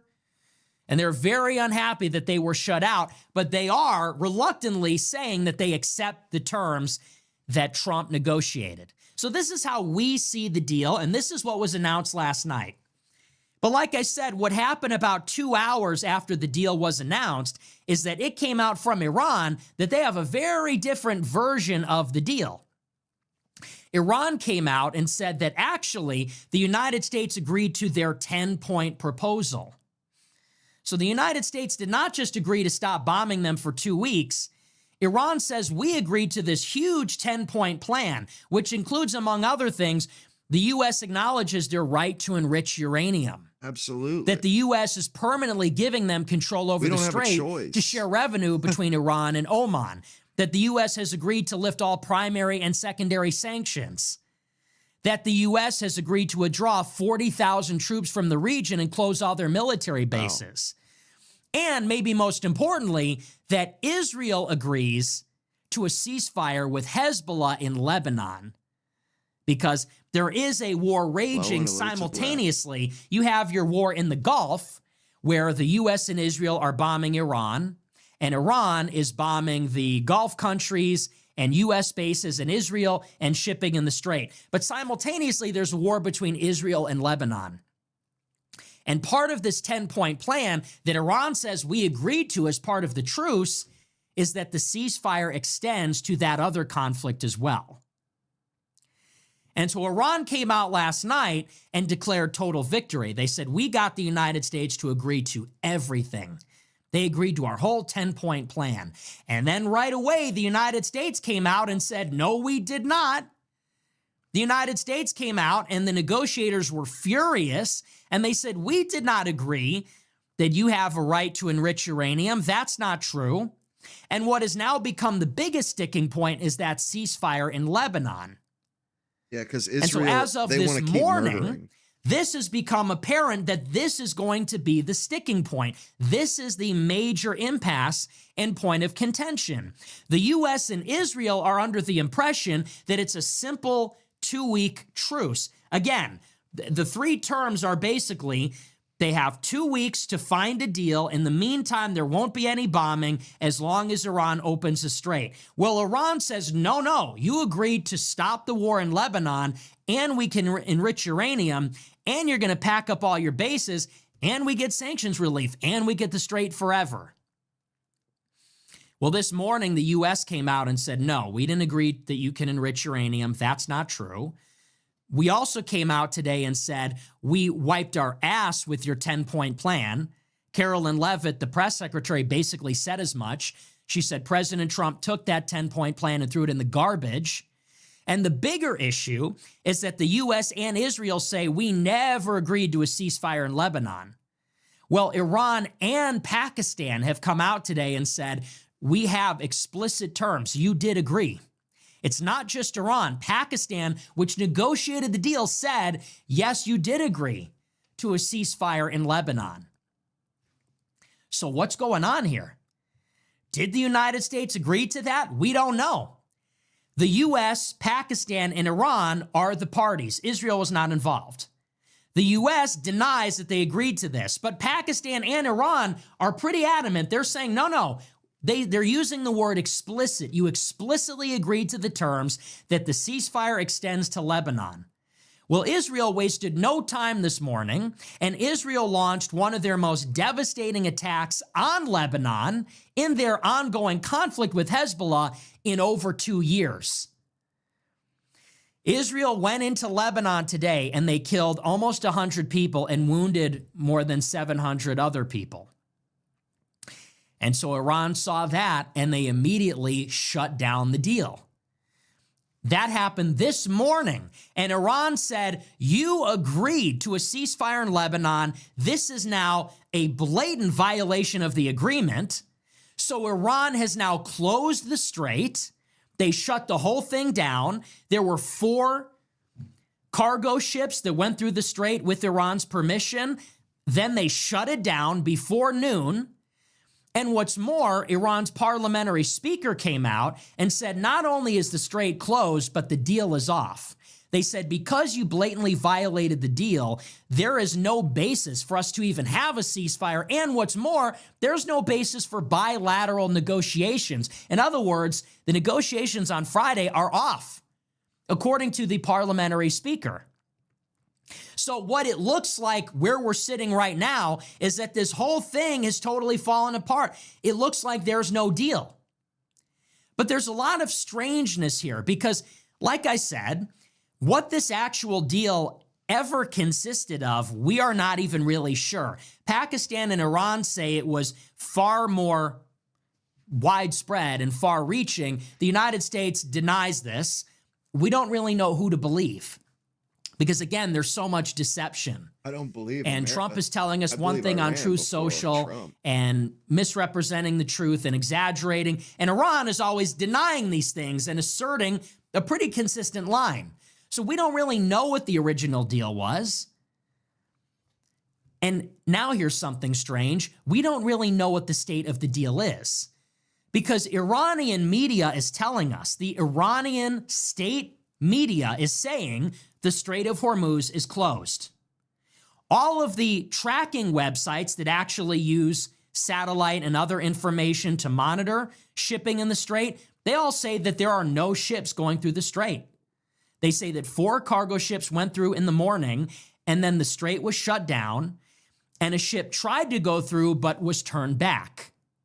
So Iranian state TV says the strait is closed. All of these shipping trackers say the strait is closed. And the Iranian parliamentary speaker said the deal is off, the strait is closed, and the whole deal is off, and we're not going to talk anymore. Well, today the White House denied this. In the White House press pool this afternoon, Carolyn Leavitt was explicitly asked, who controls the strait right now? She wouldn't say. Well, it's clear that Iran controls it. They do effectively control it. And on Truth Social last night, Trump effectively conceded that. Trump said they will charge money and they will use that to rebuild their country. So he's effectively admitting, yes, they control the strait and they'll use that control to charge money and then they'll collect that money and they'll use it to rebuild. Well, today at the press pool, Carolyn Leavitt said, I'm not going to tell you who owns the strait. She refused to answer the question. And what's more, she was asked, is the strait closed? Is the deal still on? And she said the strait is open, but Iran needs to reopen it. Okay, well, the strait is closed. Like I said, Iran's parliamentary speaker, their state media says it's closed, and it's closed. Yo. And so they say to the Trump government, is it closed? They say, no, it's wide open. And yet, Iran must immediately reopen the strait. Okay, so it's not open. You know it's not open, but you're saying it is, but also you want them to reopen it. What's more, the parliamentary speaker says the deal's off. Well, the White House says the deal is still on. The White House says the deal is still on, and we're going to meet on Friday in Pakistan. And what's even weirder is that nobody in American media is reporting on this. If you read the New York Times, if you read the Wall Street Journal, if you read the Washington Post, they are all, read the headlines right now. It's like scary. Because again, the strait is closed. There's no shipping going through. But if you read any of the major papers in America, they're all saying, well, it's a little shaky. They're all lying. All the papers are lying, and they're all saying the deal is on. It's a little shaky. It's a little turbulent right now, but Trump is pressing ahead. And you say, what the fuck is going on? The government is lying. The press is lying. We have this information. We have the internet. The strait is not open. The deal is off. What Iran is saying is that they're done, unless there's something that we don't know about. Now, this is the summary of this. This is from the New York Times. It says, quote, at 6:32 p.m. last night, Mr. Trump announced on Truth Social that he had agreed to suspend the bombing campaign in Iran for 2 weeks to work out a peace agreement. Disagreements over the scope of the deal emerged almost immediately. At 7:50 p.m., Prime Minister Shehbaz Sharif of Pakistan announced a ceasefire agreement and said it applied everywhere, including Lebanon. But on Wednesday morning, today, the president told a PBS reporter that he viewed the conflict between Israel and Hezbollah, backed by Iran, as a separate skirmish. This morning, Israel launched its heaviest bombardment of Lebanon in more than a month of war with Hezbollah. Carolyn Leavitt, the White House press secretary, announced that Vice President Vance, along with Steve Witkoff and Jared Kushner, would travel to Pakistan to hold talks with the Iranians. But shortly after Ms. Levitt's announcement, top Iranian officials accused the United States of violating the agreement.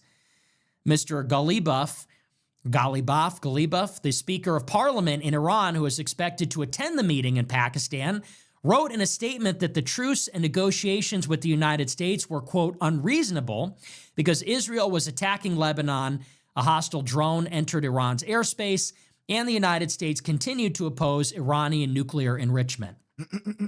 Now, again, what they don't mention, even in this article, is that this parliamentary speaker went further and said there is no basis for bilateral talks or a ceasefire because you violated the deal. Why was that omitted? So as it stands right now, it looks like we have no ceasefire, and the sticking point is the war in Lebanon. Now, here's where it gets really interesting.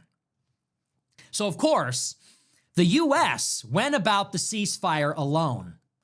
We went in with Pakistan, and Pakistan talking to Iran, and we came up with this agreement to stop the war, which, of course, Israel did not want to happen.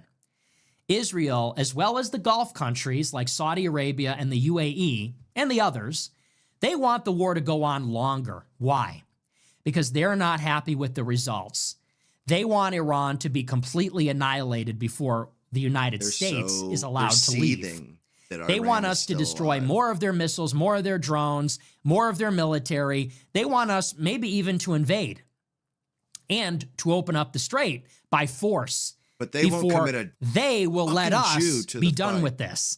That's the Not Saudis, one. that's the Emiratis, that's the Israelis.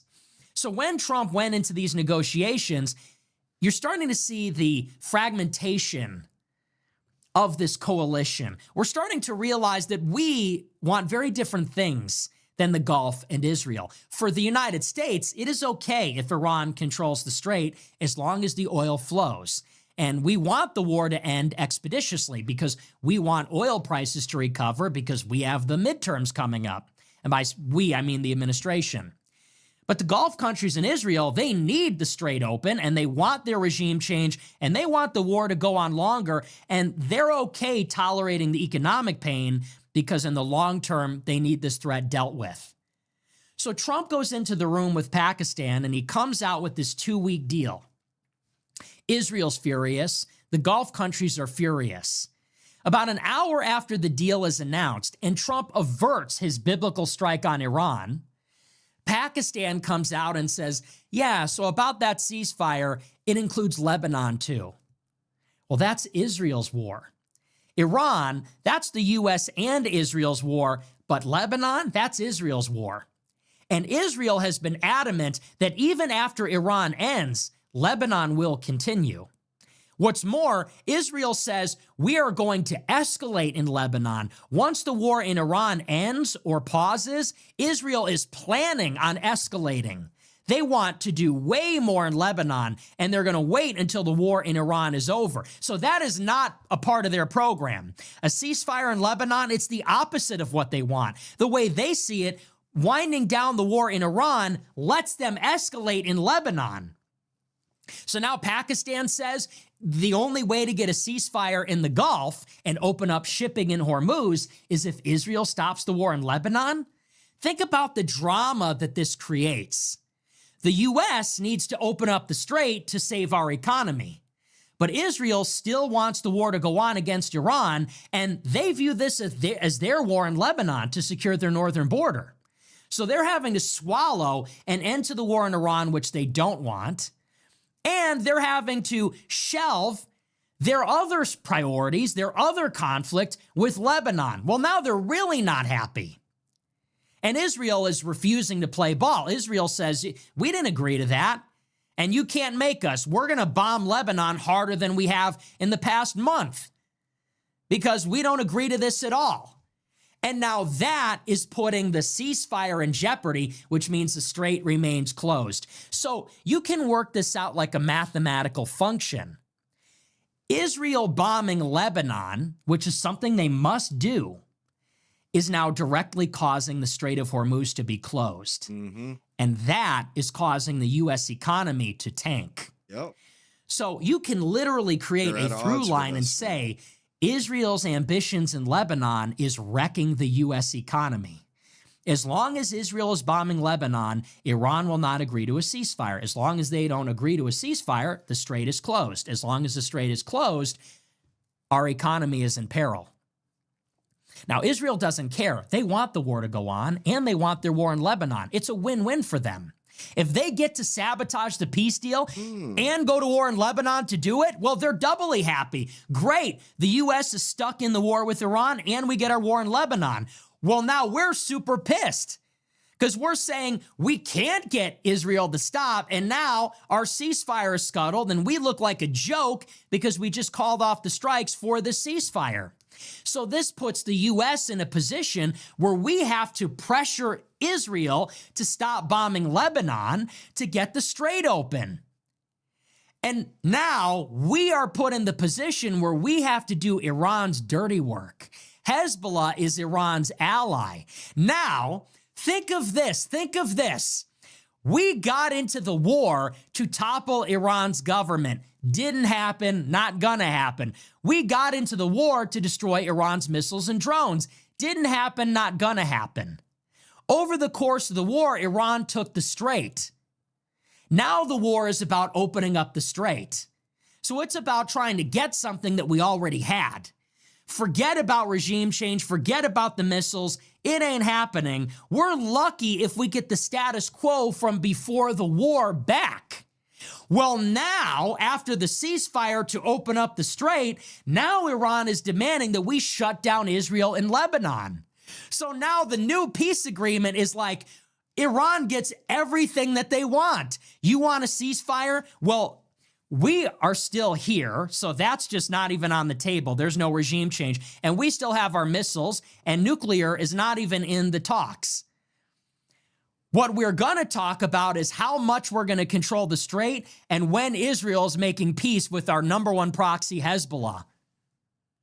Talk about five-dimensional chess. We went from a negotiation last year about whether Iran could have a nuclear program. Now the negotiation is how much of the strait did they get to control and how much does Israel get to bomb Lebanon, if at all. And we're doing it for them. You see how they're using the strait to drive us? We had to leave this conflict without achieving any of our objectives. And now that we've left the conflict, in order to stay out of it, which we desperately need to, we have to go to Israel and beg them to stop bombing Iran's proxy. It's genius. And I imagine maybe this was Iran's plan, a little bait and switch, or a poison pill. Maybe Iran knew that by saying Lebanon is part of the ceasefire, they had to know that Israel's never giving that up. Israel wasn't happy to begin with. Now we're going to beg them to stop their other war, which is their own.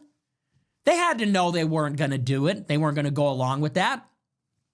And they had to know that if Israel continues bombing Lebanon, that gives Iran the pretext to close the strait, and they don't have to take credit for it. Iran can say, look, you violated the deal. Now we're not going to hold up our end of the bargain. And they get to blame Israel, which fractures the coalition. Now you've got Israel and the Gulf on one side and the U.S. on the other. Israel wants to prosecute their war in Lebanon. The Gulf is happy to see the war in Iran continue. And the U.S. has to now compel both of them to stop on Iran's behalf because we need the strait open more than anything and more than anyone. That's where we find ourselves right now. And so again, in these very early stages, that is what it looks like the four-dimensional plan is to put the squeeze now on the United States to bring to the fore those differences in strategic objectives between the Gulf, Israel, and the U.S., which previously were all united and which now all have a very different idea of how this is all going to come to an end. So where it is right now, we do not have a deal. There is no ceasefire, and the Strait of Hormuz is closed. I'll read you, this is another article about the strait. This is from the Wall Street Journal. It says, quote, no oil or gas tankers have traversed the strait since the ceasefire was struck on Tuesday, according to data provided to the New York Times by Kepler, a global ship tracking firm. 4 bulk carriers, vessels that carry dry cargo, did make it through. Iranian state media said on Wednesday afternoon that the strait was fully closed and that some tankers had been turned away. That report came after semi-official outlets reported that traffic in the strait had again been halted, this time in response to a deadly wave of Israeli attacks on Lebanon. Since those reports, no vessels have appeared to cross the strait. The most recent vessel to cross the waterway was tracked in the middle of the strait around 10:45 a.m. Eastern Time today on Wednesday. Iran's official broadcaster has said that because of mines, vessels must coordinate with Iranian Navy and use designated routes to cross the waterway. After the ceasefire was announced on Tuesday, Iran's foreign minister said safe passage through the strait would be possible only if coordinated with the military and with consideration of technical limitations. The White House press secretary Carolyn Leavitt added to the confusion, briefing reporters on Wednesday. She said that news reports that the strait had been closed were false, and then she called for it to be reopened immediately. And she would not answer repeated questions about who currently controlled the waterway. So again, you think about who has won in the war. And I said this on Twitter, and it was very controversial. It went viral, and all the pro-Trump plan trusters were debating this. But think about the negotiations last year with Iran, or this year with Iran. When we sat down at the negotiating table with Iran, we were demanding limitations on their nuclear program. The Strait of Hormuz was open, and oil and gas was flowing freely, and Iran did not control it. They didn't control it. They weren't charging money for it. It was open, and it was free. And we were negotiating with Iran about what limitations they would accept on their nuclear program. We go to war with Iran to topple their regime, destroy their missiles, destroy their centrifuges, get their highly enriched uranium, destroy their proxy network. These were the things we were seeking. And now at the end of the war, what do the negotiations consist in? Well, now it's all about the strait. Now it's all about whether the strait will be opened, under what conditions, will Iran control it? So just from strictly being very objective, from a negotiating point of view, if you enter the negotiation and the talks are about what are you going to give us, but then you leave the negotiation and we're trying to get what we had before back, you have obviously lost. Again, we achieved none of the objectives. Make no mistake about it. We went out there to topple the regime, failed. We went out to destroy their missiles, failed. We went out ultimately to prevent them from acquiring a nuclear weapon, failed, because they're not giving up any of their centrifuges or highly enriched uranium. And now the only thing that we're getting from this deal is that they will allow shipping to go through the strait, which they now control and are getting money from, and we acknowledge. They're up. They're up. And now that's the negotiation. That is how you know we lost. How much money did we spend? $40 billion? They say it's about, what was it, about $1 billion a day? So about $40 billion, maybe more in cost. Hundreds of wounded Americans, a dozen dead. Our bases in the Middle East are destroyed. About 15 U.S. military bases inoperable, fundamentally damaged and destroyed.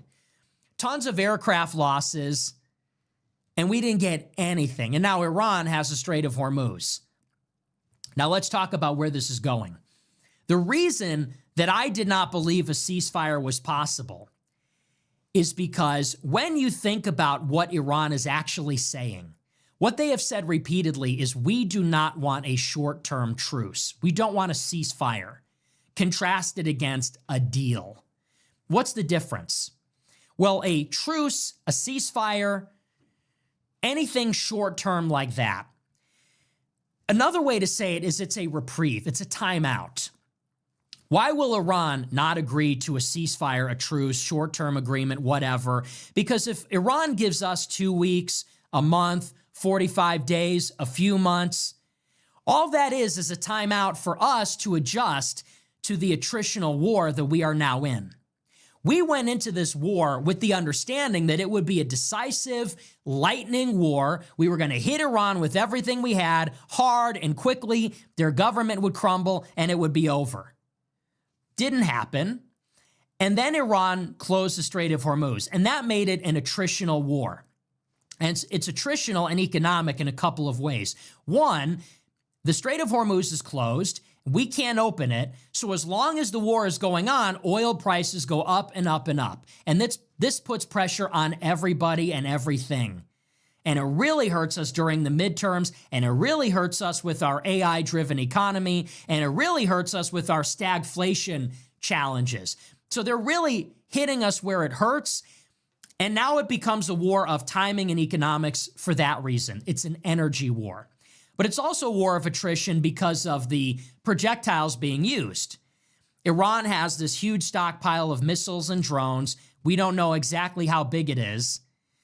And in order for us to intercept those missiles and prevent a lot of damage from being done to the Gulf countries and their energy and civilian infrastructure, we need 2 interceptors for every 1 drone and ballistic missile. And those interceptors are in very short supply. They're in high demand. They cost a lot of money, and we don't make enough of them. So that's another aspect of it. The war can't go on long because it's going to destroy our economy, and eventually these drones and missiles are just going to be raining down on Dubai, Abu Dhabi, Kuwait City, Riyadh, all these cities in the Gulf, and we're going to have to pick and choose which ones we shoot down. So in a word, the United States needs to adjust to this new reality. We got trapped, we sprung the trap, and now we're stuck. The difference is that Iran prepared for exactly this kind of war. They prepared for this. This is what they wanted. They wanted it to be an attritional war, and those were the capabilities they had up their sleeve. They have their drones, they have their missiles, they have built cities underground that make drones and missiles, and they have decentralized the chain of command. They have dispersed the missile and drone launch sites throughout the country. They've made decoys. They're hidden and they're everywhere. And they knew they were going to make this move to close the strait. This was their strategy. We walked right into the trap, and they were prepared for this. We killed their leaders. They were ready. Their bench is 7 guys deep. So you can kill guy number 1, you can kill his successor, the successor's successor, the 3rd guy, the 4th guy. They prepared for that. We bombed their Navy. They prepared for that too. They got tons of speedboats and midget submarines. We thought we were going to bomb their missile launch platforms. They have more of them than we could ever destroy, and they're hidden and mobile, and they're making more of them. They were ready. We were not. They knew what we were going to throw at them. They survived it, and then they were prepared to put the screws in us and make it hurt. Thank you, so sir. Who is now begging for the ceasefire? Us. Why? We need a timeout so that we can pivot. We need a 2-week, 45-day reprieve so that we can change how we're fighting the war. We can adjust our force posture. We can do what we need to do with the energy market. We could get a little bit of breathing room with some oil going through the strait. It helps us. But it helps us to get ready to fight a different and longer war with Iran. So this is why Iran is not going to let us get away with this. They're winning. We're hurting. They're winning. Trump is humiliated. He's begging them for a ceasefire. And we're basically telling Iran, hey, I know we just tried to kill and destroy you. Can we get a 15-minute breather so we can collect ourselves here? Yeah, hang on, time out. It didn't work. We tried to kill all of you, but it's not working. Can we get a timeout so we can fix our economy and get ready to keep the war going? Obviously, they're not going to go for that. So what Iran is saying is, look, we're going to impose as much pain, we're going to inflict as much pain as possible, and we are not letting you go. We're going to keep you bleeding, and we're going to make it hurt so bad that you beg for mercy, and then what we want is guarantees that this will never happen again. We want assurances that you're never going to try to destroy us and kill our supreme leader and topple our government. We're not going to give you 3 months, 6 months, a year to get ready to fight the next war, because The U.S. is going to build back better than they can. The U.S. will build back very quickly because our country didn't get bombed 15,000 times. Theirs did. So we will find it very easy to find the supplies and do the planning and configure the next military operation. They're going to be slow to recover from this. So Iran figures while we have the leverage, we need some assurances, we need some guarantees that this will not start all over again. We want peace. And so that's why I never thought that there would be a ceasefire. I never thought they would actually agree. Now, what's more, the United States is not quite ready to give Iran what they're asking for because the United States still has all these conditions. We want Iran to give up enrichment, and we want Iran to give up their missiles, and we want them to give up the Strait, and so on and so forth. And so for Iran to make peace with us, they want a deal. But for there to be a deal, the U.S. is going to have to come off of all of our red lines on nuclear, on missiles, and even now on the Strait, which we're not willing to do. So I saw last night, Trump said, oh, we have this big ceasefire. I said that Iran's not going for this, and the U.S. is not doing what is necessary for Iran to go for this. So what will happen, I think, in the next couple of weeks and on a long enough timeline is that Iran is going to play this tactfully. They do want an end to the fighting, and they don't want to lose the prospect of a deal, but they're not going to settle. They're not going to settle for anything less than some serious guarantees because their entire strategy right now is they need to make this hurt as bad as possible for as long as possible so that it is unthinkable that we will ever try this again. And that is what they're looking for. And then once that happens, think of it, they make it hurt so badly, at some point, there is going to be a truce. At some point, there's going to be a ceasefire. Iran will know that the United States still wants something from them, still wants restrictions on enrichment, still wants restrictions on missiles. But Iran is not going to have to listen to the United States because for the U.S. to get those things, we're going to have to go back to war. And if we go back to war, Iran is going to close the Strait. And if Iran closes the Strait a second time, which they now control it, then it's going to be even worse. And I'll tell you why that is. Because right now, everybody in the market is pricing in whether this war will end or whether it will go on. And what's more, investors in the Gulf, when they're making their decisions about real estate or these data centers or American companies or banking services, when ultra-high net worth individuals are considering moving to Dubai or Qatar or Saudi Arabia, they're watching this war and they're hoping it will end so they could pick up their lives. But if in 6 months the U.S. is making demands against Iran and then we attack them because we want to compel them to give us what we want, and Iran starts launching drones at Saudi Arabia again and closes the Strait, well, now all these investors in these different markets, they're going to look at that and say, oh, so this is fucked. Like the Strait of Hormuz is just closed for business now. This is a recurring thing. This is a thing now.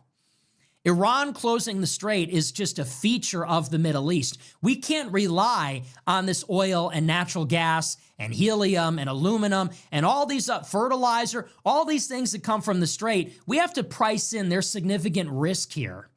And the same goes for the Emirates. The same goes for Qatar. The same goes for Saudi. All these people that populate these markets are going to say, oh, so this is just life in the Gulf now. You have a luxury condominium in Abu Dhabi and you have drones hitting the hotels and the airport and the shopping malls. You're going to say, I don't want to live here. I want to go and live in Singapore. I want to go and live in wherever, in Ho Chi Minh City. I want to go and live in Japan. I don't want to live in a city where the international airport's getting hit with drones. They too will price in the risk. They will leave. The businesses will leave. And the engine of growth in these cities, which is tourism, real estate, banking services, all these other things, that's all going to go away too. So it becomes doubly unacceptable. That's the deterrent. And that's why the Strait of Hormuz is critical to everything. If Iran seizes control over the strait and they take it, and if, as time goes on, the Strait of Hormuz, those main shipping lanes are closed because they're covered with mines, and the only shipping lanes to get through are regulated by the IRGC, and the new normal is that shipping has to get approval from the IRGC and pay money to them, and Iran controls it. This is Iran's nuclear option. This is their red button. So if the United States is thinking, we're going to get a ceasefire and then we'll come back another day, this isn't over. We'll get you again. If you don't give up your enrichment, eventually we're going to get you. Well, how are we going to do that? You have the lesson of history, the pain from this war, and then you have Iran's option that they can always close the strait again and make it happen all over again. It's better than a nuke. That is the state of the play right here. And so I think this is going to put a lot of urgency and they'll get a nuke on the U.S., Israel, and the Gulf because they know this. And so, look, we tried the ceasefire, didn't work. Tried the ceasefire, it fell apart. I don't know exactly how it's going to play out, but I think there's going to be a lot of urgency now on the part of Israel, the U.S., and the Gulf to fix it now because they know that if the longer the war goes on, the more pressure there's going to be to bring it to an end. And if the war ends, again, the new normal prevails, and that gives Iran the checkmate move over us. The deterrence is heavily established and entrenched, and we don't get another go at it. We don't get a do-over here.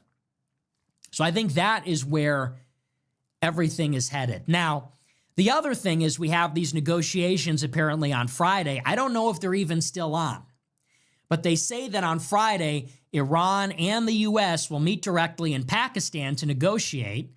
Now, the parliamentary speaker of Iran is supposed to be there. He says it's off. But again, we don't know. The U.S. is saying that Iran is more conciliatory in private. Maybe that's true. On the U.S. side, J.D. Vance is leading the delegation. And I'll just say very quickly, and then we'll get on into the super chats, I told you this was going to be their move. And by they, I mean all of these pro-J.D. Vance people, they all recognize the war is a catastrophe, it's a disaster. J.D. Vance will be hanged by this war in the primary next year. And so their big idea was, how do we save J.D. Vance from culpability for the war? Well, we have to give him responsibility for the peace. We have to appoint him as the lead negotiator. He'll take all the credit for the peace deal. And so when he's on the stage in 2027 and 28, and they say, J.D., the war in Iran was a disaster. Why did you not tell Trump it was a bad idea, blah, blah? He can say, well, look, Dana, or whoever the person's name is, look, is it Dana Perina still at Fox News? Yeah. Look, Jake Tapper, look, whoever. I was the vice president, and my job was to execute the orders of the president of the United States. It's his administration, blah, blah. But then I went to Pakistan, and then I brokered the deal, and blah. That's going to be the line. And I saved everybody. I saved the day, and I shook his hand, and I held up the trophy or whatever. I took the photo in front of the thing. That's going to be the line. And they've been doing this for like 5 weeks. I told you they were going to do this. They started this whisper campaign in the media. They said, oh, J.D. Vance is going to lead the negotiations. Oh, the Iranians say they'll talk with him. Oh, Trump says if you don't talk to Vance, you're not going to talk. There's been this whisper campaign for 5 weeks. They want him at the front of it because they want him to get the credit so that he isn't blamed, so that we can make this mistake all over again. And I told you that was going to be their move. Joe Kent, David Sachs, Peter Thiel, Tucker, Elon, I'm sure, is involved. And they wanted to spare J.D. Vance from going down with the ship. They didn't want him to be burned because he was a part of the administration that gave us the Iran war debacle, or kerfluffle, as Candace would say.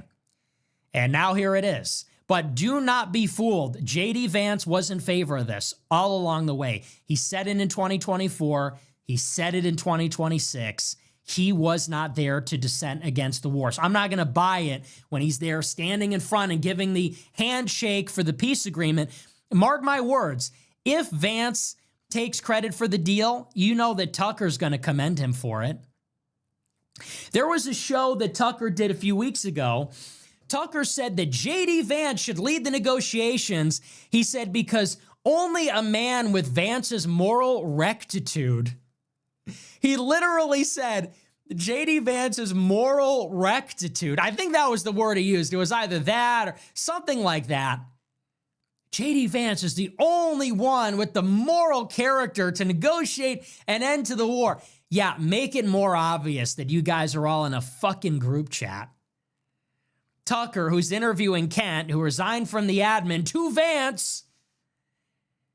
Tucker says on his show, I think the only negotiator is Vance because he's the only morally upright person who can do it. And then Vance is going to do it and Tucker's going to glaze. It's going to be mythical. The love bombing, the glazing, it's going to be absolutely mythical. And I'm telling you right now, do not fall for it. Vance is in on this. And anyway, but we'll see if that even happens on Friday. We'll be watching. That's going to be it for me. We're going to move on and take a look at our super chats. We'll see what you guys have to say. I'm going to get set up here and then, yeah, whatever. We'll read the super chats or something, I guess.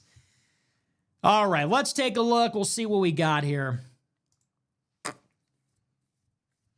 Okay. Jacob Billy Blum sent $100. How do I join the American First $100 a month club to prove I'm not a boss, the republic for which it stands? Let's go. Okay, well, thanks for the big super chat. It's at AmericaFirst.plus. I say it every night whenever I promote it. So I don't know how you wouldn't know that, but I appreciate African it. American source sent $500. Would you move the cozy.tv store merch to the Fuentes store instead? I am going to miss cozy.tv. No, because Cozy is finished. Thank you for the huge super chat, though. 07's in the chat for Nigersaurus with the $500 super chat. Goodness gracious. Thank you for all the support. I really appreciate it. God bless my friend Nigersaurus, big supporter of the show. The Cozy is cooked, man. You don't need it anymore. We'll bring it back if I ever get banned on Rumble. Knock on wood. But yeah, no way. What is dead will never die. No, we can't. We can't go full Game of Thrones. What is that expression they say and in the show? I was gonna say, let the dead lay with the dead. Let the But dead then I thought of bury Game their of Thrones dead. for a sec. Zeke Kyle sent $109. LOL at the super chatter who invested in oil futures the day before the ceasefire. Only Jews and their insiders get to make easy money, bitch. Enjoy liquidation and get back to the office. Goyim. Thanks for playing. So true, dude. So true. I love when the Goyim tried to trade stocks or make money moves. It's like, dude, just shut the fuck up. I love when the Goyim are at the office. They're at the break room or whatever. They're in their Slack chat. Microsoft Teams. And they're like, we're going to do Forex trading. It's going to make it out of the group chat. We're going to go to Bali and trade stocks. We're going to live on the beach and wear linen and drink cappuccino and place bets on Polymarket. We're going to take positions. Take positions. Assume the position. Okay? Thank you, sir. May I have another? Cattle. You are goy cattle. You will do nothing. You are shit. Hit the bricks, pal. Yeah. We're invested in oil futures. Sit down and shut up, goy. Leave it to the Jews. Nut Pigeon sent $50. Levin to Kent. You have to respect Trump's decision. Levin, when Trump appears to snub Israel, who's the moron that decided that? What's the matter, Levin? Can't respect the leader's decision? That's hypocritical, isn't it? Yeah. Someone should tell Mark Levin that. Hades sent $50. Hey, Nicholas, I drive 600-ton diggers and am currently writing a Roman space odyssey. How does the war in Iran compare to Roman Carthage? Holy LARP. Will you grow? I'm writing a Roman space odyssey. You sound like an insufferable human being, but I appreciate Roy it. Pet from Desert sent $20. Smiley face emoji. Thanks. HD sent $20. Ever been to Toronto? Thoughts on the city? Never been, but I hear it's terrible. I hear it's just like Asia now. It's like London. So I don't know if Silly I'll ever bitch. go. Will Stancil Silly Secret Lord bitch. Peralt sent $22, invoking the Avignon papacy to threaten the Pope because he talked about fostering peace is an insane strategy. Did they not think of second-order effects, or did they really think no one would care? What are you talking about? Dude, I'm mogging. Wait a second. Wait, hang on. Wait, stop the presses. Hang on. Wait, hang on. Hold the phone. My hair's been looking good lately, don't you think? Thoughts? But wait, stop the presses. I think the hair's... I got a good haircut this time. Look at how angular. I lost so much weight.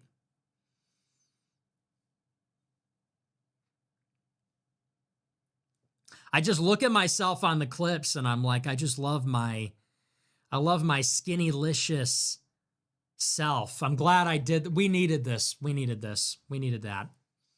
Because I was a little chunky. I was a little bit of a chonker back in the fall. Put on a little weight. My face was fat. Look, I was under a lot of stress. I was under a lot of pressure. Charlie Kirk got shot. I thought I was next. So I was eating a lot, okay? And so I let myself go a little bit. But we are back. We never left. We never left. We never left. We're back. Nigga, we never left. Anyway, what was the question again? Sorry, I just got distracted by this handsome man. Pause. The Pope thing, that is how you know this administration is the Antichrist, because you got Pete Hegseth and Doug Wilson running the Pentagon, and these people hate Catholics. Fuck them. Doug Wilson, dude, I wish the Catholic Church gave fatwas, because fuck this guy. Doug Wilson said he would ban public displays of the Catholic faith. If that doesn't tell you what's going on with Protestants, I don't know what will. Protestants work for the Jews. Protestantism is a creation of the Jews. So if that doesn't tell you what's up, that Pete Hegseth prosecuting this war is one of these reformed, theonomist, Protestant preacher guys, and Doug Wilson wants to ban Catholics, but he goes and glazes Yoram Hazony. They want Noahide laws. They want us to be enslaved Goyim to Greater Israel. If that doesn't tell you what's up, I don't know what does.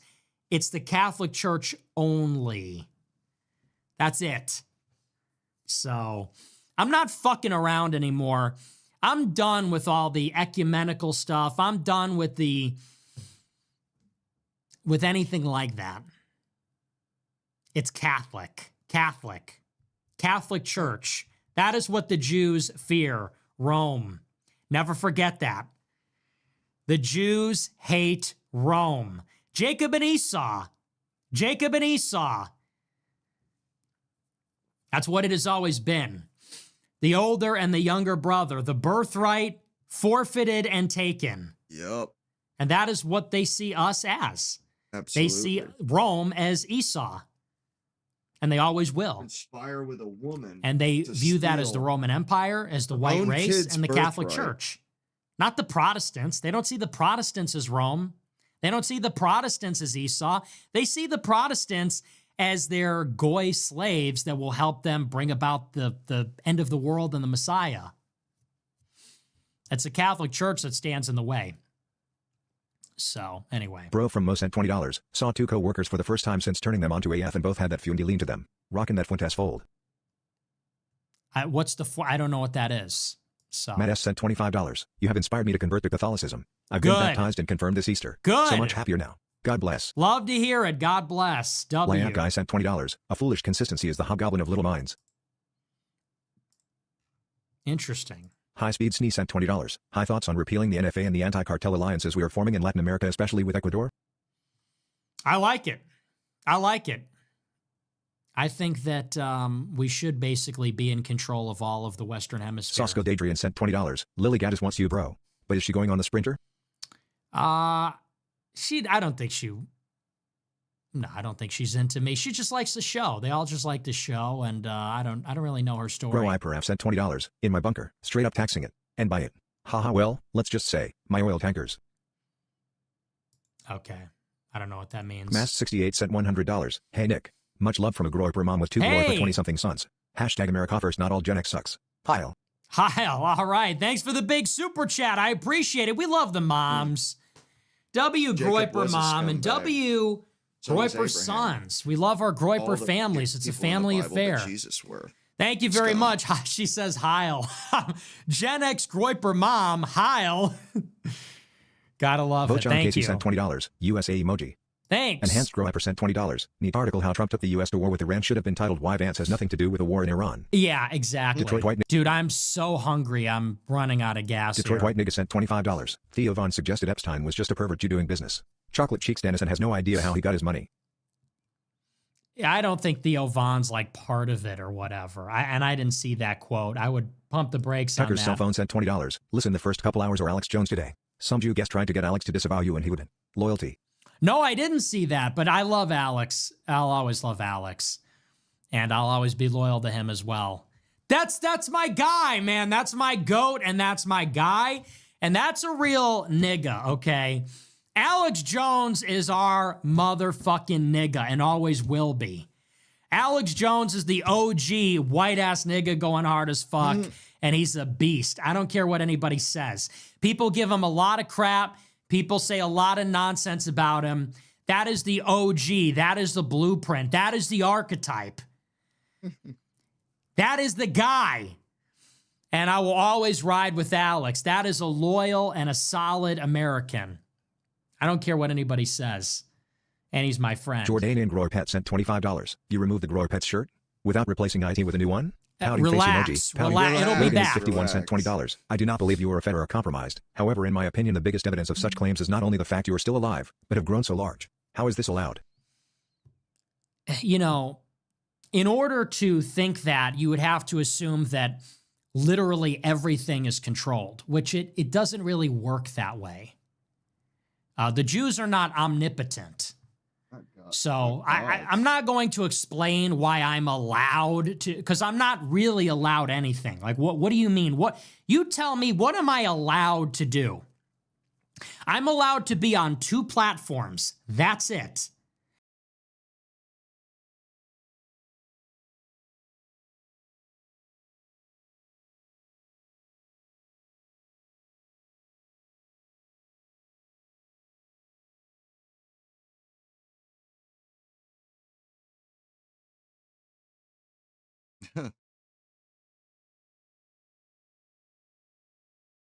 Why do you even explain yourself to these fucking pieces of shit, Nick? Oh, fuck. Whoops. Whoops. On is Rumble. First time it did that. They don't pay me. I have no sponsors on here. Bullshit. They won't put me on the As soon front as I look page. away. If I'm on somebody else's stream, they won't put that on the front page. I'm their 3rd biggest streamer, and I get treated like I'm some guy. And no hate on them. You know, they do what they can, but that's what I'm allowed. That's what I'm allowed to do. I am banned on Facebook, Instagram, TikTok, YouTube. I'm banned on, what are the other platforms? On TikTok, my name and face are banned. On That's Instagram, crazy how many of my TikTok clipping did that, accounts or get does banned. that. People associated with me get banned. I'm banned from CPAC. I'm banned from Stripe, PayPal, Uber, or not Uber, Airbnb. I think These it are the things kind I'm of- banned This from. is beneath Nick answering. People go, to you're these allowed. Why losers. are you Fuck allowed these to get people. so big? Well, I persevered through being the most canceled Adversity. person of all time. I'm extremely fucking talented. I produce, how many hours of content every night. And I've been doing it for 10 years. And yeah, now I have a modest level of success. Right? So, well, why are you allowed to get so big? That's suspicious. Well, it's a complicated question. But I would say, let's be careful when we say, what am I allowed to do? What am I allowed to do? My payment processor, Entropy, this is how we get super chats. A Canadian journalist flew out to another continent to bang on their door, They're processing payments in yet another country. That's how I make fucking money. And people go, what do you allow? I'm banned from 6 banks, 2 airlines. You're allowed. You're allowed. Yeah, I'm really allowed. I'm really allowed a lot of fucking things. Boy, he's going off. Fuck you. He's hangry. Anyway. Fuck those. But yeah, you would have to presume that they're omnipotent. And they're not. They're extremely powerful, but they're not omnipotent. I'm about as canceled as it gets. I go to the nightclub with clavicular. Now I'm banned from every nightclub in America. That's how it goes. I go on a show with Dasha Nekrasova on Red Scare. She gets fired from her acting job. This is my life. There's people that work for me, or I go to a meeting with somebody, they lose their jobs. I go to a meeting in Texas. Nobody even knows who I met with. That guy loses his job. It's like, it's that bad. But people go, oh, you got a Twitter account. So, I mean, why are they letting you do that? Yeah, it's all part of their plan. Bugman sent $20. Hey, Nick, I've really been thinking about it extremely critically, and I think you removing the ding was a cry out for help. Chef of War sent $20. Here's some money. Now do a trick. Make me laugh, newsboy. Please don't roast me, sent $100. Good show, Nick. There will never be a deal made with Iran unless the U.S. can reign in Israel. Then it'll be a strategic retreat to save face with a deal in Iran's favor like you've said. Pro tip, if you add the America First website to your home screen, you can use it like an app. That's true. Thank you for the big super chat. Yeah, we should tell... is that on the website? We should tell people that. Do we have a web app? I feel like we do, or we should. I don't know. I'll have to talk to them about Thomas that. Cruz sent $100. Any advice on forgiveness? It seems like shit slides right off you and you can move past beef so easy. Does it really? I feel like I definitely don't give that impression at all. They're more powerful than other groups. That's like the opposite. I'm terrible at that, but I appreciate the big super chat.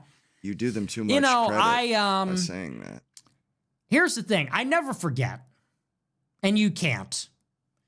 You can never forget how people treat you. And you should be aware of how people treat you. You should be very cognizant of it. Sometimes I think I'm too aware of that. You should never forget what people do to you and how they treat you and whether they reciprocate. You should be acutely aware. With that being said, you should be so preoccupied with your own world that you just don't even think about things you don't like. That's the part I don't get. Because I have a lot of haters and they hate me like it's their job, literally. It's like they wake up and they're like, I fucking hate Nick Fuentes and I'm going to talk about him all day and shit on him all day. And it's like, and I obviously don't like these people. But I don't wake up and think about them. I wake up and I know the stuff they say about me and the shit they've done to me, and I'm not happy about it. But I wake up every day and I think about the things that I love. I think about the people that I love.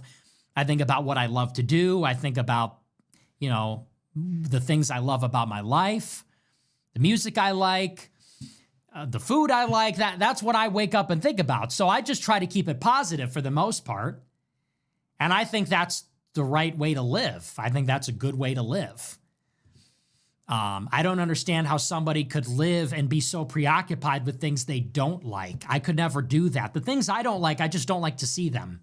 Things that are negative, things that I hate, things that bother me, I just put them out of sight and out of mind to the best of my ability. I just ignore them. If I see somebody that's really reprehensible, and there's a lot, and by that, I don't even mean my enemies, but I just mean people that are really unfortunate. I just don't want to look at them. Some people love a lolcow. They love to look at some train wreck of a human being and they'll love to point and laugh. I don't like that. I don't like to look at that. I like to stay focused on things that I like.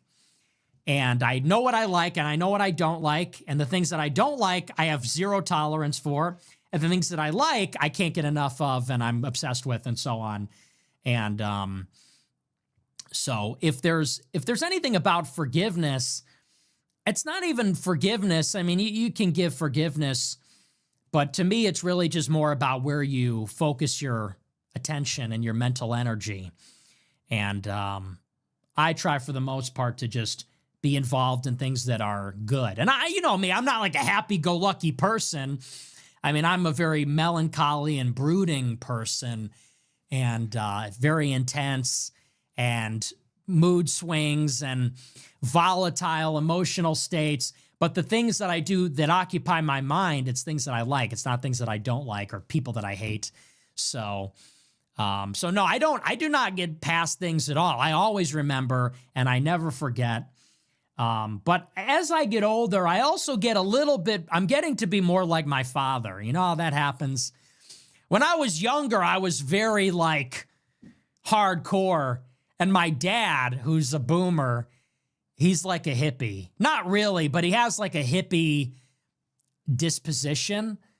He wasn't really a hippie, but he has like a boomer hippie demeanor where I hold a grudge and I get pissed about things. And my dad's like, hey, man, like everyone's just on their journey, man. That's somebody's kid. Everyone's just finding their way in the world. Everyone's doing their thing. Life is short. And I always give him a hard time. I always make fun of him about that. Because like me and my mom, we're the opposite way. We hold the grudge. We remember everything. We overanalyze every social signal for perceived slights. And my dad's a total opposite. Silly. He's like, hey, man, we're just all on our journey. We're all just people. Hey, man, we're all just doing our thing. But as I get older, I'm a lot more like that. As I get older, as I reach my advanced age, I'm not going to lie, I am getting soft in my old age. And I just start to think, how much of it is really worth it? It's really not worth the fuss. Life is not long, and there's so little in life that's genuinely enjoyable that you should tend to be more forgiving, I think, where possible.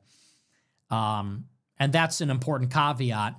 Sometimes in life, you need to cut people out, and, you know, some people are problematic. But I think that generally, like I said, as I get older, you realize that life is short, and, you know, you basically make a decision, do I want to have friends or not? Because if you want to be around people that you care about and they care about you, you kind of have to be a little bit gracious, and you have to just let things go. You can't sweat the small stuff. You got to give people the benefit of the doubt. You do have to have some recognition that everybody's pretty self-centered and everybody's got their own problems and their own things going on, and you can't take everything too personally. And you could get mad, but you got to let it go. You know, you got to, like I said, you can't sweat the small stuff. So as it concerns people that I have beef with, guys like Sneeko or whoever, maybe you're thinking about that. It's like, what's really the drama? What's the beef? It's like, we said shit on the internet. Who fucking cares what people say on the internet? That shit doesn't matter that much, you know? And you got to think about, where am I going to be in 10 years, 20 years? Do I want to have friends? Do I want these people in my life? You do. So you just have to make a decision that if you want things, you got to, you know, it's not maybe being willing to tolerate things you don't like, but you got to be a little forgiving. But that's me. That's me getting old and weak, I guess. African-American source sent $500. Thank you for the huge... Whoa, another massive super chat. Thank you. Nigersaurus with the big support. The show thanks you. The show thanks you. Who taught you how to super chat like that? The show thanks you, and I thank you. No, but I appreciate it. Thank you very much. God bless, Yellow buddy. 67 cents, $60. Hey, Nick, have a good day? Yeah, it was a pretty good day. They wear pretty that good. pendant right here. I got some work done. The tartan over there. Yeah, it was all right, I guess. Peter Geddes sent $21. Did you see Ye banned from traveling to the UK? He has to do a worldwide apology tour to perform. He's now their example. I did see that, yeah. Yeah, I think I talked about it with Jake yesterday. Never enough. It's never enough, but he's going to perform in Netherlands, so maybe he's good. Newy C5 sent $27. I know you're not a car guy, but what's your dream car? Plaza, don't crash out. Sorry for the Goyslop super chat. I don't know. I don't really... Whoa. Super, like, battered wife. Don't hit me. I'm sorry for the dumb super chat. I had it coming. I don't really have a dream car. I'm not a car guy at all. I don't know anything about cars. I don't know any cars. I'm not a car guy. So it's just not... It's not my thing. I don't even know any cars. Maybe like an Escalade. Maybe like a Cadillac Escalade would be like a big ass. I don't know what the biggest model is, but the biggest Cadillac Escalade. That'd probably be my dream car. I know that's basic, but I don't care. Yeah, probably that. Because the problem is with the fast cars is they're too low to the ground and they're not comfortable. And I don't like that. I like the mass, you know. Repat 528 sent $20. How big of a deal is it for U.S. sovereignty if Bye-Bye was physically in the Situation Room? That's unusually high-level access. Yeah, I don't think that he was. Is someone saying that? I didn't read that anywhere. Boogly Woogly sent $20. Slavish shaving Faith Merrill's armpits for a groiper. Notice for 99 cent $20. Okay. You see you were on MS Now today. Nicole Wallace grouped you with Levin and Loomer as part of the Trump coalition who's upset about the ceasefire. What? They can't challenge you, so they choose to misrepresent you. That's crazy. No, I didn't see. Can somebody send that to me? I didn't see that. MS Now, LOL. Trump coalition? What? I didn't even vote for him. I'm like his biggest hater lately. That's crazy. AF Baltimore sent $25. My 1-year-old just tried to talk during the show. I think she tried saying lost after you said it. Wow. Okay, that's a little too far. I don't know that your baby should be watching. The show's a little hardcore for a baby, but that's funny. Harrison Bergeron sent $100. I'm sure J.D. Vance will get us a great deal on terms in Pakistan since his in-laws will be mediating. Yeah, I get it. Very good. Thank you for the big super chat. Nice. I get it. I get the joke. Shavery sent $20. Irin Ozurinsky's killer found incompetent to stand trial. Carmelo Anthony out on bond. Still no video released. Not one person organizing any protests with any real backing. Infuriating. Dude, protests do not matter. Protests, just stop. Protests don't do anything. What do you want? You want a bunch of white people to get together and raise their fist and be like, rah, rah, rah. Never gonna happen. White people don't do that, and if they did, it wouldn't even matter. You gotta get even. Don't get mad, get even. Protest. Get involved in politics. We're not solving this with a protest. You gotta get involved. So, are you protesting or are you bitching about white people not protesting? This is why white people point out the double standard. Wow, you don't see white people protesting? Yeah, because you won't do shit. Well, because if I did something, then I would go to jail. Yeah, and there it is. And there it is. Nobody wants to put anything up. And I'm not encouraging violence or whatever, but it's just what it is. So yeah, you can keep complaining while we get killed and replaced, but like, yeah, that's not going to change anything. You need power. Joe Barbaro sent $30. R.I.P. Sneeko. Your goy is going. But I guess that means he was never really your goy in the first place. Well, he's not a goy. He's a Jew. So let's just get that straight. He's not a goy. He's ethnically Jewish. Maybe that explains a lot. But yeah, he's going. And you know what? Let him go. Let him go. Let him go. He's gone. I really did try to extend the olive branch, and he just gives me all this bullshit back. And like, I could sit there and rebut all of it. Not worth it. Whatever. I sent him this apology. I said, hey man, I'm really sorry that I said you're not creative. I do respect you as an artist. I was just talking shit. Because I could tell that hurt his feelings. You know what his response was? He said, why didn't you say that on the stream so that all the other people could see that you apologized to me? It's like, what the fuck is wrong with you, you fucking weirdo? Seriously, what a dick face. Are we friends, or is this just part of the YouTube fucking show? Like, honest to God, how fucking crazy is that? I text him, hey man, I'm sorry I said that. That was out of line. What a psycho. I do think you're a good artist. I was talking shit. I don't remember the context, 'cause that was a long time ago. And I meant that. Now, I think it was ridiculous that he played that on the stream. It's like, that clip was from a year ago, and you're playing the clip on the stream and getting all butthurt about it. It's like, why even do that? Why go there? But I felt bad, so I sent him this apology. He didn't even reply. And then I bring it up on the show. He goes on his stream and says, well, oh, now you say that you apologize. Why didn't you say it on stream? It's like, so, you know, I apologize to you man to man for what I said. That's not enough. You need me to broadcast it to the audience, to the fans. And on some level, like, that's his problem, is like, me, I'm a real person. Him, he lives in YouTube world. He lives and breathes and dies by what people are saying. What are the fans saying? How's my video doing? How much clout do I have? That's all it is for him. And that's a bad way to be. So you want me to say it on the stream? Here it is. Here it is, freak. That's a bad way to be. You know, for a guy whose whole shtick is authenticity and love speech and truth through funny and blah, blah, it's all fucking posturing. It's all virtue signaling. For the fan, like, get a grip, man. Exist in reality. I live in reality. This is not me. What you're seeing is not me. You're seeing a video of me. I am me, okay? I live in reality. I don't live on a stream. Let them talk. People talk shit about me all the time. Let them talk. Fuck them. I don't know them. If I met them, I probably wouldn't even like them. Let them talk. Fuck them. I'm here to talk about politics and entertain. And if you like it, great. If not, whatever. Anyway. So yeah, he says that. And then he goes, you're mobilizing your fans to dislike me. It's like, you sound crazy right now.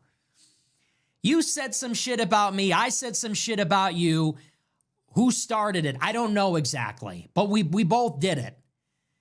You're talking shit about white people and Christians in the West, and you're responding to my clips. Okay, I respond to your stuff, and I talk shit back. And then I try to say, hey man, we're good. And he goes, no, you're mobilizing your fans to attack me, blah. Okay, bro. Well, you know what? Then I can't help you. I cannot help you. So, and I'm not gonna go for the low blow. It'd be very easy for me to say, oh, Tate was right. I'm not gonna say that because I didn't agree with that. I didn't agree with Tate throwing him under the bus still. I'm not gonna go there. People like to say about me, oh, it's 110 friendships. Oh, they rush to some other person that hates me. It's like, what happens between me and him? And, I don't know. I'd like to be his friend, but, I know my worth. I'd like to be his friend, but you're out of line now. It would be nice, but I'm not doing anything more. I tried. You want to be a ridiculous internet person? Knock yourself out. Enjoy. He says some bullshit on a stream. He goes, no friends in the industry. I can only count on the Muslims and this one and that one. It's like, oh, spare me, the fucking victim martyr complex. And why are those people your people? Because they said something positive about you? Because the last thing they said about you is nice? I mean, give me a break. So anyway, so whatever. We'll see what happens. Real nigga sent $20. Large black man fucks sock while Nick jacks off in the corner crying. Have a nice day. Okay, thank you for that. Jojonius had 54 cent $50. Thank you for all you do. You and Myron have been excellent on this. America first, and in November we are blue. Thanks. Hell yeah. Fuck yeah, we are. We're going to be winners. That's the white pill. We're going to be winners. We're voting Democrat and we're winning, and it's going to feel really good. Jakey W sent $25. I heard you talk on one of your shows about playing Dark and Darker. I was wondering, what is your favorite part of the game? What's your favorite part of Duck and Taka? I don't know, dude. I only played it for a few weeks. What's my favorite? What does that even mean? This guy's probably like 14 or something, right? Some like 15-year-old. Hey, I was just wondering, what do you like about the game? I heard you played the game I like. What's your favorite part of it? I don't know. It's very frustrating.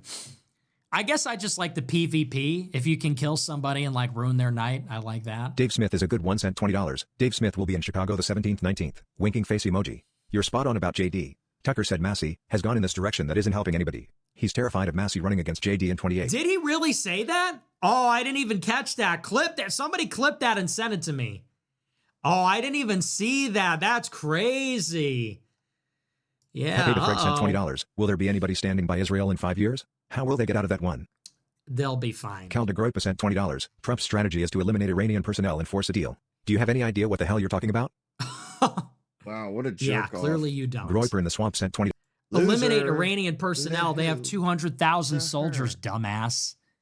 Shit lips. Never going to happen. They're going to eliminate personnel. They're going to kill 200,000 IRGC without a ground force. Groiper in the swamp. You don't know what you're talking about. Groiper in the swamp sent $20. Nigga in Grace Chong's replies like white on rice. Literally. Anyways, comment W. Okay, yeah. Act like you've been there. Ladies Man 217 sent $25. Joel Weber has been excellent. He talks a little too much though.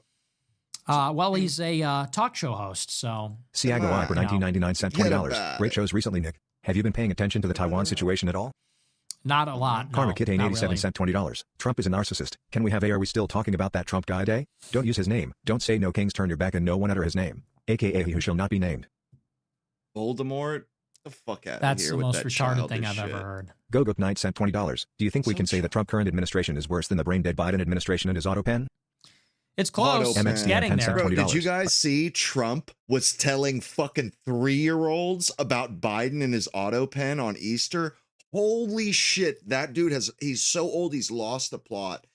He was like sitting at a child's table outside the White House, and then he goes into one of his old man rants. You know how they get caught in telling the same story?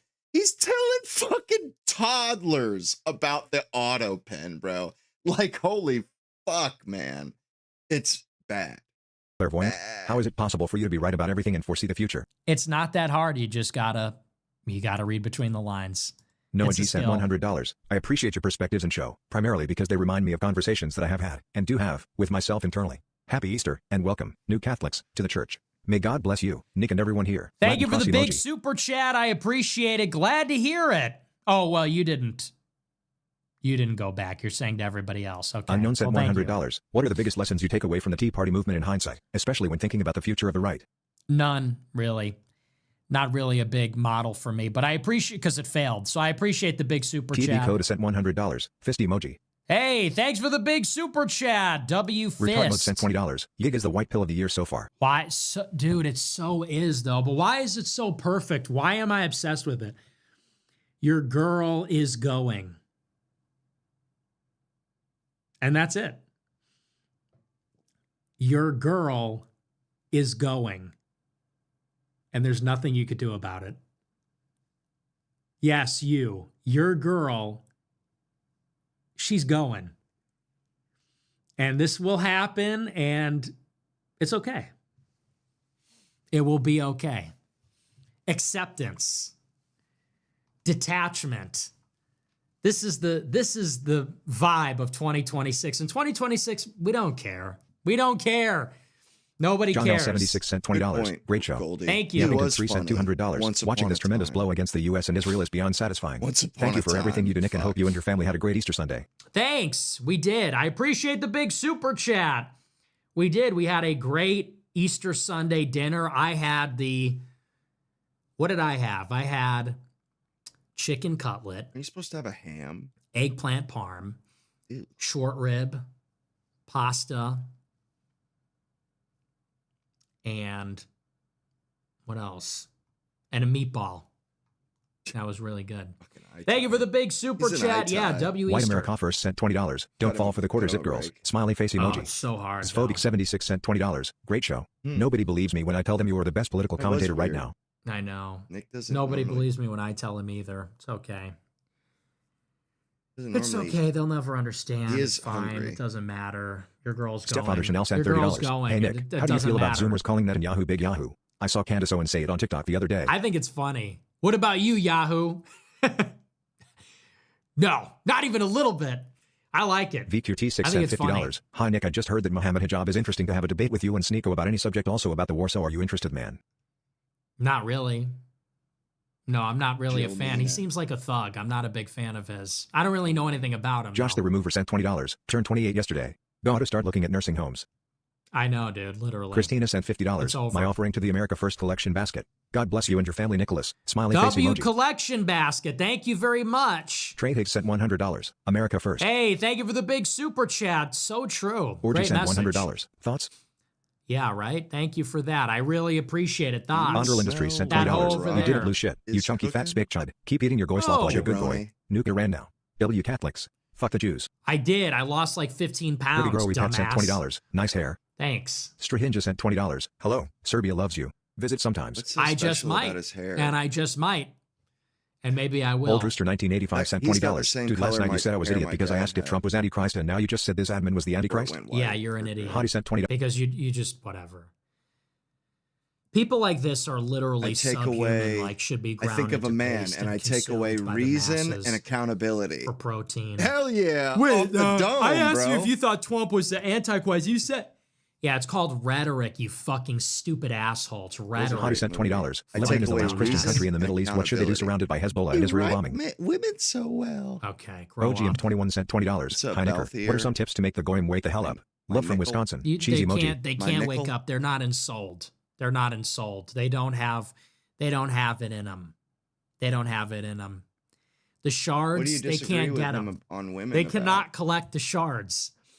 The goyim are not ensouled. They are lost. They'll never get Quine it. 762 sent 20. It's up to us to repair the world. Quine 762 sent $20. Have you seen The Believer? 2002 Ryan Gosling movie. Thoughts? An interesting narrative take on the internal struggle of a Jew as he comes to hate Jewry and himself. Becoming radicalized. No, I never saw the Skinhead movie. C130 Groy percent $20. Always on the ball. Thanks for the show. So true. Abs I sent $25. I think it's about time we say out loud. No, Israel does not have a right to exist. Fuck these evil people. That's just like, you're taking the bait. That's stupid. Slapnut sent $20. Some time ago you recommended Father Balthasar among other Catholic writers. Could you list the others PLS? I missed them. Sorry. I don't know. I don't remember Midwest that. Chut sent $50. When is the last time you did something that you had never done before? Oh, that's a good question. What is the last thing I did that I never did before? Oh, wow. I don't know. I do the same thing all the time. That's all I do is the same things over and over again. Well, I'll have to think about that.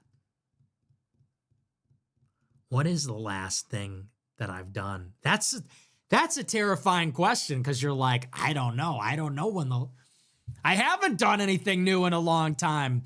Let me think. Oh, you know what? I went and I made oatmeal for the first time. Ever. Which I had never done before. I made oatmeal. But it's like the steel cut oatmeal, so it's kind of a more involved process. So I got the pot, and I got the oatmeal, and I boiled the water, and then I poured it in, and then I stirred it. Wasn't a big deal, but for me it was a big step because I never do things like that. And I know it's pretty good, but way too labor intensive. Not doing that again. But that was probably the last time I did something new. Clubbing, yeah, I guess clubbing was new. I liked it. I wish I could do it again, but I can't. Veneer was good. Sometimes I wish that could be part of my life, but it can't be. That was a great movie. Cuba it would Gooding be fun. Jr. I didn't like but Helen Hunt, that's though. my whole struggle is like, I can't have fun. What was up with... I'd love to go to the club and just be a total goy. What was up with the Hollywood in the 90s and their obsession with Helen Hunt? She was not pretty. You can't. When niggas be niggas sent $20. Because then the Mossad tries to when kill niggas you. be niggas sent $20. I'm new and I love the shows. Great. Welcome in. Thanks. Prime Adam sent $20. Would you rather have Megan Fox with hairy armpits or Madison Beer with a unibrow? Neither. I never really was into Megan Fox. When I was growing up, everybody was like, Megan Fox is so hot. I never got into Megan Fox like that. She was in Transformers, I never thought she was all that. Madison Beer, she's hot. But unibrow. You know what? Actually, I don't know that I love Madison Beer. I was thinking of somebody else. Who was I thinking of? I don't know. She's okay. I don't love her look. Who am I thinking of? I'm thinking of somebody. I'm thinking of some TikToker. Neither. Answer is neither. Luis Jimenez 999 sent $20. Rollo Tomasi was right. About some things, we got to give him credit. Francesco sent $100. I'm not a big Tomasi fan, hey, thanks for the big super chat. What up? Haven't heard from you in a minute. What's going on? What's going on, faggot ass nigga? How's your boyfriend? How's your boyfriend in Germany, faggot ass, bitch ass? I'm kidding. It's all love. We love Francesco. I'm just joking. Just a Double little Two Gumbo joke. sent $20. This is like the bar scene in Bronx Tale when Sonny locks the door on the bikers and says, now you can't leave. What could get Iran to back down? We ran from Minnesota and now Iran. Time to fight. It is like that movie, yeah. Noah Lounge sent $20. The address of your window background is on the corner of Wabash Avenue and Benton on the Loop. Why are you doxing me? 8 for Snipper Kitty 43 sent $20. My coworker saw me listening to you. He said you listen to that fucking guy. My power level has been breached. Uh-oh, yeah, you got caught. You listen to that guy? That's really funny. Hey, I make some good points. I'm actually a really good talk show host. Okay, all right. That's our last I think that's our last one. That's going to do it for me. Definitely late night. Your whole that's all I got for you. Auto hoax. I wanted to make sure, like, I pulled it from memory. Remember to smash the follow button, smash the like button, leave a comment. I'm on the air Monday through Friday as always. Trivia. Thanks for watching. Thank you to our top super chatters.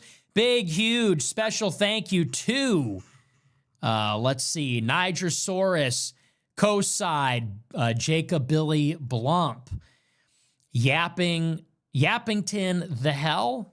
Is that what it is? Sieg Kyle. Nice one.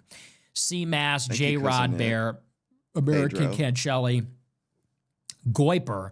Please don't roast me. Thomas Cruz, Harrison Bergeron, Noah G, Unknown, TB Coda, Trey Higgs, Orgy, and Francesco.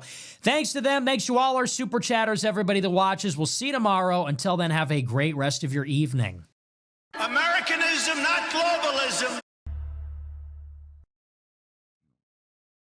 You know, before I go, I kind of wanted to, there's a tip jar that you can add to your stream. It's the weirdest thing. The tip jar that they use is one of those old ice cream sundae glasses. They're kind of slender.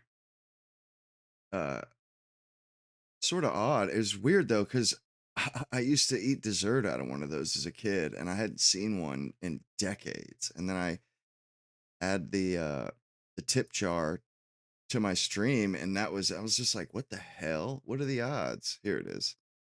Isn't that cool? That's what my mom used to serve. She had like 4 of those glasses, and that's what I used to eat dessert out of as a kid. Like I haven't seen one of these jars or one of these glasses since I was a kid, and it just really struck me as odd how I think there's only 3 choices. There's like a beer mug, cut glass, and a sundae glass. Hell yeah. I'm glad you stopped in there, Jason. I appreciate everybody's here, or everybody that watched. Jordy, glad to see you slid through. I appreciate you guys watching. And I did want to say that, like, last night it was a fantastic stream, and I just really appreciate everybody watching. Like, honestly, it's hard to articulate, but you know, I just feel really good about it, really good about the future, and I do appreciate you guys watching, appreciate you guys patronizing my stream, and just, you know, being here and contributing. Anyway, that's gonna be it for me, fellas. You got my blood, sweat, and tears for the day. I hope you all enjoy the rest of your evening, and good night and God bless.